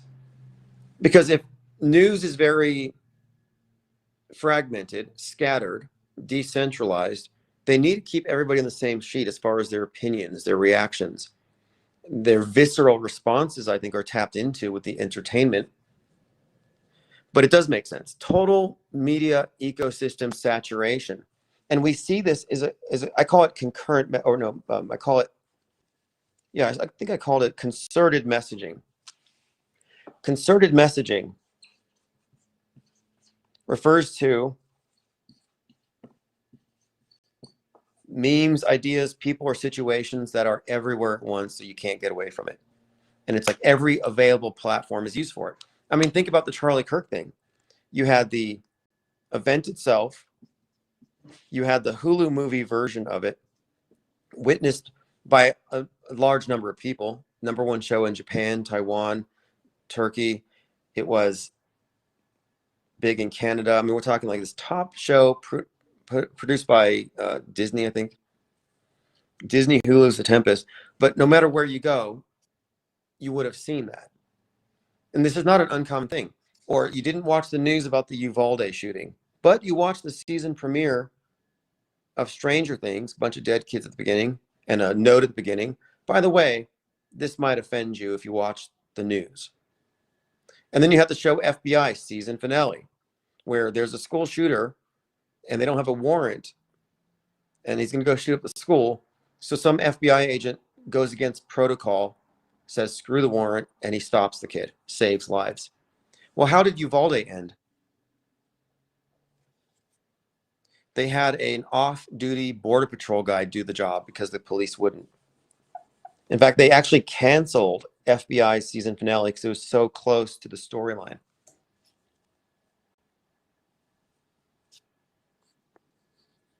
Andrea says, the phrase being on the same page came from when everyone got the papers, the printing press. It started in the 1400s. Yeah, I've considered this too, that the movable type press represented such a disruption to the power structure, and knowledge monopolies are what we're really talking about here. And that's fundamentally it. It's a knowledge monopoly. And we're dealing with a world view monopoly.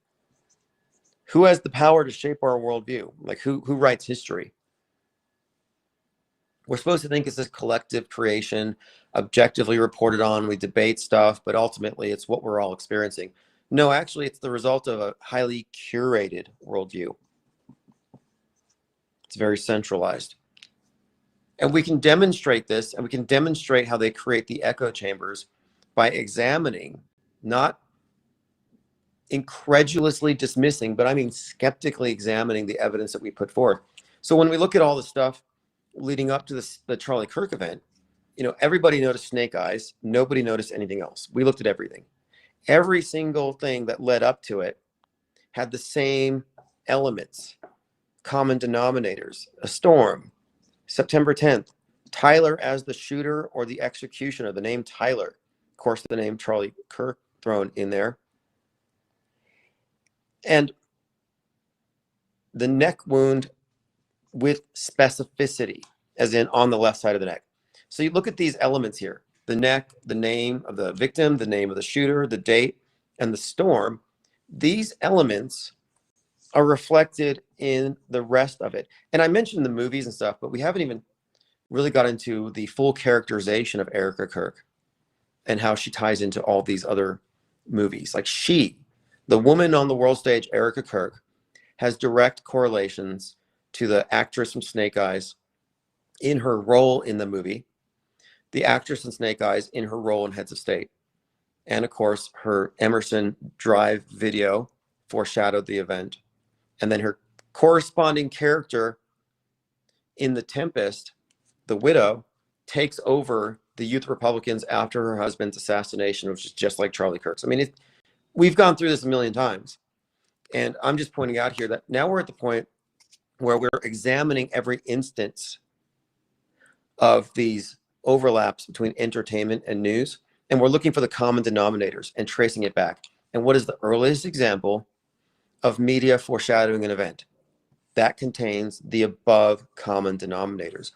And that's why I arrive at Snake Eyes gives us an indication of how far back in advance they planned the assassination, the fake assassination. That's why I say it's a paradigm shift. It's not a paradigm shift to say news is fake. That's common sense. It's a paradigm shift when you recognize that the fake events are scheduled decades in advance, 30 years. Yeah, and the storyline that Charlie was about to expose Israel, or he was about to get the Epstein files put out there, that talking point is put out there for the alt media, for the alternative thinkers. It's the controlled opposition to the mainstream. It keeps you in their funny farm. It keeps you in their Truman Show. So to get back to the starting point, is there a point to debating people with settled opinions? No.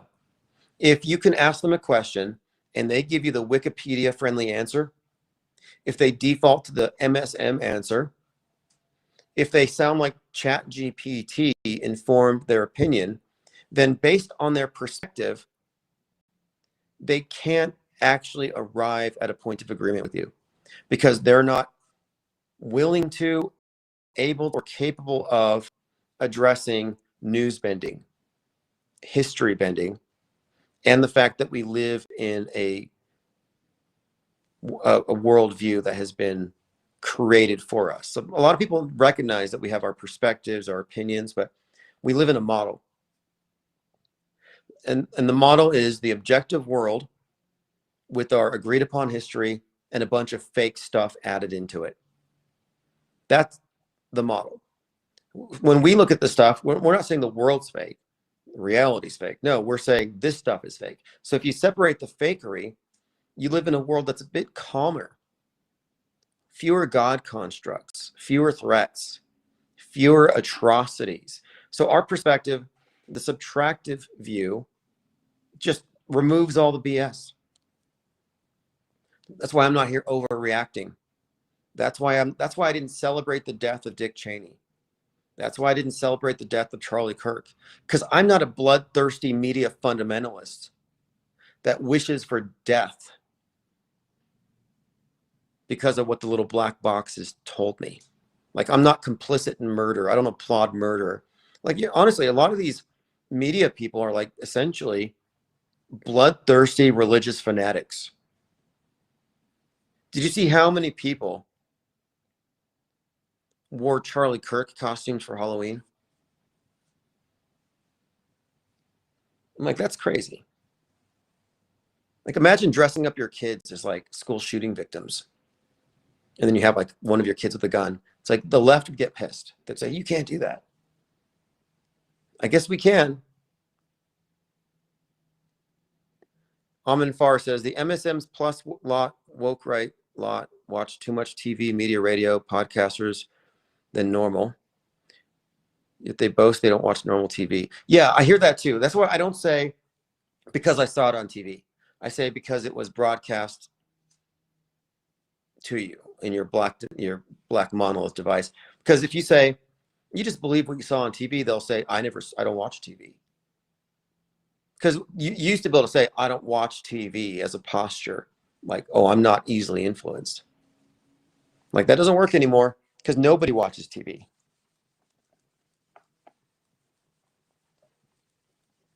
I mean, very few.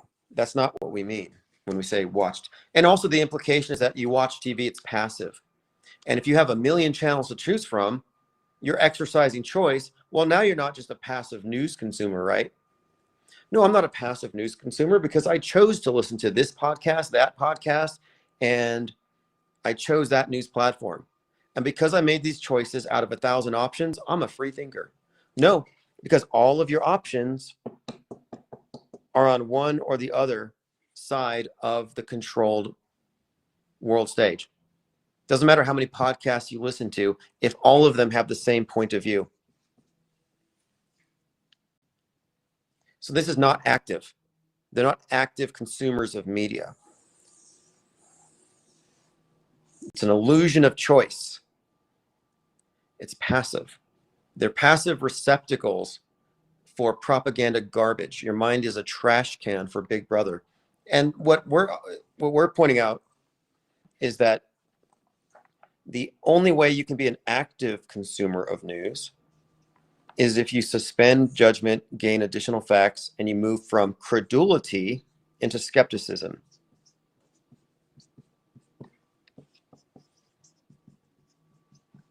Credulity is pretty much the best way to describe it. People believe their sources, auto believers, as we describe them. So I'm not saying automatically disbelieve, because you don't have enough information automatically. You need some time, therefore skepticism. But you should automatically think about whether or not it's fake. It should be on your mind. Dark Ghost Wind says most of the Twitter feed is psyops and thinly veiled brainwashing. Yes. Twitter, X, whatever. X is like X say free speech. No, X is just like, okay, X is meant to oppose the woke mind virus. That's Elon Musk's idea. Like, I had to take it over because the woke mind virus. The problem is that they got rid of the woke mind virus on Twitter and they banished it to Blue Sky. But then they replaced it with the woke right mind virus. You ever heard of the woke right mind virus? I mentioned it to Musk, but he never responds to any of my tweets. The woke right mind virus is just as big, just as virulent as the woke left mind virus. So there is no woke mind virus. There's a woke left mind virus, and there's a woke right mind virus. They're competing viruses. Trying to infect as many of the MAIDS patients out there. And if you're on the world stage, you're basically a MAIDS patient. And what is MAIDS? Mind AIDS. It means your mental immune system has been compromised.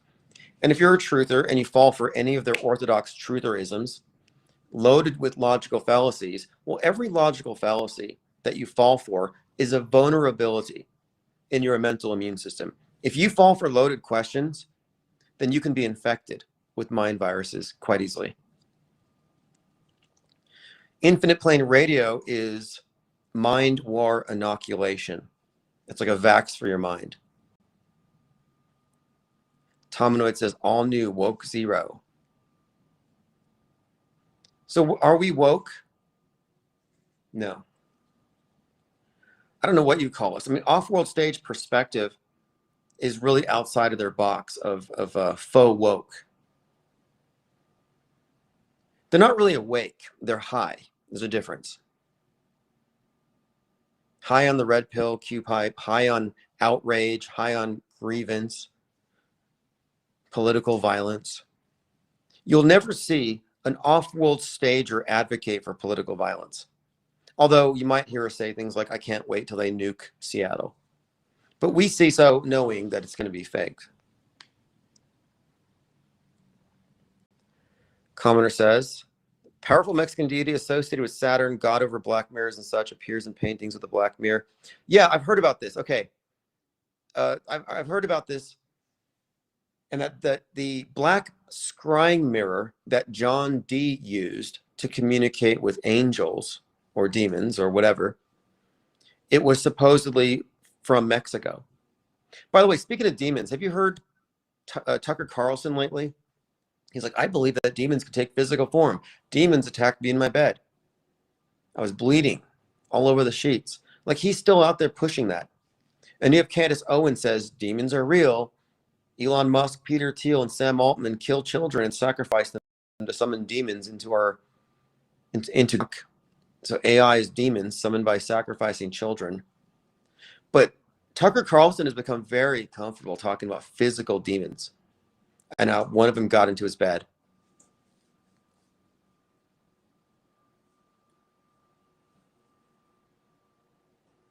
Now, why are they doing this? Well, it's quite simple. If you look at the right-left split, and even recently, Marjorie Taylor Greene was out in the news for calling aliens fallen angels. Left-wing, progressivism, atheism, scientism, they don't believe in angels because that's archaic and laughable and medieval and ignorant, superstitious. But they believe in aliens. Right wing doesn't believe in aliens. They believe that aliens are likely demons. It's one of these things where it's perfectly split down the middle. The further right you go, the more likely you're going to believe that aliens are demons or a government scam, which is a talking point. The alien invasion is going to be fake according to all truthers. And then AI is demonic. That's a far right position. If you're woke right, you don't have the traditional. You have the, I mean, you don't have the progressive, you have the traditional. So if you look at it as like trad wives, it's so funny. Trad versus progressive. The progressives believe in aliens. Traditional believes in angels. Traditional thinks that aliens are demons. Progressives think that angels are superstition. But anyway, they both agree in these glowing, shining beings from above that can come down and save us. They both believe that, but they just disagree on how you define them. So there's a parallel architecture, left and right, and the differences are nominal. They're just different descriptions for the same concepts.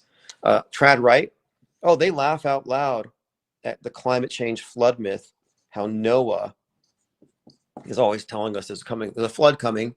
The National Oceanic Atmospheric Administration, logo being the bird over the ocean, they laugh at that. But they believe in Noah from the Bible, whose symbol is the dove, because it brought the olive branch to tell them it's time to go back. So they believe in Noah's flood. Well, what causes Noah's flood? The sinful progressive values, their wickedness. What causes Noah's flood? Carbon footprint, pollution, CO2, the sins of the free market, the sins of the oppressive system of capitalism. So left blames right for the flood, right blames left for the flood. I've even seen some right-wingers saying that God sent the climate change to punish us. So one believes in the traditional concept of sin, as in wickedness, as defined in the religious systems. And the other side believes in sin, original sin even, as a carbon footprint, something you're born with, something you have to expiate, you have to work to mitigate. You both have to work to save the planet, to go green. To go green is to go ascetic, to avoid sin. So that, I would say that the left has a compatible sin construct.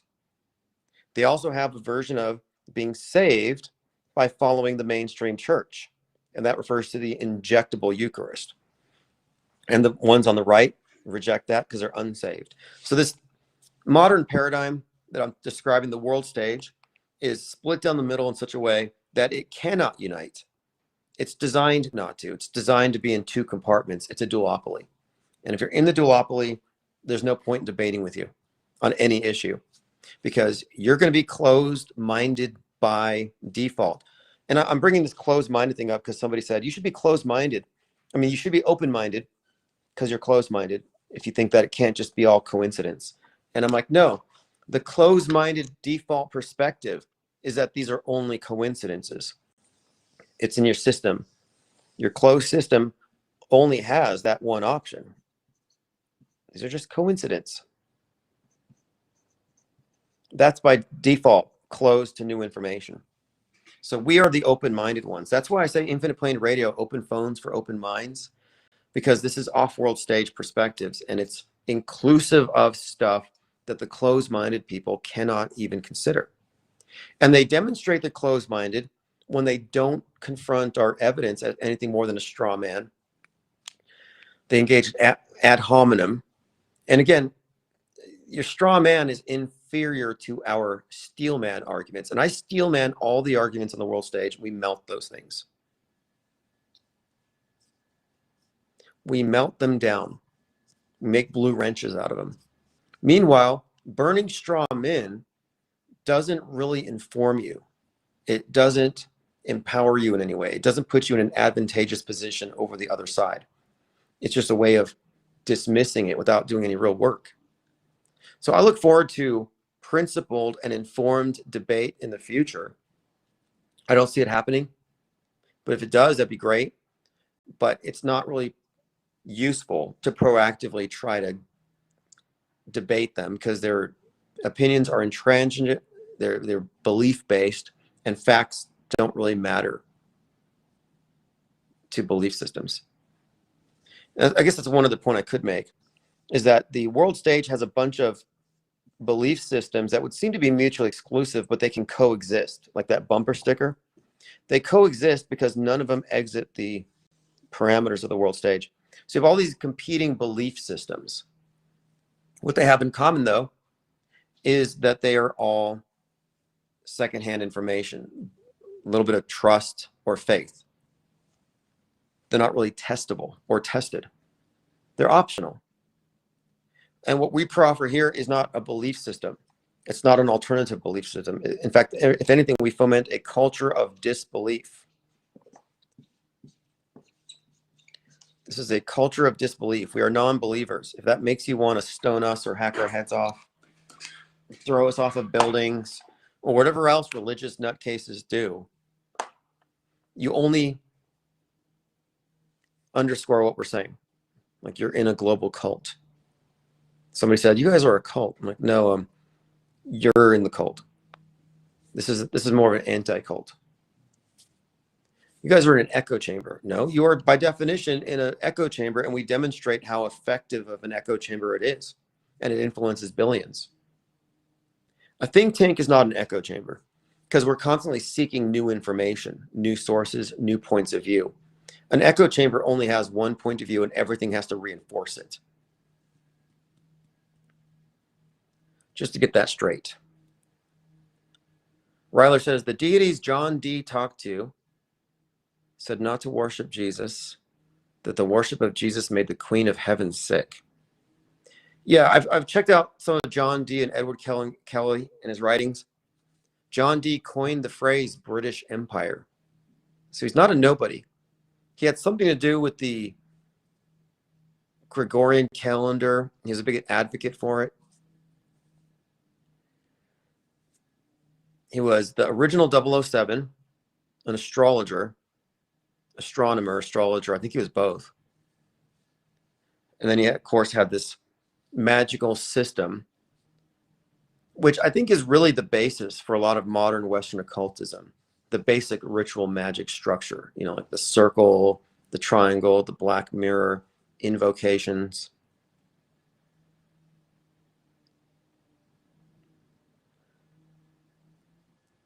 But the scrying mirror is identical to your cell phone, the black mirror. And there is this, I've actually looked into it. You can look into these grimoires. And if you wanted to summon a demon, I think you draw a circle like with chalk and a triangle and then in a circle around the circle. And I think your phone goes in that second circle. You got to have incense there. And you do this invocations. And supposedly the evoked spirit will show up in the mirror, in the reflection of the incense smoke. I haven't tried it yet, but I'm interested to see if anybody has. Anybody have any experience with goetic summoning? And what's crazy too is, what if that stuff is real? What if it's all true? What are we doing when we're emoting? Because a huge part of magical ritual is emotion. Like, in order to do magic, one has to have strong emotional output. There has to be a release. You have to be emotive. It's not something you can do if you're not motivated. You've got to have heavy emotion into it. It's why music, theater, and the visuals are part of ceremony. It's to bring about not the intellectual engagement, but the emotional aspect. And when people hold their phones, they're constantly emoting into their black mirrors. And so if I was a Candace Owens listener, I might be inclined to think it's plausible that we're feeding demons all the time. And at some point, they're going to usurp our bodies by jumping out of the black mirrors and hijacking our minds. Anyway, this has been great. We'll talk about this and more later. I'm going to turn the 24/7 stream on in between live streams.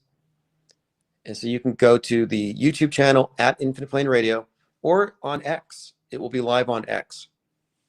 And every time I do this, I pick up a lot more subs and I get a lot more people getting into our Discord. You're going to see our numbers climbing. It's starting off small, but it's going to snowball. So we got the 24/7 stream started. Thanks everyone for the support. Thanks for all the new members. And if you just got a membership, I'm going to be putting up some content for members only. And check your front porch for an 18-inch titanium blue wrench. And again, we get these wrenches made from all the steel men that we melt down. And we've melted a lot of guardrails as well. We have a lot of material to work with. All right, I'll see you all later. We are at a point in this where I think we can start systematizing all this information and put it into a use here. I mean, we're not just making loose predictions. We're actually examining the architecture of mass media and how it really functions with regard to what I term history bending. And I want to build on this because this whole area of research has just been mired in confusion, superstition, bad explanations that no longer suffice, and really a lack of curiosity among those who should be examining this and going deeper instead of just running with the it's fake, let's move on. I'm like, no, let's not move on. You don't find evidence of fraud and then say, okay, fraud here, move on. No. So the History Benders is going to be a series, and I'd like your input as far as what events do you think merit our interest in this.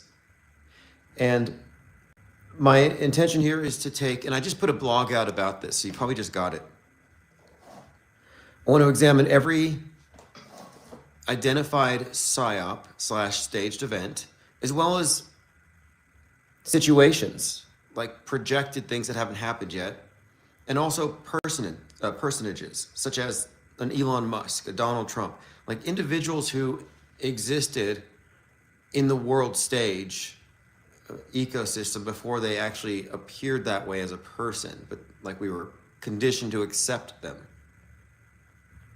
So we have PSYOP staged events that are added onto our history, and these presumably have a script.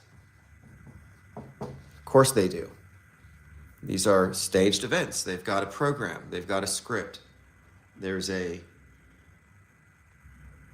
bigger script, which we call history, that we're living through, but it's this real history we're living through that is being augmented by the fake events.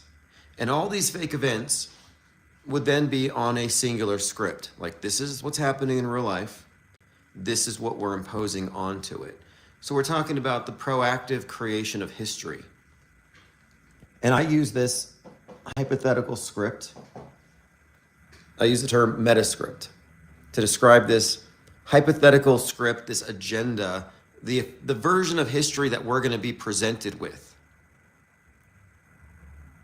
Lord Laney says, it's quite the cognitive dissonance to not realize that Ingersoll, Lockwood, Barron, Trump thing isn't predictive programming. Yeah, what's interesting about that is there's this former UNM professor who's here from New Mexico. His name is, I think it's Sam or something, Professor Clements.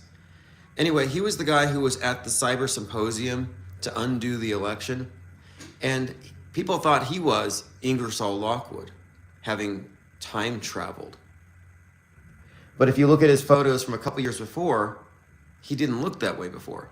But he intentionally stylized himself, his hair, his beard, his wardrobe to look like that author, and they purposefully fed that narrative out to the Q people. So you're absolutely right. So another part of this is we start with the event, the year of the event or person that we want to talk about, like as they are right now, Trump 2025, post-arrest Trump, his second term, post-insurrection. We could map out, as we will, in a timeline, all the instances of what would be considered predictive programming. So for example, you would say Trackdown 1958 would be your earliest instance of Donald Trump.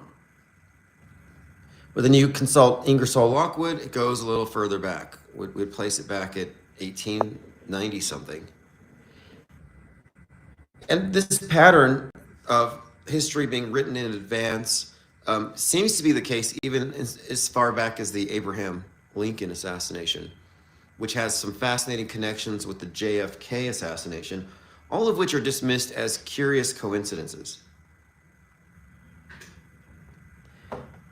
The same power elite that uses religions to control minds, and what are religions but narratives, but stories, are using history for the same thing. Like, this isn't even a controversial thing to suggest that history is being curated, that there's a monopoly. So we're looking at the monopoly here. Like, we understand there's a media monopoly. You could look at it as a duopoly, mainstream and alternative, that control the entire worldview as far as they gatekeep and they're proactively creating. But the end result is mankind collectively has a singular version of what happened that we all agree upon, history being lies agreed upon. So the objective here is to, again, map out the occurrences of the predictive stuff and the concurrent.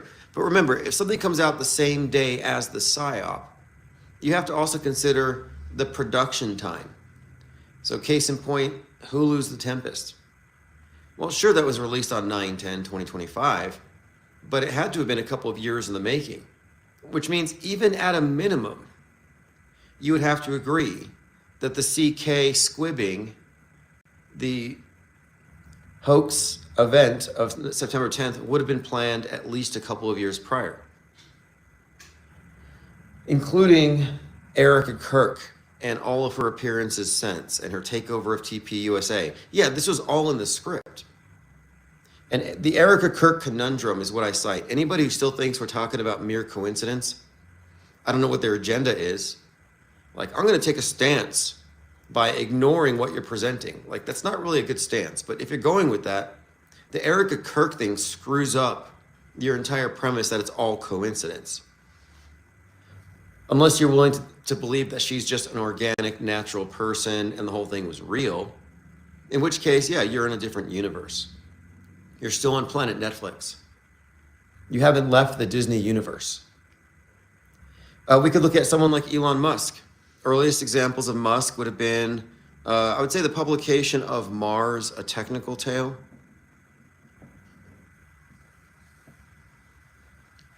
And we'll go through all the different examples in entertainment of these characters on the world stage being foreshadowed, like Trump as King Koopa, Trump as Senator McLaughlin, Trump in Trackdown, Trump as Biff Tannen. It's a big list. So what I expect to find here, in addition to determining a timeline for each event, like this particular event would necessarily have been on the script at least as far back as, we'll say, Charlie Kirk, 1998. Donald Trump, as he is right now, this political, I'm not going to say con man, but this is how he's been characterized. You know, and if you think about the insurrection, if you think about his arrest and all this, this persona was actually represented in many elements back in 1958. What I expect to find here are direct correlations between writers, directors, and the events themselves. And can we make these associations? Well, yeah, I'm not saying Stanley Kubrick directing 9/11. Not that it's impossible. I mean, everything about his death seems to be also fake. Not that he didn't die, but that his death was probably off the record. We don't know when, but certainly there was some predictive content in his Eyes Wide Shut movie where that was part of his scripted exit. But I would say that his work contributed to the body of predictive content for 9/11. And then we're going to find which movies not only point to one fake event, but multiple fake events.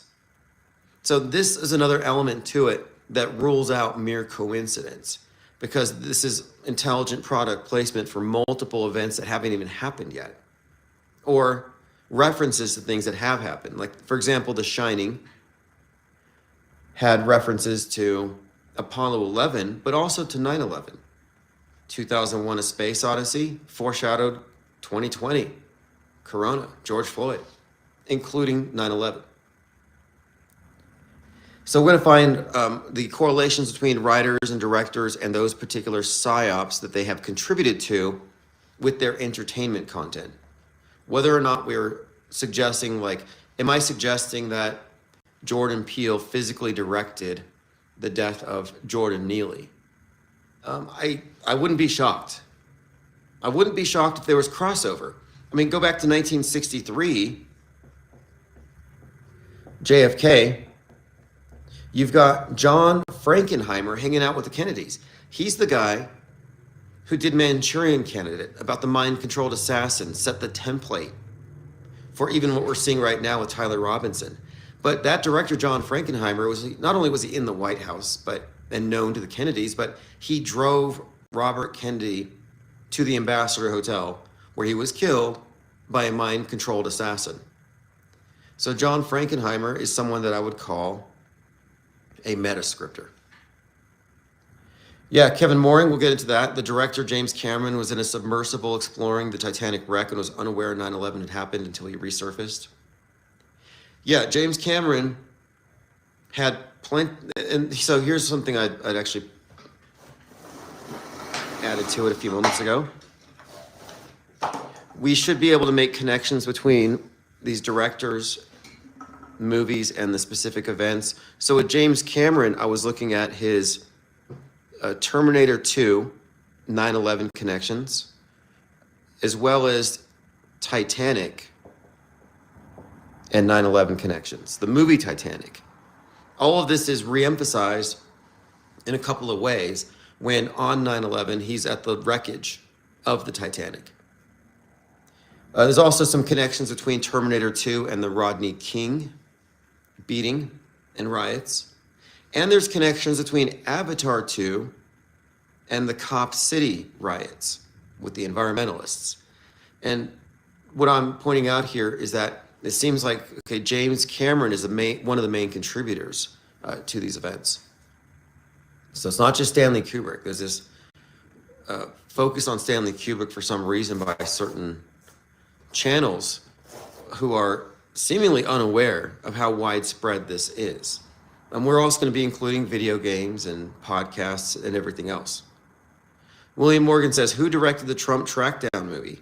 Now, what's going to be useful in all of this is Perplexity, AI. So we're going to go into Perplexity and ask for these pertinent details. And what I want to do here is map out, okay, well, which directors are heavily represented in multiple psyops? And then from there, we could even go a step further and go into the actual reportage and look at, well, what news agencies, what reporters have their hands on who would lack plausible deniability for their involvement in these fake and staged events. So what I expect to find, again, is a reasonable date as far as the starting point. Like, this particular PSYOP was scheduled to go into our history on this date this many years ago. Then we'll go into the directors and how frequent this is. Like, so we'll find that the same directors are actively engaged in this process for their entire careers. Another fact that flies in the face of this all just being coincidental connections. If you have a director whose work foreshadows 5 or 6 events that haven't happened yet, you're either going to have to call this person a prophet or a propagandist. It's up to you. But if you recognize that history is written in advance, well then, yeah, I would go with propagandist. I mean, it looks like self-fulfilling prophecy, but it's not really the same thing. So Trump pre-existed Trump in many significant ways. Trackdown was 58 years before he was inaugurated. And then it was still another, 8 years before he was arrested, which also happens in Trackdown. And so if you go with the Trackdown, well, what are the elements that we see with Trump in 2016 or 2023? So back from 1958, well, you got the name Trump. The con man thing is kind of part of it. The whole criminal thing. They try to make, he's a felon, he's a criminal, he's a mob boss. But also the wall. In Trackdown, he was building a wall to protect them from some cosmic threat. So you've got build the wall, but when you also look at it as a cosmic threat, then it kind of ties in Space Force, which is like a wall against aliens. So you have this repeated theme. There's probably a lot more in this, but just the very basic thing about this guy moving into town, swindling a bunch of people like a snake oil salesman, tapping into their fear of some unnamed cosmic threat. Build the wall, build the wall. He's determined to be a con man, and the sheriff arrests him years later. That actually happened. And interestingly, the mainstream media noticed Trackdown in 2016. And even then, it hadn't fully been fulfilled as a prophetic work because the arrest didn't happen for another 7 years. The interesting thing about Trackdown, too, is it's End of the World. That's the name of the episode. End of the World, which is a repeated theme with Trump in other contexts, like Donnie Darko, where Donnie Darko represents Trump. So End of the World would be another one of these clues. Fascinatingly, the release date was, I think it was May 9th, 1958. And then you had Quantum Leap, this TV show about a time traveler who travels back to the day after, May 10th, 1958, as a cab driver. And he picks up Donald Trump's father, and Donald Trump, who's like 12 at the time, is in the back seat. It's like one day apart from Trackdown on this fictional timeline. You have the Quantum Leap show, like the day after. Yeah, books too, says Kevin Mooring. Yeah, absolutely. Authors. I put writers here, but books, video games. So what I want to do is I want to focus on a list of events that you want to talk about in whatever order. And the series is called History Benders. So we could start with even a hypothetical thing, like the Space Needle stuff. What's the earliest example of the Space Needle being destroyed? What's the earliest example of the towers being destroyed? And what I also think we could do is, what's the earliest example of Butler, Pennsylvania being foreshadowed in entertainment? Because the earliest one I see so far is 2010's Machete. But I think it would have been planned much, much more in advance. But the objective here is to take all these puzzle pieces. This is like a maddening mind map when you just have all these things you've noticed. Well, we can put them into order, especially with the help of AI. And what I want to demonstrate with this is that our history is certainly being tampered with. Certain events planned in advance, inserted seamlessly into our timeline, are a regular occurrence. Yeah, Kevin Mooring says Turner Diaries. Yeah, Turner Diaries, which was published in 78. The author, William Luther Pierce, under the name Andrew MacDonald, was born 9/11, 1933. Interesting. And then you would connect Turner Diaries to a couple of things. It's got connections in 2020 with the McCloskeys. It's got the McVeigh connections. And it's got Turning Point USA connections that we can also explore. Kevin Mooring says A Catcher in the Rye. Yeah, A Catcher in the Rye has been a consistent prop in a number of these events. Taxi Driver. Taxi Driver has some significant connections to the Reagan assassination and also to the Trump thing with De Niro. So this will get really interesting, because you're also going to find is that even not just the directors, but even the actors, you're going to find repeated actors in roles relevant to these events. Sort of like the actress who played the blonde in Snake Eyes, also showing up as Vice President Kirk, Elizabeth Kirk, in a 2025 movie. So you'll find these same actors and actresses are contributing content to these psyops. I mean, how is it that the same actress plays two roles, spaced 27 years apart, that both feed the same content and imagery into the psyop, into the event that was predicted, presumably as far back as 98?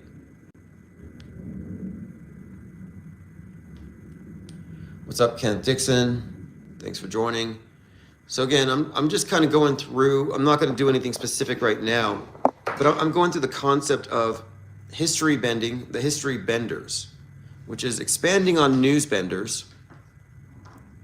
But I want to systematically go through these one after another, and we'll go through these live, but I want to have them outlined in advance, so I have the basic details down, like the event itself, the date, and the various components that were eerily, coincidentally foreshadowed, and then we'll map it back.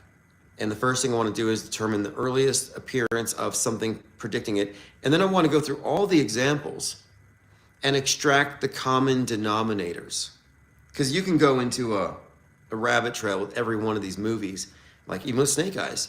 You can find many more examples of foreshadowing for the Kirk event. But I was honing in primarily on the storm, the name Tyler as an executioner, and the specific location of the neck wound, and the name Kirk. Like, these are the repeated elements, the common denominators that are reflected in every one of the foreshadowing examples we could find. And then, of course, you have the real-time stuff in the news, in social media. That's a whole other element. Like the whole Joe Rogan talking to Charlie Sheen on 9/10 on Charlie Sheen's comeback while the American Comeback Tour is kicking off. And Sheen is talking about JFK and Oswald and how he got sniped from a balcony and something hit him in the head. And Joe Rogan said, "Nice shot." And then they cut to the CK thing. Andrew Selman says, Snoop Dogg video, he holds a gun to the head of a Trump character. Right, Trump as clown. There's your blue wrench. So that's another one. So the Trump foreshadowing will have to include the Snoop thing.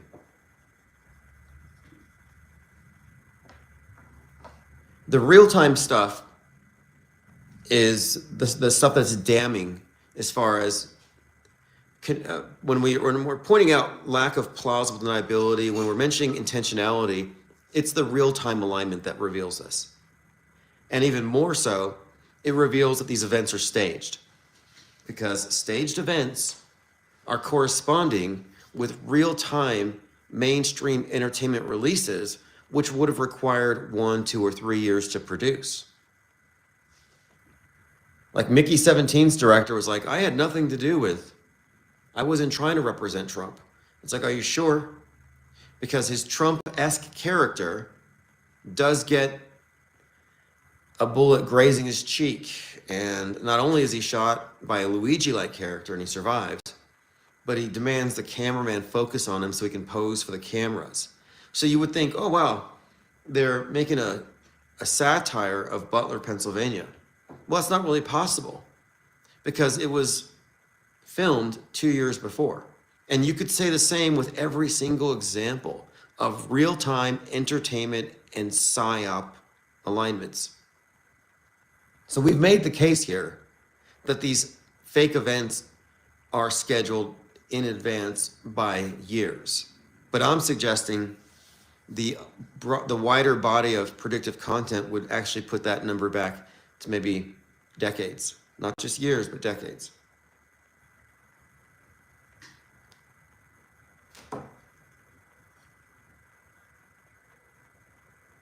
All right, let's continue. Going through your comments here. I mean, I'm hoping that we find more patterns or find more reoccurring themes. For example, one director's movie references several events. Like, that's a pretty big deal.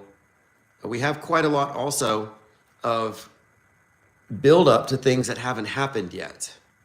And that's an important thing to consider here. Because, you know, we're not just predicting the future. This isn't like gematria. This isn't some psychic thing. We're looking at a model here. We're looking at a process for systematically inserting historic events onto our timeline. And looking at the build-up to each one, the consistent pattern is product placement, predictive content, dispersed widely throughout the media ecosystem. It's inescapable, and it attends every one of these fake events. This is standard operating procedure. So given that, you should be able to extrapolate from whatever is being pumped into the minds of the masses, what's going to happen next. And the question is, can you do so with specificity? Well, if we had known the common denominators that went into all the predictive content for the Kirk thing, yeah, we probably could have known.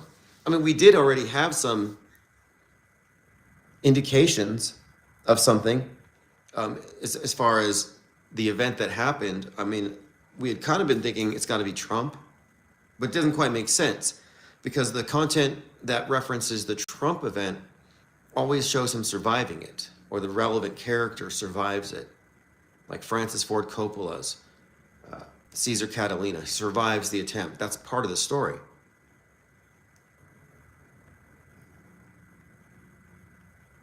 Kenneth says the only way to break the matrix is to unplug it. I think the only way is to study it. I think you have to deconstruct it. I think that's the only way. Turning off your TV isn't going to save you because it doesn't just exist in broadcast media. It exists in the minds of the believers who go with the program. So here we are from a deprogrammed perspective, actively deprogramming, looking at the program objectively. And then you've got billions of the programmed. So you can't take the approach of the ostrich. There's no head in the sand. That puts you at a major disadvantage. That actually puts you at a lower tier of situational awareness than the programmed, the misinformed. So if you have the choice between being misinformed or uninformed, I can understand why you'd be like, well, let me just be uninformed. But we're offering a third option, informed. And to be informed is to not only not be misinformed, but to recognize the misinformation for what it is. So there's a third perspective.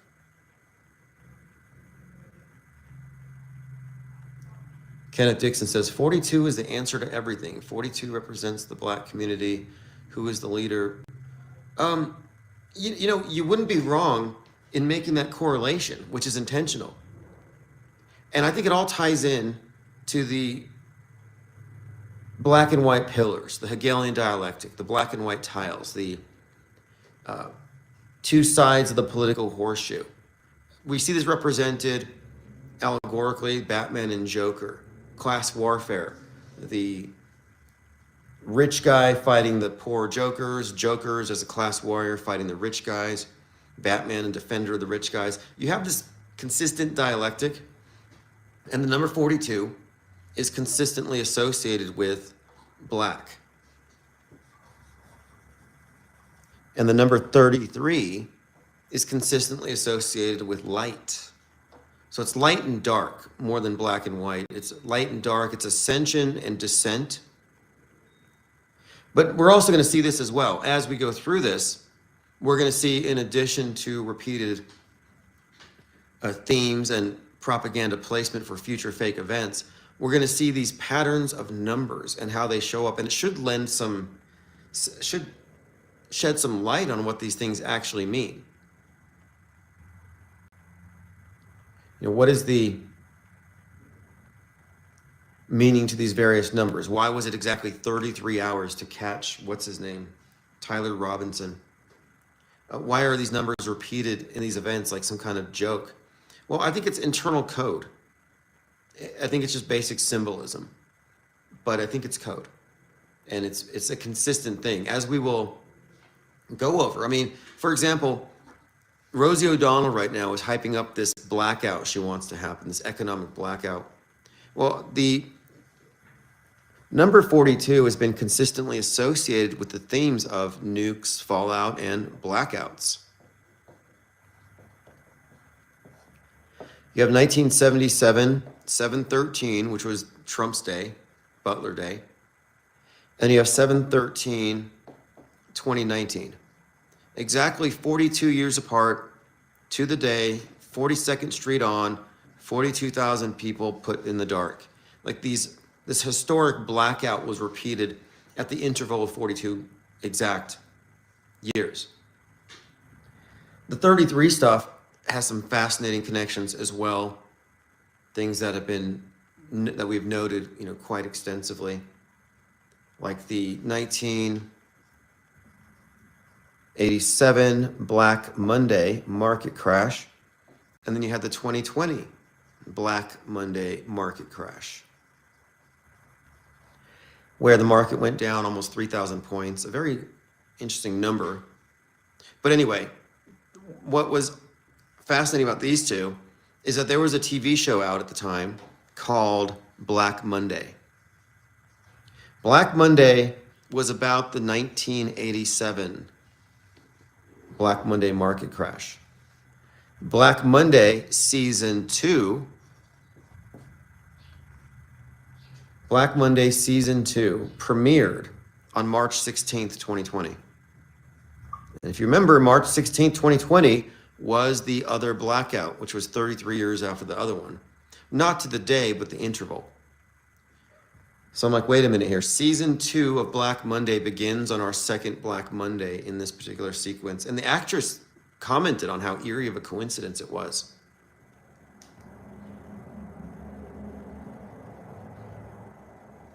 But we're going to get into the process here of listing the associated movie production companies, directors, video games, and authors who are representative of what I would call metascriptors.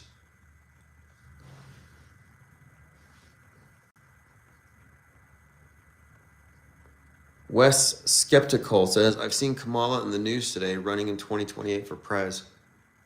We're still 3 years behind even having that talk. Like, oh, let's have Erica Kirk for VP in 2028. General Flynn, let's let Trump run in 2028. It's like a slow news day, I guess. But I noted the Erica Kirk thing is ridiculous, and then I find out that 2025 heads of state has VP Elizabeth Kirk, who gets shot in the neck, falls like Charlie, and is the same actress who was next to Charlie Kirkland when he died in Snake Eyes. What's up, Rocky USA? Thanks for joining. So if you get my newsletter, I opened up comments. So if you want to make any suggestions for persons, future events that haven't happened yet, and then various psyops, just drop them in the comments, and what we'll do is we will examine these one by one on a timeline using Perplexity or whatever AI tools that you have to demonstrate the correlation between entertainment, content creators / actors and celebrities, and corresponding psyops. This can also include musicians. Venomous says, do you think that Erica Kirk will also get shot in the neck? No, I don't have any kind of prediction for Erica Kirk, but the theme, the common denominators between all the predictive stuff for the 9/10 event kept reiterating that. And so it's just notable that happens to her, not only in Heads of State, but in The Tempest. But in The Tempest, it opens up where the widow is dreaming of being her husband getting shot in the neck. But no, I have no expectation of that. If anything, she's probably going to run for office in 2028 based on 2025's Heads of State. This might have been a setup for it. And this would also go along with the story in The Tempest, where the widow takes over Turning Point USA, or the New Republicans, and is consistently accused of faking her grief and of planning it in advance, all of which has been making the rounds in the conspiracy circles since this thing started. The way that people noted how she cried with Duper's delight, yeah, that was intentional. I think she could have made it more authentic looking, but they wanted that ambiguity. It perfectly matches her character in The Tempest, who had to be coached. She was cold. She had to be coached. You got to cry. You got to win their hearts.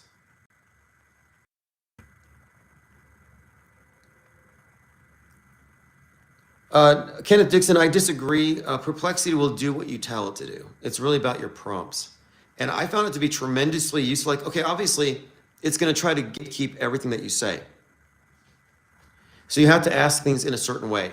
So, for example, I was asking it, did 50 people have the Vegas Harvest Festival shooting and get shot at again at another event in Thousand Oaks?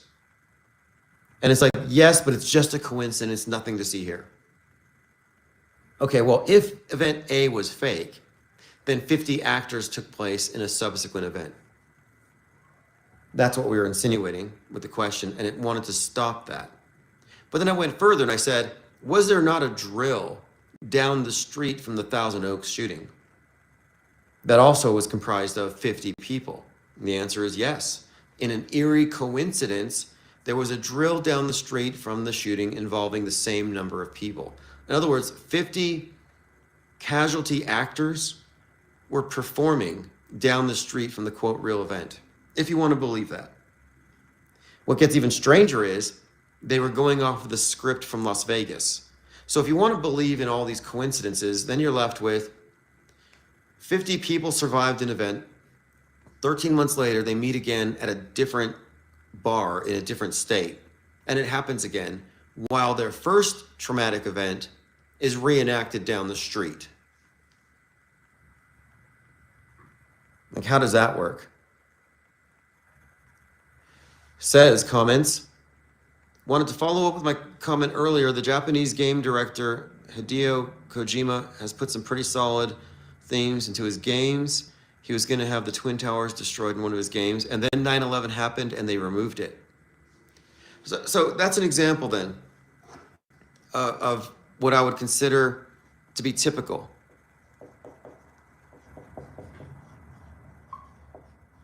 He was probably... All right, so to continue this discussion about points of view, I put some notes down, and I want to clarify or reiterate a couple of things. But the basic points that I make here, which I make often, are illustrated in this very simple graphic here, which I'm calling the World Stage. And this is the World Stage program, which is a closed system. And what it doesn't include are the non-approved conspiracy theories and perspectives. So we'll start with this. The World Stage consists of Normieville, which is the world as presented, not really challenged. Anything fake would be exposed as such. Within the bigger picture, you have the subset of Woketown, which is what you get as you advance to the extreme left. But if you advance to the extreme right, you get Trutherville. And these are parallel systems. You have the critical race theory pill versus the red pill or the J pill. And these are all terms that are used within conspiracy circles to describe what you're oriented around. And so the red pill is a right-wing version of wokeism in which you're confronting the massive conspiracy to control the world.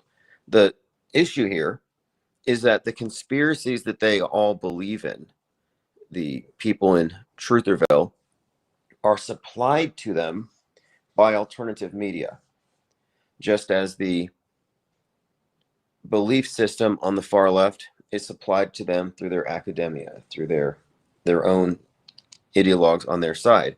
But what you have here is effectively a duopoly. It's a false choice. And each of their major positions are mirrored on the other side because it is pro. And by pro, I mean this is the left, pro-government stance on pretty much anything, pro-mainstream media. It's on their side. And on this side, you have the anti. So a lot of people are on the anti. They're fighting the info war. They're fighting the mainstream. They're woke to the mainstream being a bunch of liars. The problem with pro versus anti is that this is triangulation. So one of the things that characterizes the world stage is everything is triangulated by the programmers.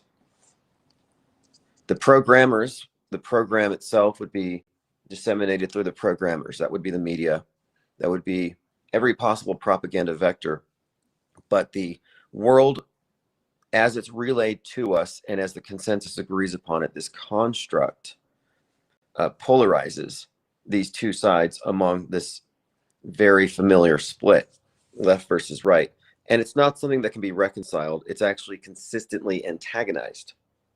And this is the reason why you have a George Floyd or a Charlie Kirk.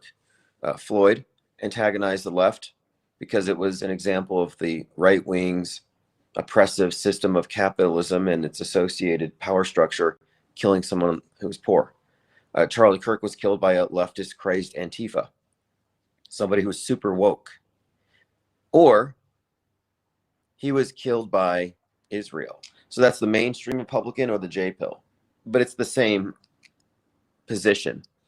And both sides agree on every major issue as far as what happened. They just fight over who's responsible for it. For example, both sides believe in the idea that the climate's getting worse because of man. The left wing calls it climate change. The right wing calls it geoengineering. The difference here is really just nominal because it's about blaming. The right says, oh, the left, the secret government, the Democrat government, the statists, the deep state, they're using weather weapons to screw up the climate. And the left says, no, the right's doing it with their overuse of fossil fuels because of their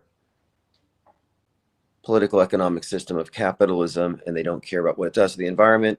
So the billionaires caused the climate change. So they tie it into their class warfare narrative. In fact, you could look at the climate as a euphemism for the poor. This idea of rich versus poor, the climate change has kind of replaced the Mother Earth is like the poor. Gaia is the poor. The Earth is the victim of the system. So it's not just the people, it's the Earth, it's the atmosphere. But that aside, every issue is like that. So we're talking about the distinction here is that you have the pro and the anti, which I'm saying is a false choice. The second thing, within this paradigm, news is assumed to be real. Like the news reports of plane crashes or the news reports on any event, and it's assumed to be real unless you at home from your armchair can unequivocally prove it false, which obviously you can't do. And I often state that you cannot completely and entirely deconstruct any event by solely relying on what's on the screen.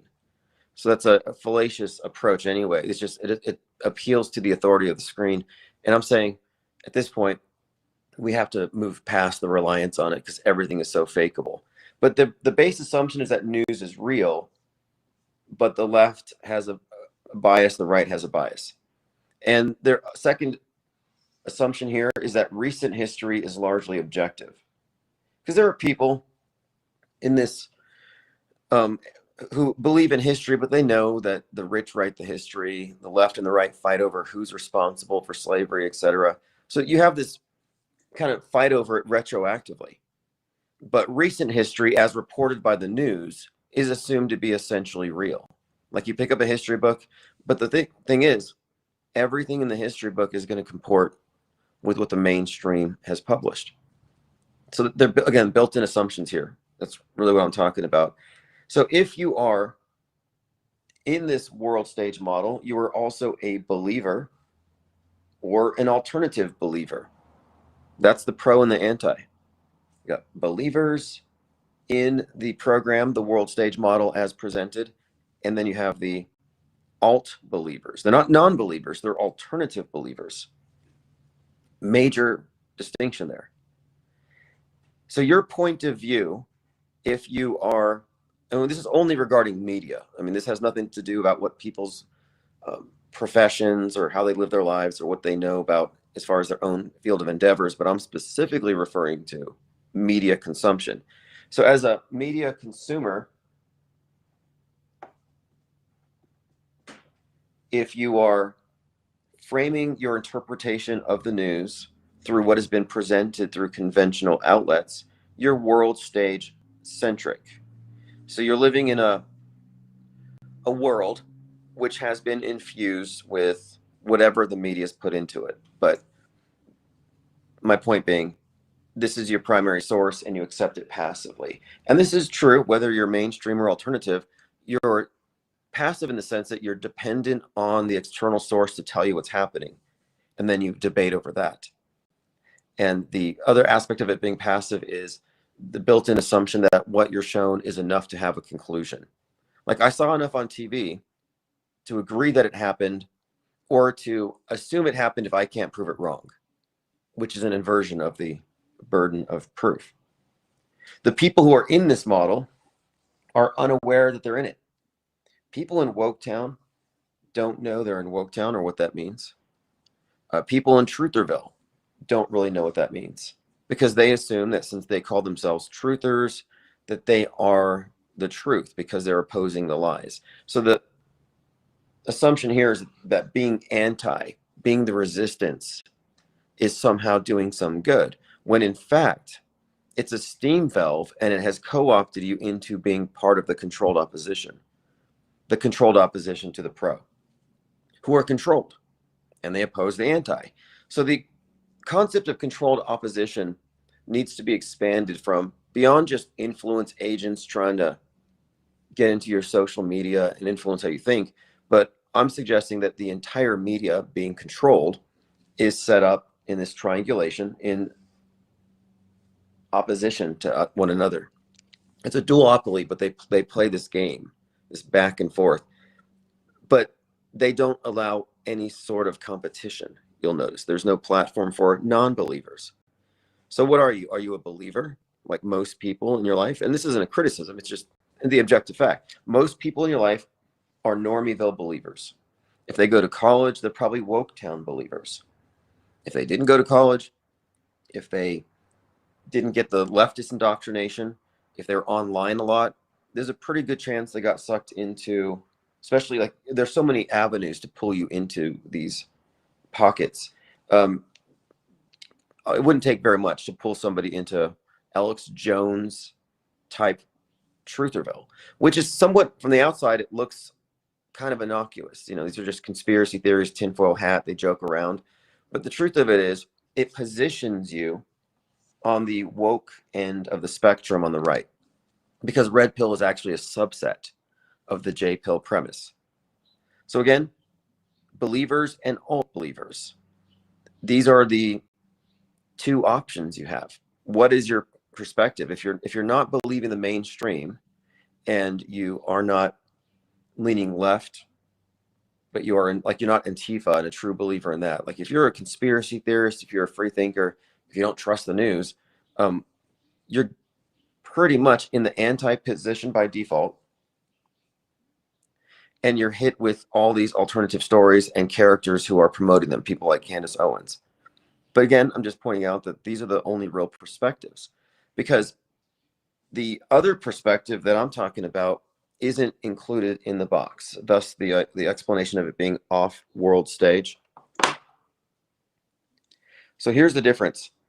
The off world stage, as opposed to the passive mode of processing media, is more active. In other words, we're proactively looking for more information to substantiate the claims that are made by media. We're not assuming them to be telling the truth. So the off-world stage perspective maintains, one, history is proactively manufactured. If you acknowledge the existence of even one successful psychological operation, then you have to at least admit that you recognize that this claim is valid, that events that steer news cycles and thus history are in fact scheduled in advance. We can debate on how far in advance, but at a minimum, we're talking about history is not just retroactively retconned into your particular agenda, but it is in fact proactively created, which has significant implications. Makes me think that the electoral politics might all be rigged. I mean, the mayor of New York, the plane crashing, these things are too synchronized. Now, these events are what are typically called psyops. You could say fake news, simulated events, but this is how they fake history. They insert fake events, they inject synthetic events into our shared timeline. Our shared timeline is our history. It's the agreed upon version of things. But those of us who don't believe these events, who look at how history is actually bent, have to take, therefore, a different perspective. So instead of being believers or alternative believers, we are non-believers, meaning we know what they believe, but we subtract what we can't verify. So we're informed disbelievers. So we know very well what's in their Bibles. We just don't adhere to their religions. We're not coming from a place of ignorance. So we're not pro, we're not anti. We have to take the position of anti-pro, anti-anti. So if anything, our position is non-participants in the Psy War. And what informs our perspective of any event is the recognition of the consistent use of special effects, mass media, influence ops, and we have recognized that media has a track record. It is a proven liar. PSYOPs are scheduled likely years in advance. So what I'm pointing out here, even if they weren't, that's a controversial claim for many, but we're going to go there. But at a minimum, we're looking at real-time manufacturing of historic events, significant events that influence geopolitics as a regular feature of mass media, systemic fakery. So systemic fakery is a thing. It's real.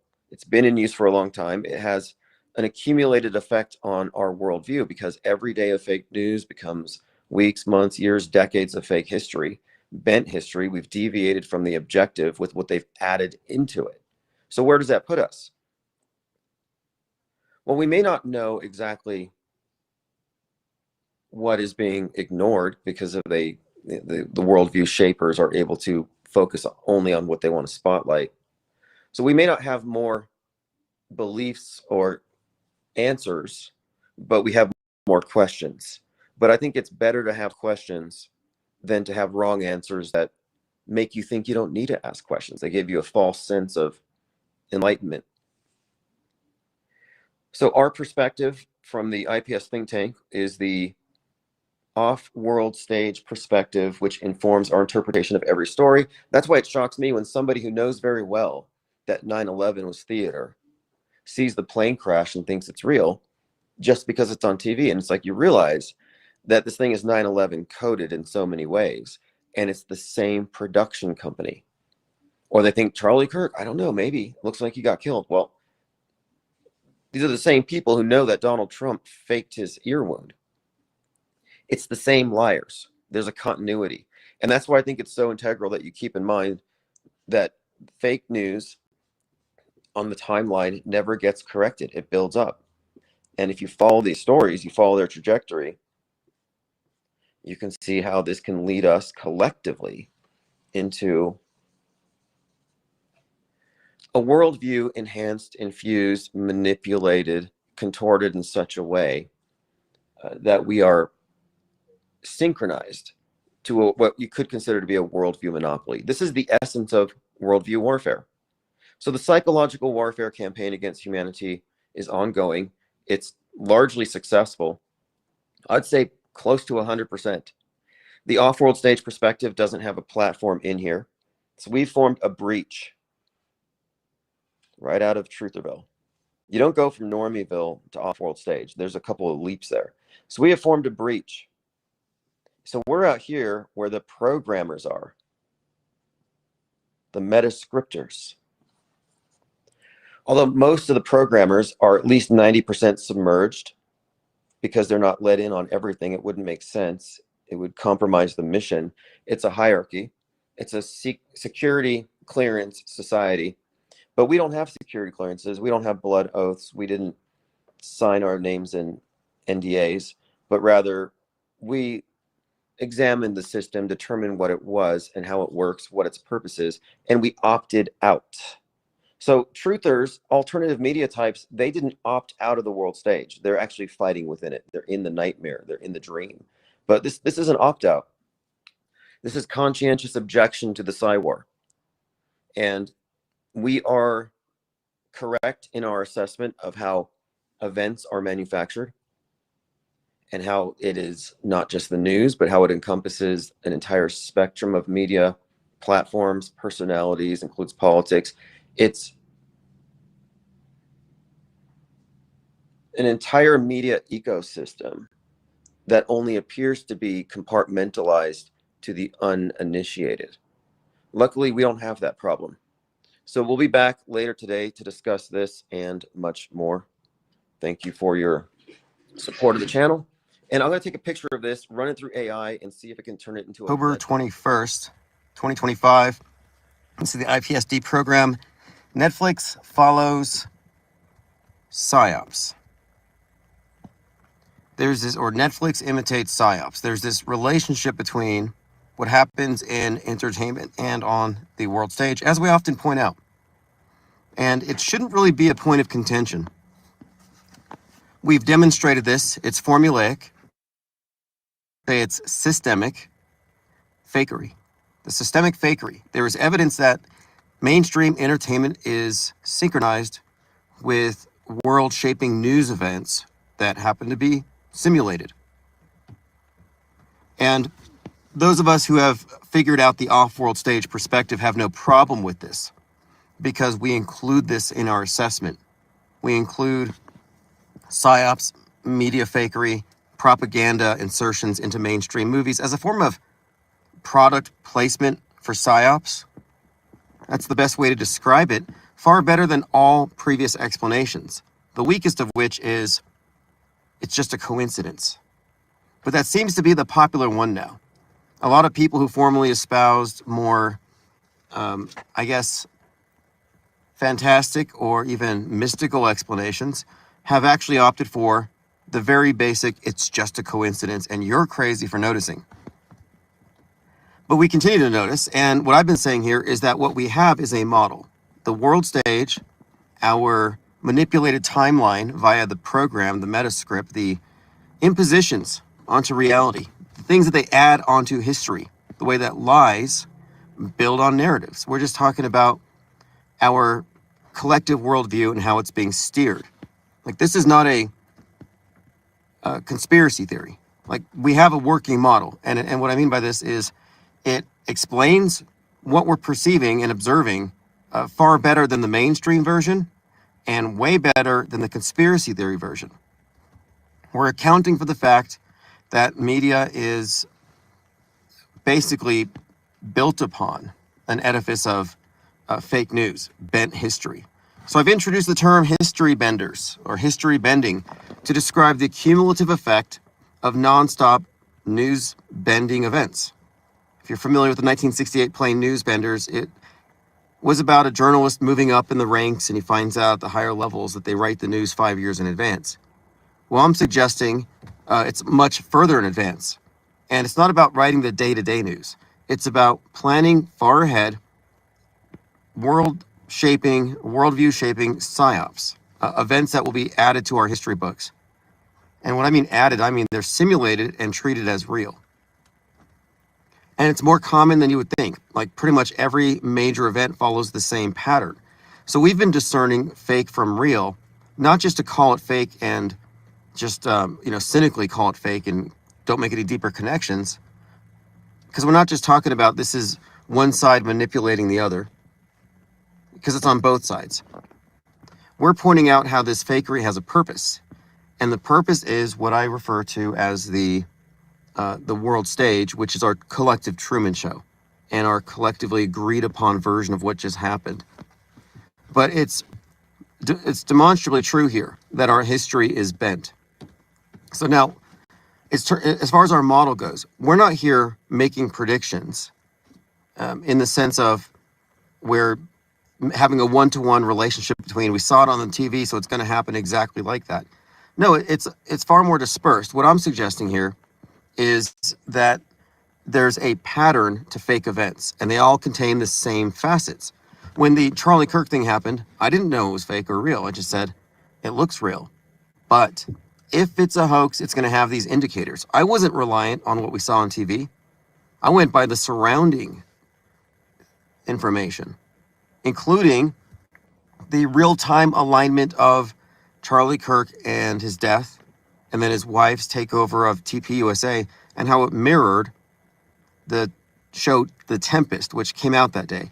And these movies overlap in so many ways. I mean, it's actually, I'm not gonna say it's ridiculous because it's predictable. It's not even shocking anymore. But again, getting back to my point here, that we have a working model in that it contains predictability. The reason we use the term predictive is because hindsight, you're looking back and you're like, wait a minute here, we should have seen all this. They're telling us in advance. They're preparing us like advertisement. Think of it as product placement.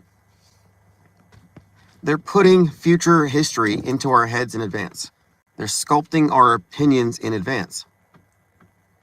And again, it's systemic, it's inescapable. So this brings us back to, or up to speed with yesterday. Yesterday I was live with Fakeologist, as we're going to be every Monday. And he was talking about the crown jewels stolen from the Louvre. And we looked at this thing and I said, it's because it's been blasted on all these networks. It's one of these ubiquitous stories.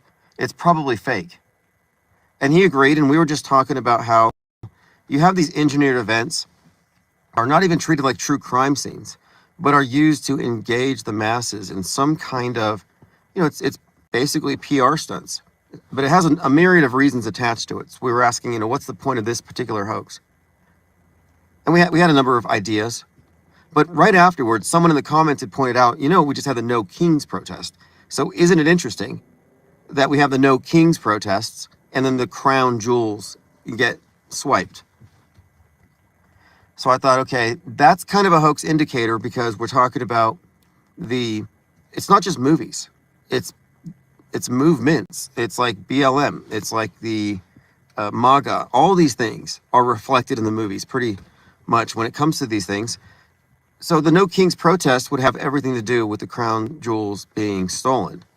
Not a difficult leap, but do we know it's real or fake? Well, the next thing you know, someone points out, hey, on Netflix is a show called Lupin, about a guy breaking into the Louvre and stealing the necklace of Marie Antoinette. So here again, it's Netflix, because somebody said, oh, you guys just binge watch Netflix to know what's going to happen on the news. It's like, no, I don't binge watch, but I noticed that Netflix is an established propaganda vector, and it's heavily featured in everything. That's why I've been jokingly calling this place Planet Netflix. And I'm just saying we've been vindicated. So not only does this character in this show Lupin that's out right now want to steal the necklace of Marie Antoinette, but think about it. What happened to her? Decapitation? Kind of a No Kings protest? So now you see a connection between the decapitated Marie Antoinette, her necklace, the stolen crown jewels, the No Kings protest, and Netflix. And it's not just us, because I heard about this on Inside Edition. Somebody posted a link to an Inside Edition story. So Inside Edition said that this story has echoes of Netflix. And like, isn't that interesting? Because I've been saying that this is an echo chamber, that there's no meaningful distinction between news and entertainment because it all exists within the same echo chamber. And it even encompasses sports. It encompasses all the celebrity drama, all the internet influencers that are, pretty big and who are, again, we're talking about established propaganda conduits. Let me go through your comments. Plain Decoded, Jorge Glockington says, Penguinati. American Fathers, let's go. Reality Witness, thank you. IPS Lightning Fund. Yeah, the IPS is moving forward. We are now imposing our MSM standards in Trutherville. And a lot of people are kicking and screaming. We had someone fighting for 40 hours straight, I don't think she slept, on Twitter, trying to convince us that these are all just merely coincidences, yet simultaneously agreeing that the events are fake. And what I've been working on here is creating a series of infographics and a 45-minute talk to break it down in a way that makes it easy to comprehend. Because I understand it's not easy to understand. if you have accepted news as essentially real your entire life. If you're not aware of just how bent our news is, it'll be a bit of a paradigm shift. And when you find out how bent our history is, it's a paradigm shock. And what we're doing is we are raising the standards. When I say imposing, it's sort of the same thing, but I just don't think that we should treat the alternative media like they're any different than the mainstream. We should hold them in just as high contempt. Because what they're doing is contemptible. They're propagandists. They're mind warpers. This is mind control. That's what we're actually looking at. And why do truthers get a pass? Because they have good intentions. Because normies in Normieville have good intentions. But both of them are, as they say, the road to hell is paved with good intentions. So Lord Laney says, Mr. Osmond of IPS, what do we do once Hollywood Babylon falls completely Babel style? Interesting question. Valid question. In fact, I have a lot to say about that. Hollywood Babylon, as it connects to the Babylon working and the New Age goddess, and Barbie, interestingly. We talked about this when Barbie came out. Barbie came out alongside Oppenheimer, and there's some fascinating connections there.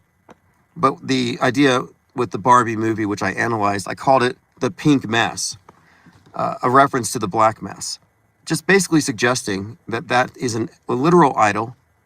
The movie made a big deal about Barbie Land, which I think was Babylon.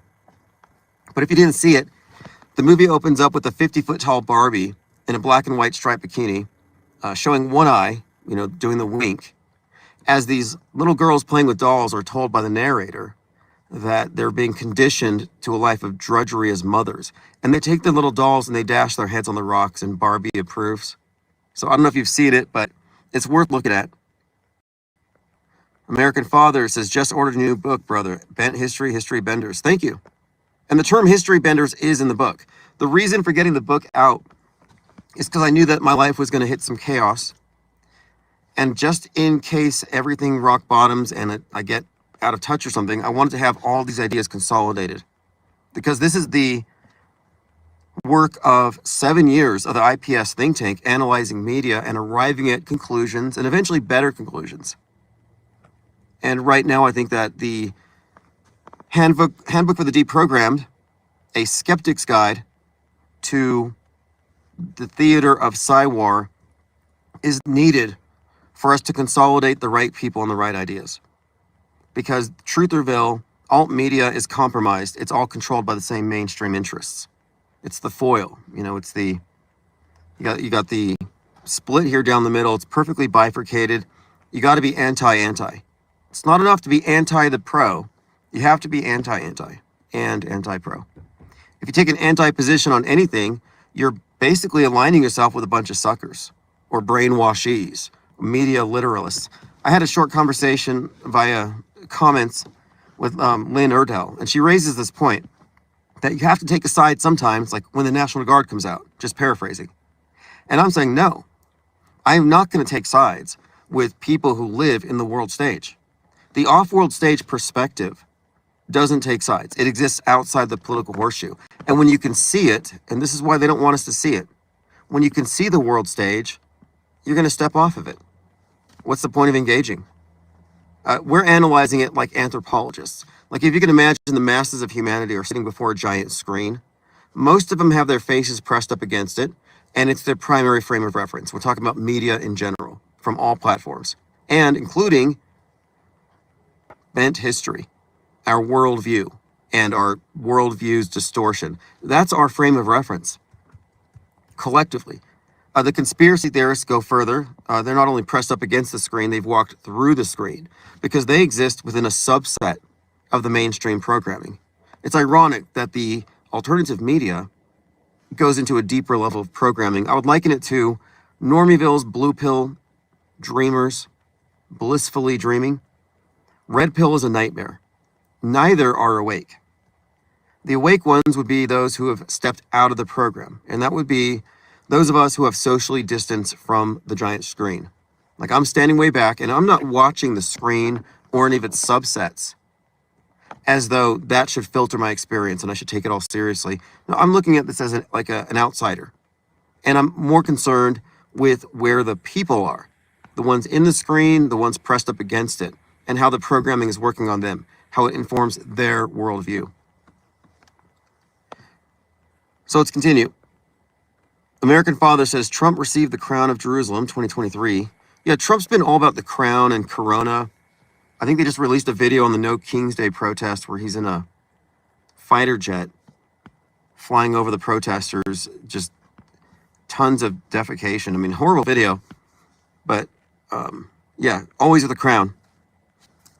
Plain Dakota says it's subconscious mind prep for some future events. It's the foundation to pour the cognitive rut. Yeah, that's what I mean. They create the blueprint or the template. They actually frame the debates in advance. Everything is concerted this way.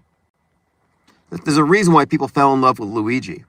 It's because Luigi resonated with certain characters. The way they revealed him at first, the hoodie on, like Robin Hood, class warrior, robs from the rich, gives to the poor. Joker is built into his character. And he's also a big part of Netflix's The Madness, which came out shortly after the Luigi thing went off. And the theme in The Madness perfectly coincided with the rise of Musk in the White House, and then the left rising up against him, because the No Kings is also about Musk. And then they started destroying the Teslas. Well, that's all class war stuff. Getting the rich guy, eat the rich. But Plain Dakota hit something here that's very important. We're talking about propaganda or influencing people through, covert messaging in mainstream movies that are coinciding with events that they have scheduled in advance. And the alignment between Netflix and real-time stuff, we refer to this as concurrent programming. But what you'll find is that the programming for these events actually exists further back. It just gets more intense real time because they have a lot of time to plan these things. And so the earliest example of any, quote, predictive programming indicates how old the PSYOP script is. And that is because the PSYOP script must precede its insertion into the propaganda movies.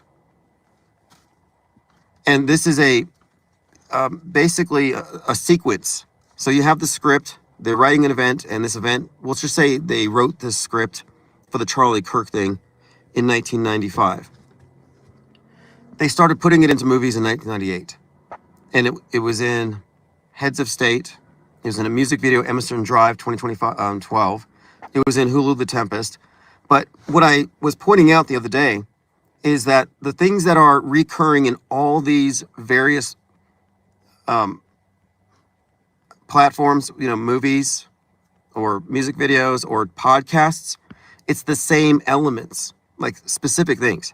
So with the Kirk stuff, every element of predictive programming for Charlie Kirk's assassination and everything contained the hole on the left side of the neck, the name Kirk, like Kirkland, Kirk, and the date, September the 10th, and a reference to a guy named Tyler, an executioner. So Snake Eyes, you had Tyler the executioner. Charlie Kirkland gets shot in the side of the neck. You've got VP Kirk in 2025 Heads of State, who gets shot in the neck, played by the actress who is next to Charlie Kirkland in Snake Eyes. So overlapping actress playing the same propaganda role, connecting to what would become Erica Kirk. The Hulu thing begins with a hole in the neck.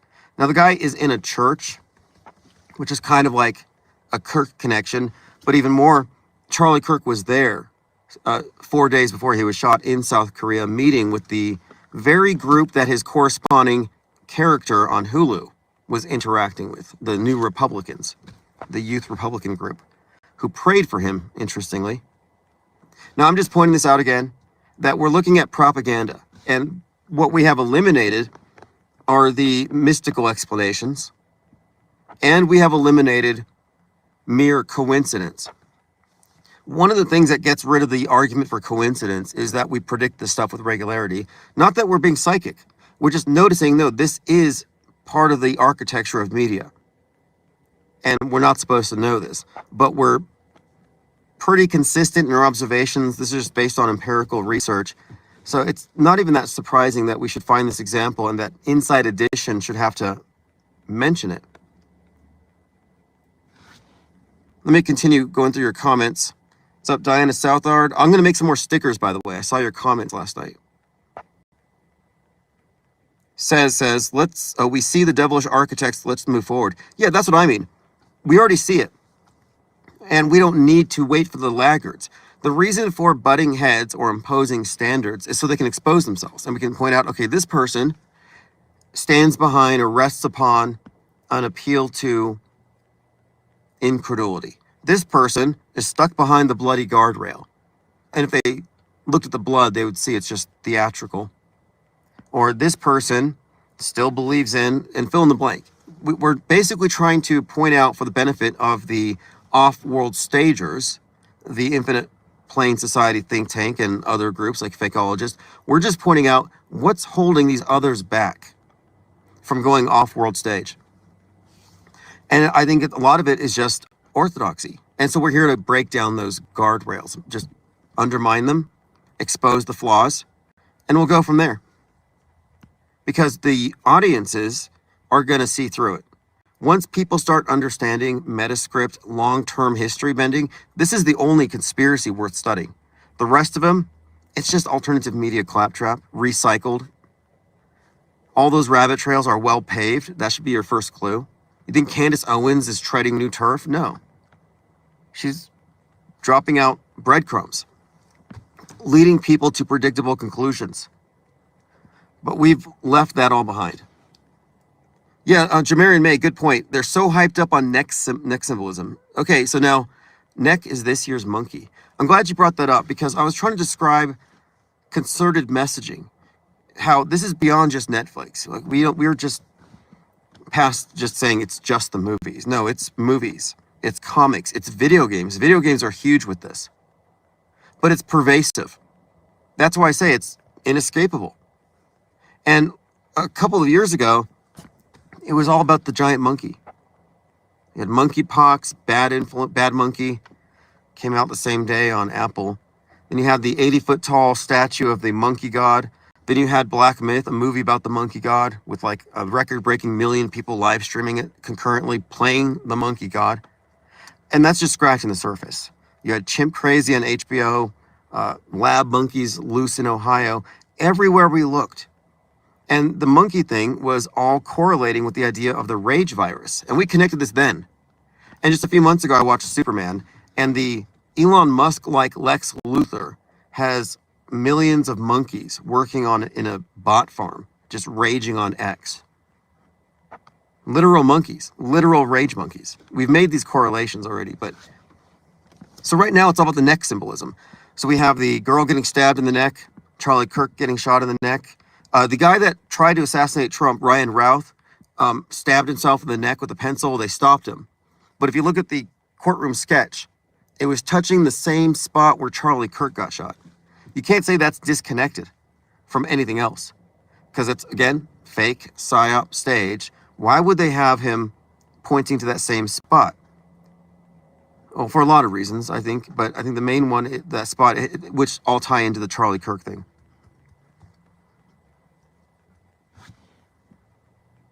But yeah, you're right about that. The neck symbolism is pretty big. And so Marie Antoinette's necklace being stolen definitely corresponds to the neck thing, the execution. Oh, here's one. Episode 33 of Thought Crimes, Charlie Kirk happens to be talking to a guy named Tyler. Again, the name of his assassin. And he says to Tyler, I'm all in favor of televised executions. And Tyler says, you know, the last one was on September 10th, 1977 in France. So now we have neck symbolism because guillotine. But yet another mention of September 10th and a guy named Tyler and Charlie Kirk. See, Charlie Kirk contributed to the predictive programming. Back up to September 10th, 2012, Erica Kirk's in a terrible country music video by Emerson Drive called She's My Kind of Crazy. And in that video, she ziplines past 910 above Fremont. So we've connected this, of course, to a few things. It goes pretty deep, but just let's stick with the surface stuff. In the comments section on September 10th, She says to a guy named Tyler, "We had a great shoot today, Tyler. Had a blast." So another reference to Tyler, a shooter, in 9/10 on that date. So both of the Kirks participated in what we would call predictive programming. Now, how do you explain this? Well, it's because the script pre-existed Charlie Kirk. The script would necessarily have pre-existed Snake Eyes 1998.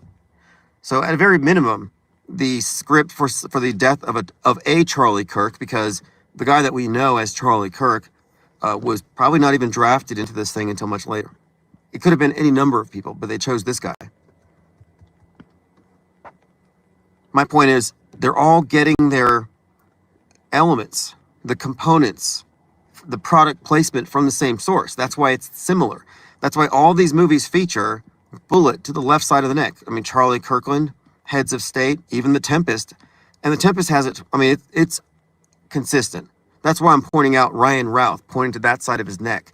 Yeah, these are all basically plot points or like props. These are, the product placement has very specific components that are prevalent in every single one of these examples, which suggests a common source. And the common source goes to musicians, artists, directors, video game companies. Like I'm saying, this common source isn't just limited to movies. It's like the Central World News Services and newsbenders. What's up, Ted Stryker, Reality Witness?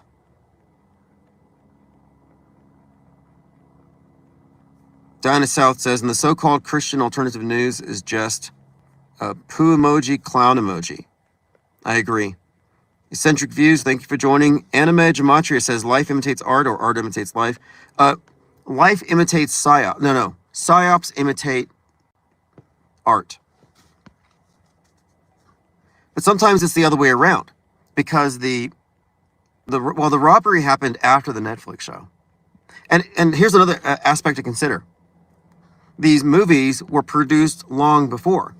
So like Mickey 17 was produced in 2022. So when the director was asked, were you thinking of Trump when he did the movie? He said, well, no, it couldn't be. This is just a coincidence that the Trump-like character gets shot but survives and has a streak of blood on his cheek, and he then poses for the cameras.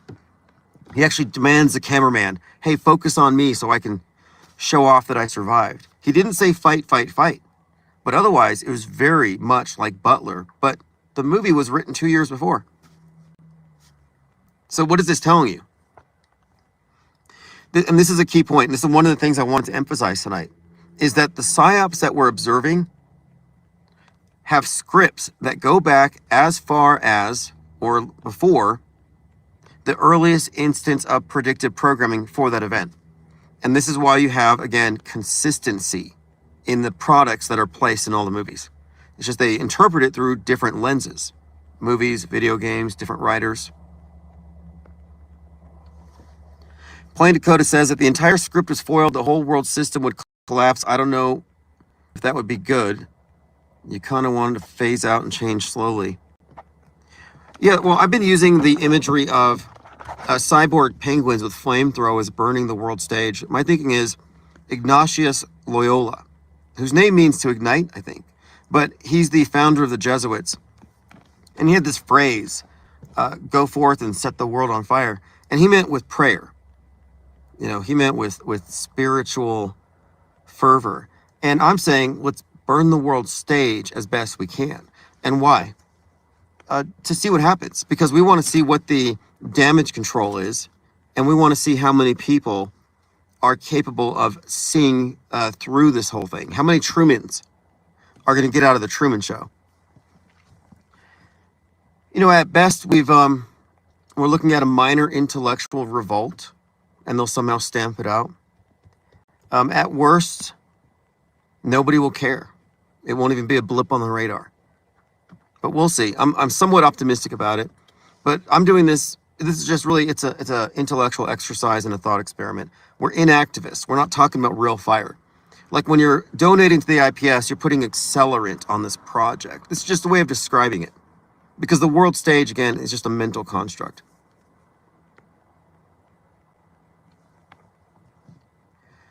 American Father says Horror Babylon, Jack Parsons, JPL Laboratories, space travel. Yeah, well, look at the Babylon working. You've got science fiction writer who found Scientology, and you can mock Scientology, but it's a space religion. And I don't even think it's any more ridiculous than NASAtology. NASAtology has better special effects, but Scientology has better actors. And he was there with Marjorie Cameron.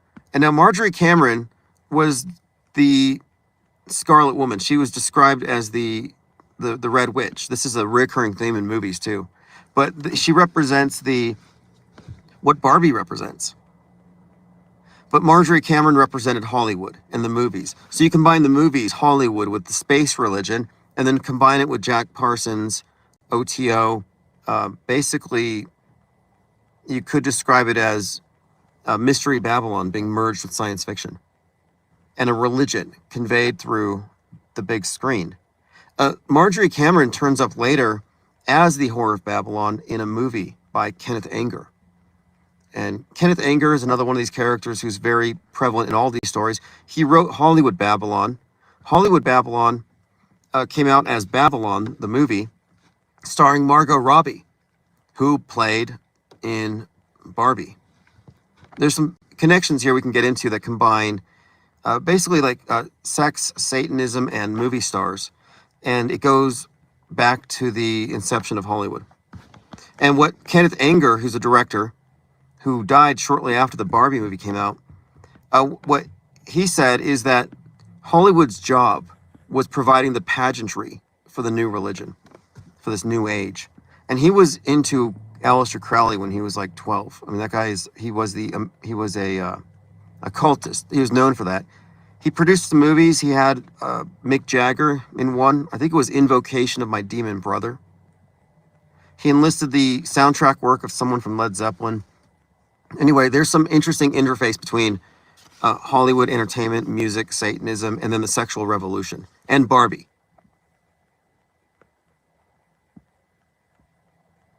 Lord Laney says, the old show Lupin third had a bunch of Jewel Heist episodes. Going to go back and rewatch. Yeah, there'll probably be some predictive stuff. What I find interesting is that in the Netflix show Lupin, they're stealing the necklace of Marie Antoinette, suggests to me decapitation, on the day that the No Kings protest goes on and the crown jewels get stolen in real life. So you got real life, the Netflix, and activism synchronized. So what does that tell you about activism? It says don't take sides.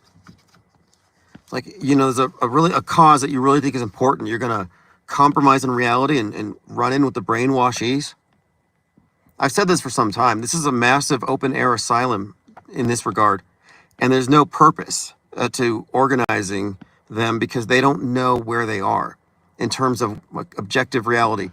They don't know how subjective our worldview is and the implications. What's up, Reality Witness? Inside Edition was where Bill O'Reilly said, F it, we'll do it live. Epic soundbite. Jermaine May says, have you seen that Black Mirror episode where the woman watches Netflix and every episode is about all the effed up things that are happening concurrently in her life? No, I didn't. It's good to know that Netflix purchased all of your DMs and search history on Facebook. Like, they know what's under the hood. They can tailor psyops to target demographics because they know what you're looking at. And that's one of my points here, is that predictive programming is mass media. It's not like what I write. If you write something and it coincidentally predicts the future, it doesn't have any bearing on this because you're not a script writer. We're talking about writers, we're talking about people who are producing our history. That's what we're actually referring to here. And they are definitely using the logic of Edward Bernays when it comes to mass influence operations.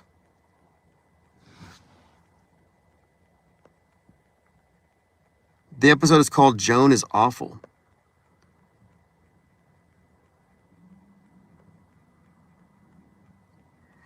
O'Brick says, the same people who love Luigi said the movie Joker could inspire right-wing radical action.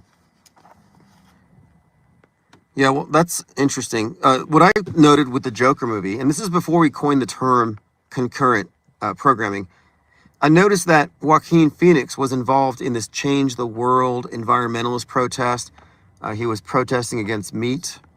He saved a cow.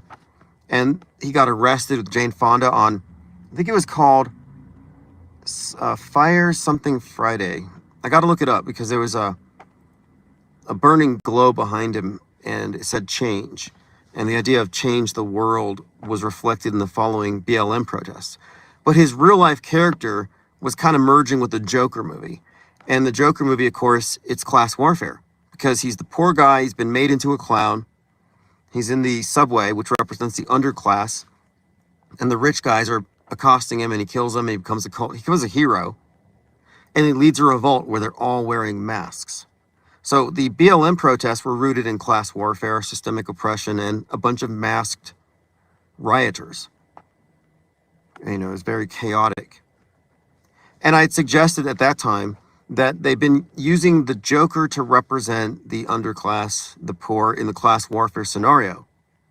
And what did Luigi represent? Class warfare, killing a CEO, underclass. And we found many connections, by the way, between Joker and Luigi. Batman, on the other hand, would represent the right. He's even dressed like the cops are dressed like the SWAT police look like Batman. He's like this right authoritarian fascist thing.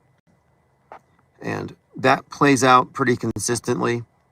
You know, if you remember Batman Begins, the movie came out on March 4th. And I said, hey, this is going to signify March 4th right-wing terror.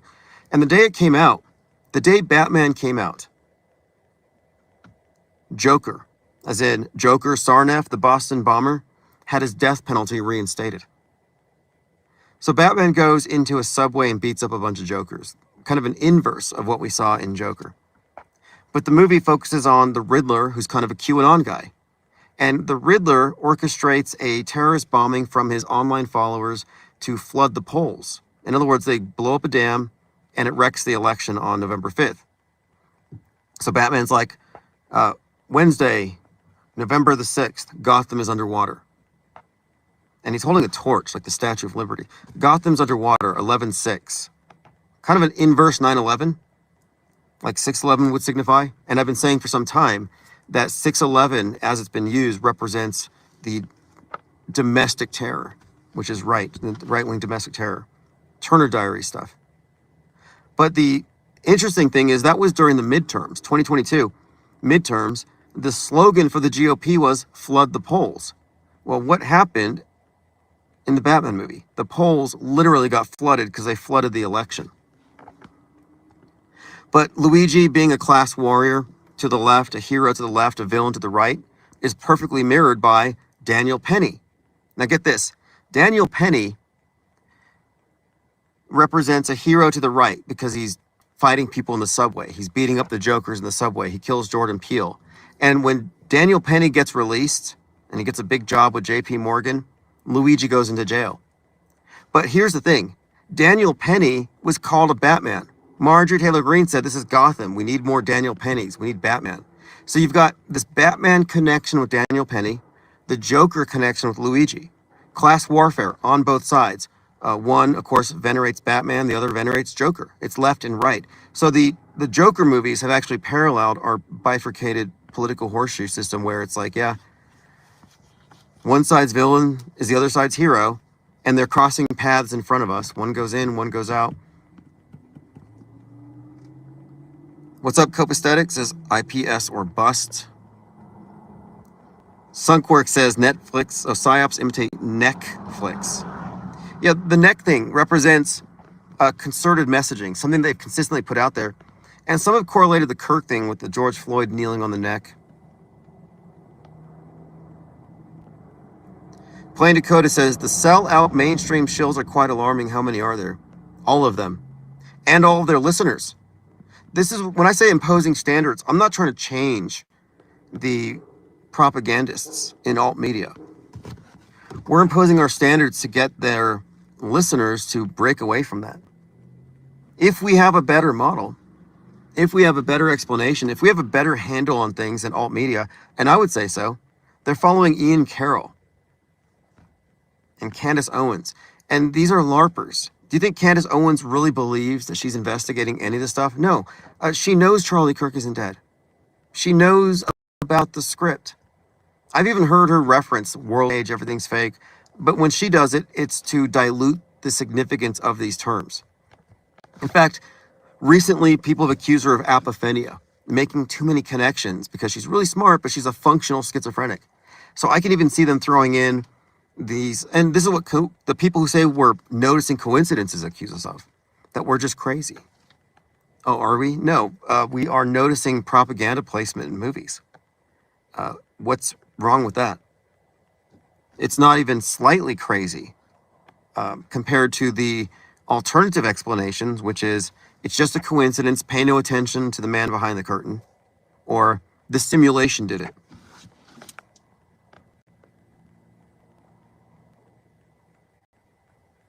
All right, going through your comments. Piano says, Luigi and Mario, Louis and Marie Antoinette, last French monarchs of France when revolution happened. Well, Marie Antoinette's severed head was kind of on display at the Paris Olympics. If you recall, they opened up and they're holding her head. But again, if you just got here, Marie Antoinette's necklace is stolen in Netflix as the crown jewels are stolen in real life during the No Kings protest, which gets rid of the crown and involves chopping off. Essentially, if you look at how the Marie Antoinette's necklace would represent chopping the head off. So there's some kind of connection here. In fact, Jim Carrey just said something a week ago that went viral. He said half the country imagines themselves holding Donald Trump's head. Jim Carrey. And again, these are all propaganda conduits. They're given lines. They're told what to say. This is very evident with Robert De Niro. One of the reasons we found so many examples of predictive stuff with Trump is because of Robert De Niro and his Trump derangement syndrome brought a lot of the stuff into the forefront. Because we're not looking at them as, oh, this is an actual actor who's just mad at Trump. No, he's still an actor when he's on the world stage. He's still in a character. And in this capacity, he's basically serving us propaganda narratives. Same thing with Alec Baldwin and Stephen King. Stephen King, by the way, has a movie out called The Long Walk. And I saw some promo for it where he's walking down the road with the 47 necklace on. And the movie is about this Squid Games-like scenario, but it's based on a book that's decades old. It's like 1979. But it has this game where they're walking down the road, and if they go below 3 miles per hour, they get shot. Very morbid stuff. But the movie is based upon the point of view of the character from the book who's number 47. So you got Trump deranged Stephen King, and there might be some significance here in all of it, I think, wearing a 47, looking like a dead man walking. Like he looks like a skeleton the way he's walking. And that's because I know he's had some health problems, I'm sure, but whatever it is, people have noticed it. He looks like walking death, but he's got the number 47 around his neck. And how is that not connected to Trump? There has to be some connection. So I'm going to have to watch that movie. Stephen King is another one of these metascripters. He's another one of these writers whose work is featured in our collective history in the form of PSYOP reinforcement. You know, his Shining, The Shining, if you haven't seen that movie, it has foreshadowing for 9/11, in addition to referencing Apollo 11. Just some Kubrick stuff.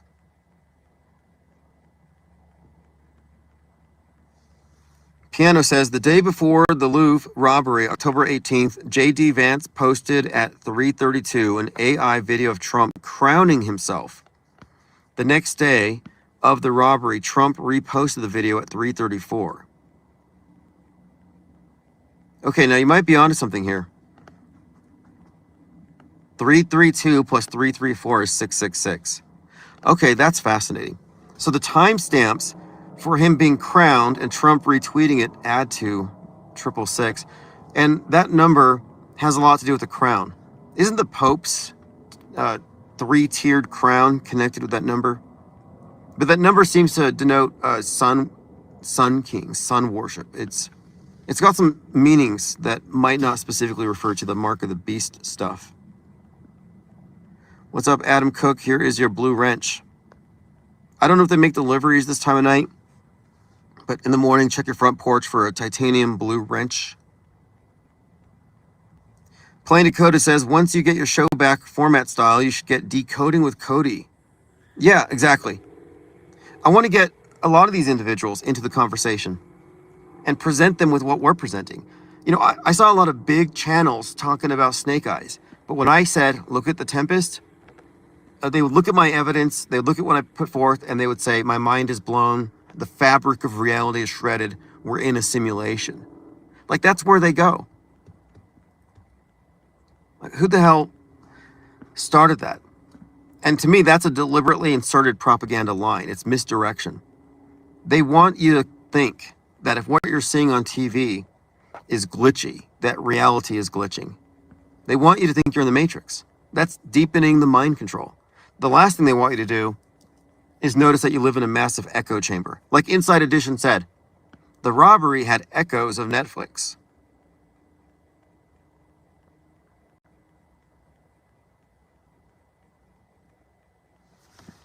Lord Laney says, the French Doge was the ruling before the French Revolution.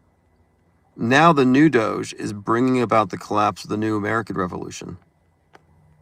Fascinating.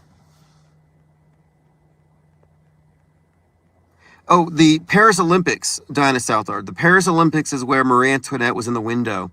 And the band playing was playing a revolutionary song to France, a French Revolution song. And the band is called Gojira, which is Godzilla. Godzilla's real name in Japanese. And Godzilla has everything to do with this because Godzilla is a metaphor for the nuke. Born on November 3rd. Interesting date. It's the date the One World Tower opened up. But November the 3rd is Godzilla's birthday. And I think his birthday is 46. I got to double check. But again, he was basically a personification of the atomic bomb, just kind of like a metaphor for the bomb, this big monster. And so Oppenheimer comes out adjacent to Barbie, and they made jokes about Barbieheimer. But what I was suggesting is that the Godzilla, which came out the same summer, is part of the same concerted messaging as Oppenheimer. And I watched that movie, and I was doing some comparison, and it's pretty fascinating. We may have to go back and revisit it. But it may all tie into this theme of the nuclear submarine, like Hunt for Red October, which became part of the conversation after Alec Baldwin shot the Helena Hutchins, who's from a place where the book by Tom Clancy takes place. And of course, Alec Baldwin was in that movie. Tom Clancy has often been credited with being almost prophetic in his books. And he talked about this. He talked about, I think there's some kind of connection. I don't know if the CIA talked to him or something, but he brings it up, how his work has been looked at as almost too prescient, like he knew too much. But again, this is ridiculous. If you remember, on 9/11, the space station saw 9/11 from space. And back then, the special effects were way worse. They had a handheld camera, and they're zooming in on New York, and they see smoke. And he's saying, and this is the American astronaut. I mean, the rest were cosmonauts at the time. So he's watching 9/11 happening from space, and he brings out a trumpet, and he plays taps. But his story gets more ludicrous as it goes on. But the main thing is, he says that while 9/11 happened, they were all sitting around listening to the audiobook Sum of All Fears by Tom Clancy. And they thought, wow, it's just like the book. Busy56 says the new show on HBO, The Chair Company, CC33, has a main character going down the rabbit hole and becoming a conspiracy theorist. It's really good so far and funny. Adam Cook says, CK's wife really hammed it up when giving her eulogy. She's dripping with Duper's delight. She knows he's not dead. Now, something about that too, and this is something for the coincidence theorists to contemplate. If you are accepting of the fact that 910 was a psyop, then you must also accept that they were actors. And if she's an actor, everything she has done on the world stage has been on purpose, by design, according to a script. Look how close she is to Trump. You think she's just winging it? So the fact that her character on the world stage tracks with her corresponding Hulu character in very significant ways dismisses any idea that it's merely coincidence. Psyops are aligned with the entertainment. That's a major guardrail. That's a major block. People who cannot figure that out are going to stay in the world stage. They're going to stay in the asylum. And you can't really hide behind incredulity anymore. It's not the same thing as skepticism. We know the difference. I have an article in the new book called Incredulity versus Skepticism. So the person who's incredulous dismisses something because it doesn't feel real to them or doesn't feel true. They dismiss it. They don't care about the evidence. So they're low information disbelievers. A skeptic says, I don't know if it's true or not. Let me get all of the facts, and then I'll assess these. So it's the difference between a straw man and a steel man. The skeptic will take down a steel man, the strongest possible argument for the other side. The incredulous will burn a straw man, a weak characterization, a mischaracterization of the other side. So if you're burning straw man arguments, if you're burning straw men, don't pretend like you're a skeptic. You're merely incredulous, which is low effort and low information. But there's a lot of intel you're missing. That's what I meant by low intel. A lot of intelligent people use this argument. But the informed disbeliever is the skeptic. They're not incredulous. At this point, I'm not really incredulous about this. We have a working model. None of this stuff is mind-blowing. These coincidences are not mind-blowing to me. It's systemic fakery. It's evidence of, again, the deliberate entrainment between fake events that become part of our history. It's the history-bending events, turning points in our history, and the propaganda that prepares us for it. Thank you, Reality Witness. Tim's Studio Light Budget. Yeah, I'm actually out on the street, sitting in a driveway. Reality Witness says Jesuits are very bad guys. Well, the thing is, Jesuits are associated with stagecraft and theater and special effects, even like actors set on fire. I mean, they had special effects going back hundreds of years. So my choice of the name Insider, as in INCITER for the tabloid, is a reference to Ignatius Loyola. And so my expression was a twist on it. It's go forth and set the world stage on fire. And so inciter refers to, the incitement of an intellectual revolt. And also the word is something of a homonym for insider. And we're dealing with insider information. And of course, insight also suggests insight, because that's what we're really engaging with here. Certain insights. Piano on Dante says, this love story has to do with Trump, The Economist magazine, The World in 2017. Right, The World in 2017. We got to look back to The Economist. Magazine covers. You can't say these are coincidences. How many times has The Economist been prescient? Again, best example, look at The Economist, Winter Solstice 2017. The new shape of Chinese influence, sharp power. And on the cover, it's got a globe covered in spikes. It's red where China is. And if you just covered the whole thing red, it would be a COVID ball. Sharp power, the new shape, novel corona. The new shape of Chinese influence, the new shape of Chinese influenza. The novel shape of Chinese influenza. You see novel corona, red spike ball covering the world. And that's 2017. I think in 2000 and it might have been 8, The Weaker Sex, The Economist. The cover has a guy with a red hat who looks like MAGA but this is 8 years before MAGA. And he's sitting inside of a male symbol, but the symbol's been turned down because males are oppressed to the right. See, this is classic though, because 8 years before MAGA, you have a guy in a red hat inside of a male symbol turned down that looks like a Q. So you got Q and red-hatted MAGA inside of the Q.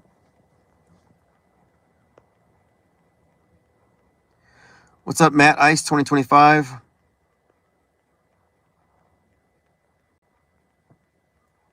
Oh, that's interesting.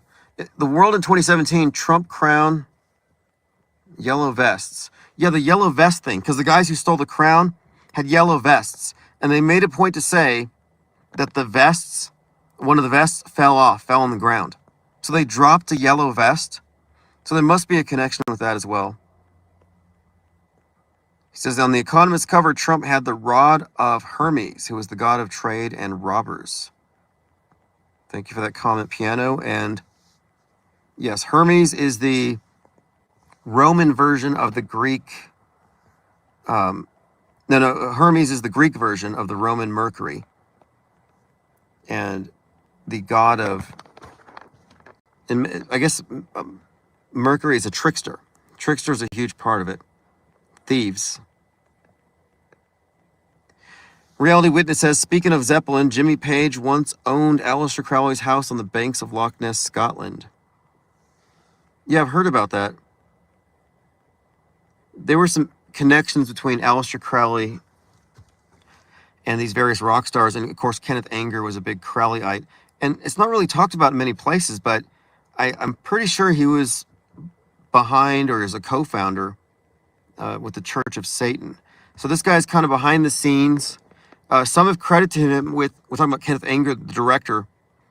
He's been given some credit for having conceptualized the first music video. Like he was putting together music videos, I think, for anybody. Very experimental stuff. I've watched most of his stuff, and a lot of it's not great. Not what I'm really into.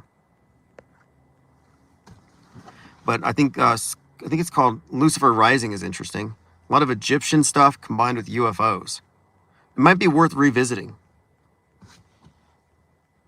Reality Witness says the Statue of Liberty represents Lucifer. Yeah, I thought so too. Isn't it made of copper?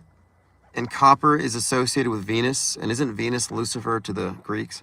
There's a lot of connections there with that one for sure.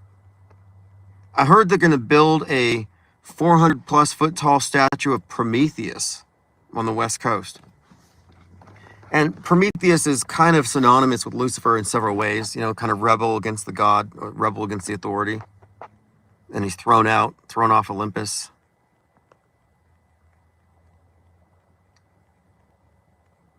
Interesting point, Lean Dion says, feels like the concurrent programming will continue to increase moving forward as the world stage gets more chaotic since COVID's it's been hyper. See, that's a good point too. It seems like they're putting out more content. More content means more opportunities to point out the programming in progress. It is saturated. And you're right, this is a pattern. Again, if it's a fake event, it's going to have certain indicators, certain hallmarks. And if it's fake, it's going to be blasted everywhere, and it's going to connect with programming in the entertainment, almost without fail. And someone had, this is one of our debate points. Someone had said, well, can you show me an example of a PSYOP that didn't have these aspects attached to it? And the idea that the fact that I haven't was kind of made to suggest that I'm cherry picking. And I'm saying, no, we have very specific criteria for what we consider to be predictive programming or a fake event for fake events. So these have to be mass mediated events. It has to be essentially inescapable. It's blasted on every platform. It's given inordinate amounts of attention. Like, why this particular kidnapped girl? Why this particular shooting? Meanwhile, other shootings that are real are never really processed by the media because the demographics are wrong. Like, they don't want to really focus on it unless it has a political utility attached to it.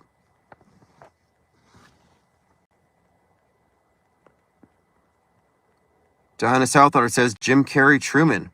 Yeah, Jim Carrey, The Truman Show.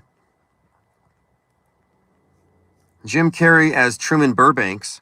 And Matt Gaetz grew up in that very house from The Truman Show. The Truman Show is where I got my first inkling of what I called the esoteric or the occult aspect of Hollywood at the time. I was trying to figure this stuff out because I realized the type of symbolism and subtext that we're finding in movies, or I was finding at that time, in no way could have been meant for the mass audiences.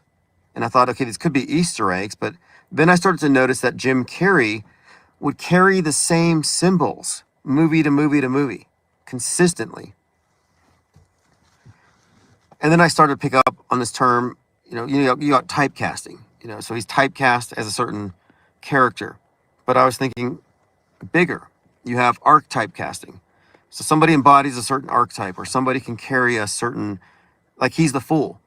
Jim Carrey's the Fool. If you don't know the Fool card, it's the start of the start of the journey of the soul. Begins at 0. The first card, the Fool, and it has a jester walking off a cliff with a dog next to him. And the idea here is that his head's in the clouds and he's falling into but it's also the beginning of the journey of enlightenment when you realize you're a fool. So the idea of the beginning of wisdom is, the beginning of wisdom is the recognition of how much you don't know. I'm getting it wrong, but there's a couple of variations of it about how the Fool card in particular would represent this. But Jim Carrey has this certain archetype, and in his various movies, he embodies that.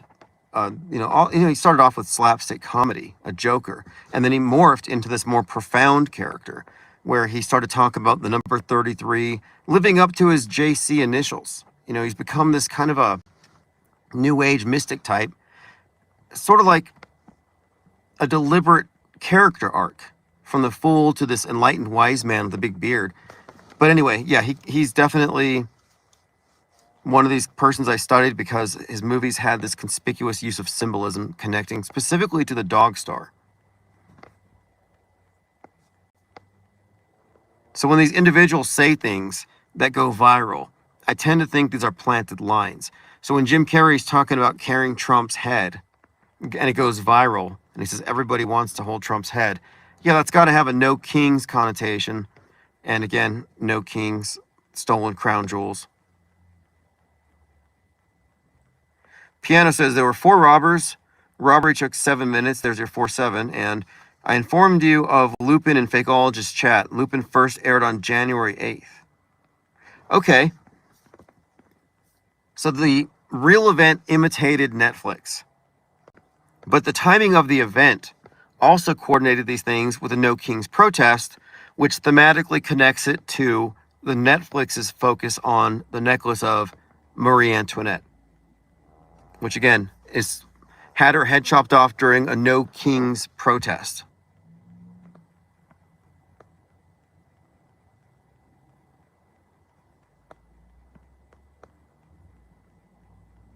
American Father says Tom Clancy, interesting now. I'm going to have to get all his books.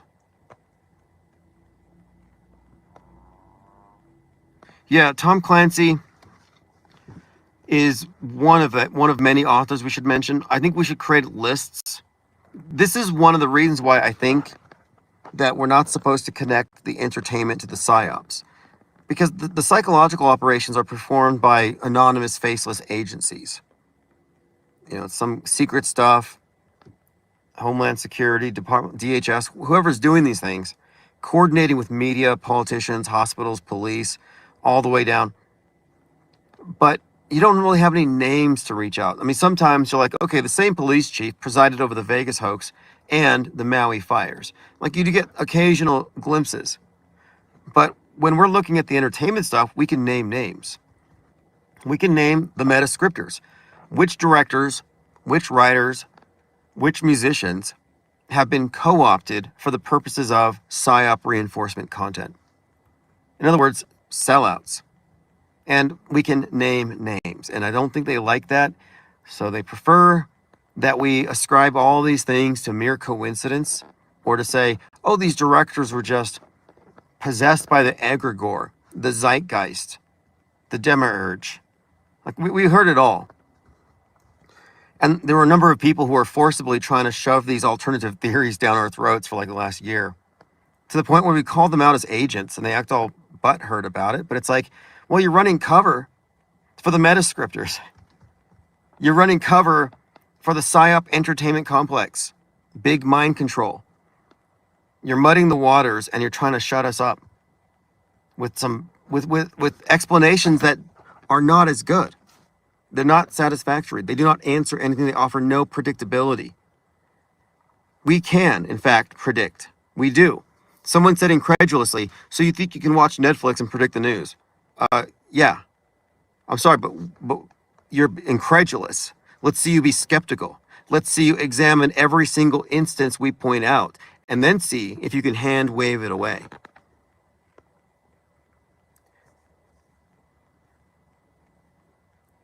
Lean Dion says, Erica's behavior has induced mass cognitive dissonance on even normies. Now, what's interesting about that is she has been viewed by many as possibly complicit, maybe even behind it. Some have correlated her with like a Jezebel witch, because Snake Eyes, Hurricane Jezebel, and her corresponding character was in the center of the conspiracy.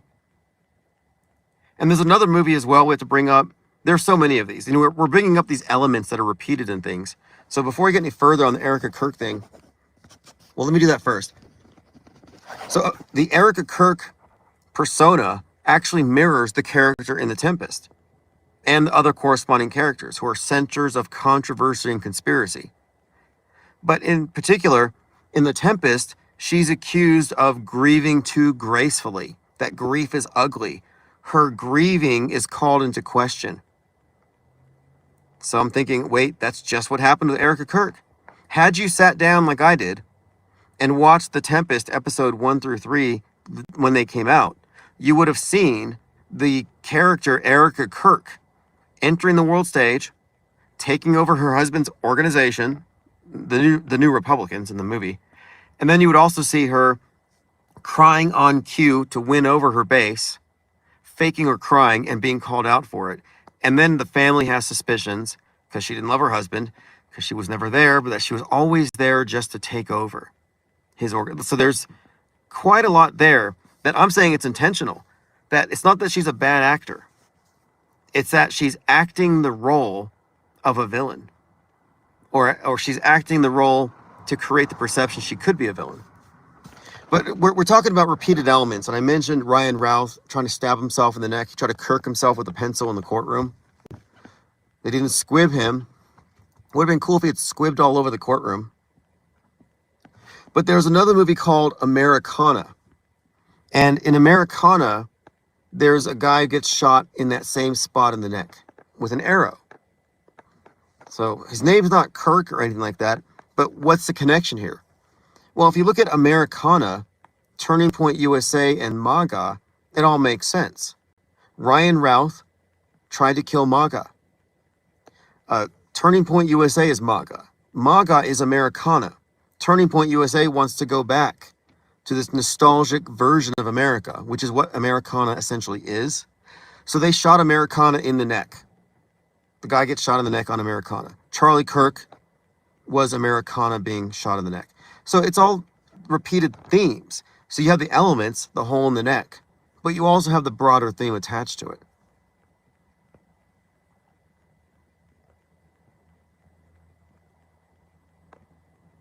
Reality Witness says, yes, Tim, let's set the world stage on fire. I like it. That's the plan. It's been the plan. I mean, we know what's coming. You think we're going to stop? Like, we're not going to stop this. We're going to add accelerant. And I haven't really been too big on pushing the fundraising, even though it's important, because I think we had to really hone in on the ideas and get our core on the same sheet first before we really invest into blowing up. But now is the time. We have our core doctrine, you could say. We have codified Not just auto hoaxing, applied skepticism, but also the model of the world stage and the off-world stage perspective. So I love my debates on X because they're very educational. And someone had said, I don't have any evidence. I wasn't there. I can't tell if it's real or true. And the implication is I wasn't there and we weren't either. So how can we know? So we have people push back against our certainty. And what I'm pointing out here is that their perspective limits them. Their perspective is mainstream. Their perspective is not inclusive of entrained psyops entertainment for the purposes of bending news and bending history. They don't have the perspective to see what we see, so they don't speak for us. It's like, no, you're limited to your mainstream box. That's fine. You can stay in Trutherville, pick up a Q pipe. No one's going to judge you for hitting that. Chop up some red pills. Go have the Kool-Aid at Alex Jonestown if you like. Just don't take whatever Candace Owens is taking, and you'll be fine. Like, if you want to have a warped world view, then by all means, don't get off world stage. Don't pay attention to what we're doing. But we're not going to stop. And the objective here is that we take down enough guardrails where those who have deprogrammed 80% of the way will figure this out. What we're doing is what we've created is a schism. And this is a breakaway. This is a third branch of media. It's a duopoly. Mainstream alternative is the same thing. There is no platform for off-world stage. There's no platform for people who are psyop savvy, who know about the world stage and also the long-term effect of fake news on our recent history. There's not a platform for it. You think Alex Jones is going to platform an off-world stager? No. We don't want to breathe their air. We're studying the architecture of the world stage and we're deconstructing it.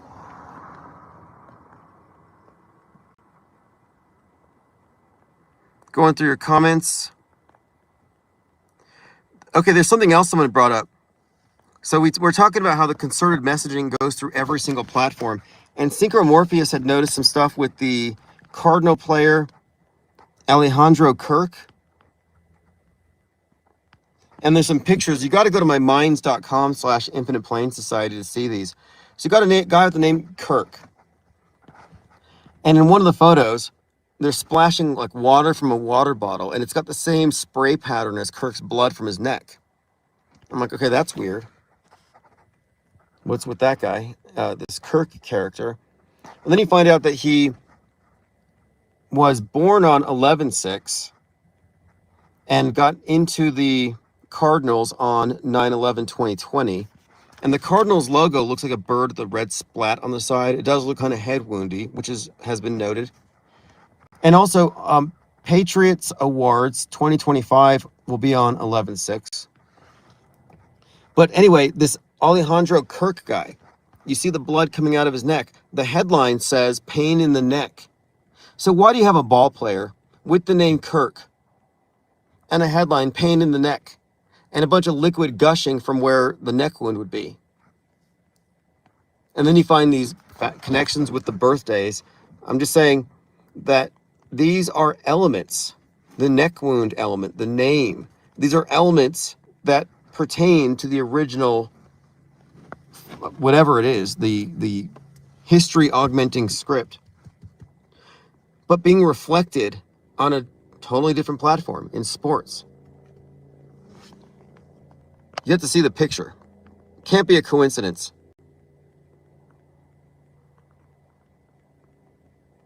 Lean Dion says, Jim Carrey had a well-televised red carpet Truman Show awakening moment at an awards show. Yeah, seems to me that he's an actor portraying somebody going through some kind of awakening. Penguin Auto Hoaxer says, Jim Carrey murdered his wife. Busy56 says, the story is his girlfriend committed suicide. I haven't followed too much into that. I'll have to look. Probably fake.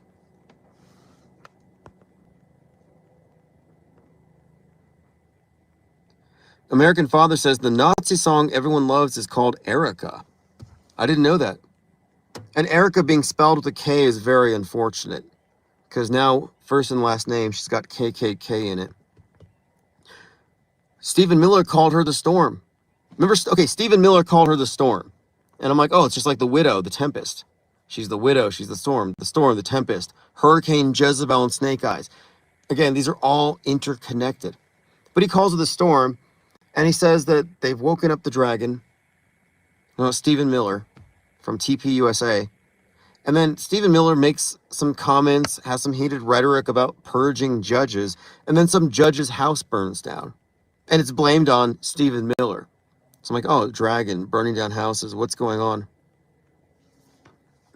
Anime Gematria says, finally finished Tempest today, lots of nuke propaganda. Yeah, I haven't gone far enough because my Hulu expired, but the scene after she cries before her audience, they show a nuclear submarine and a missile going up into the air. So I'm thinking, okay, the Storm, the Tempest, there's something coming. If we're going to use Netflix as a judge, and I'm just saying, these aren't hard predictions, these are extrapolations. And the extrapolation I've made before from the work of Jonathan and Christopher Nolan is that there is a fallout situation that might require widespread lockdowns in the future.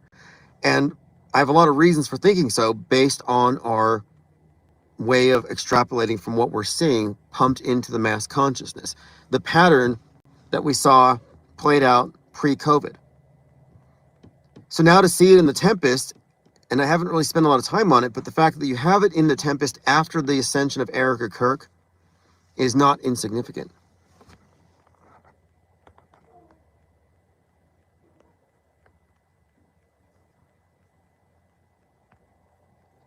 Okay, let's see here. Going through your comments. Pippi Langstrup, thanks for joining, says, I know what I don't know thing. Well, we have known unknowns where others have false explanations. And it's better to have known unknowns. It's better to have a bunch of questions that need to be answered rather than having a bunch of wrong answers that prevent you from seeking. And that's the difference between a believer and a seeker or a knower, an understander. We take the position of informed disbelievers. Informed disbelief is better than low information belief, and it's better than low information disbelief. So credulity is bad. People who are just credulous, they believe everything. Incredulity is bad. People who flippantly disregard, don't believe anything. So don't be credulous or incredulous, be informed. An informed disbeliever. You can be a non-believer. People who believe in the world state church of media, however, won't understand what you're saying.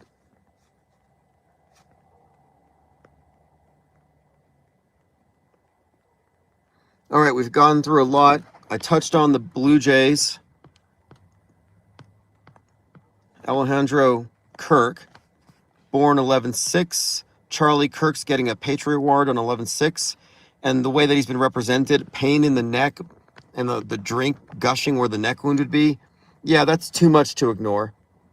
We talked about the connection between the crown jewels being stolen, the No Kings protest, and as Inside Edition pointed out, Netflix echoed, it had echoes of Netflix because the show Lupin features similar robbery, but it's the necklace of Marie Antoinette, which again connects to a previous No King. You see how layered it is. It's too layered to just dismiss it lazily as a coincidence. And the evidence here, because of I would say the political utility of these various psyops, the evidence is highly suggestive, or I think it's conclusive, that the origin of it is the same entities that are doing the psyops. We don't need to talk about dark occult societies or simulations or any of that stuff, because no, these events have a political utility. They influence the masses. This is a pattern already. It's very well established. And the predictive programming is a part of that process. What's up, Mango Penguins? We're 78 minutes in. Plain Dakota says, perhaps they're going to resurrect some kind of alternative version of the authoritarian control of recent German history. Well, history does rhyme. It's highly unoriginal. That's what I've been pointing out. That these rabbit trails that truthers are following, they're chasing after Candace Owens and Ian Carroll and Alex Jones. And those guys are driving in expensive cars on well-paved rabbit trails. Like, oh, look what we just discovered. No, it's not new. You know, back when JFK was shot, there were debates. Was he shot from the front or the back? Same thing with Kirk. And one other point here I have to make is that we did not say the Kirk thing was fake based on the video. That is not our sole reference point for this. My contention is that the video is not enough. And I also am certain that the special effects are only going to get better, and it's become increasingly difficult to see through these things. So if your basis for saying it's fake is it looked fake, that's low information. The basis for knowing it's fake is derived, I would say, from the entire media echo chamber. The predictive stuff, the concurrent stuff, the celebrities that were involved in this. I mean, you had the resurrection of Charlie Sheen out of nowhere. September 10th, Charlie Sheen's back on Netflix. He goes on the top podcast in the world, Joe Rogan, and they're talking about the JFK assassination, conspiracy theories, Lee Harvey Oswald. And then Charlie Sheen shares an anecdote about getting sniped from the balcony and it hit him in the eye, whatever it was they flung at him. And then they talk about Charlie Kirk getting shot. So what I'm pointing out is the name Charlie, conversation of JFK, deliberate associations, the reference to being sniped, and then Joe Rogan says that was a great shot. Duper's delight on both their faces. And then Joe's like, should we talk about it? Charlie Kirk just got shot. It's like you knew.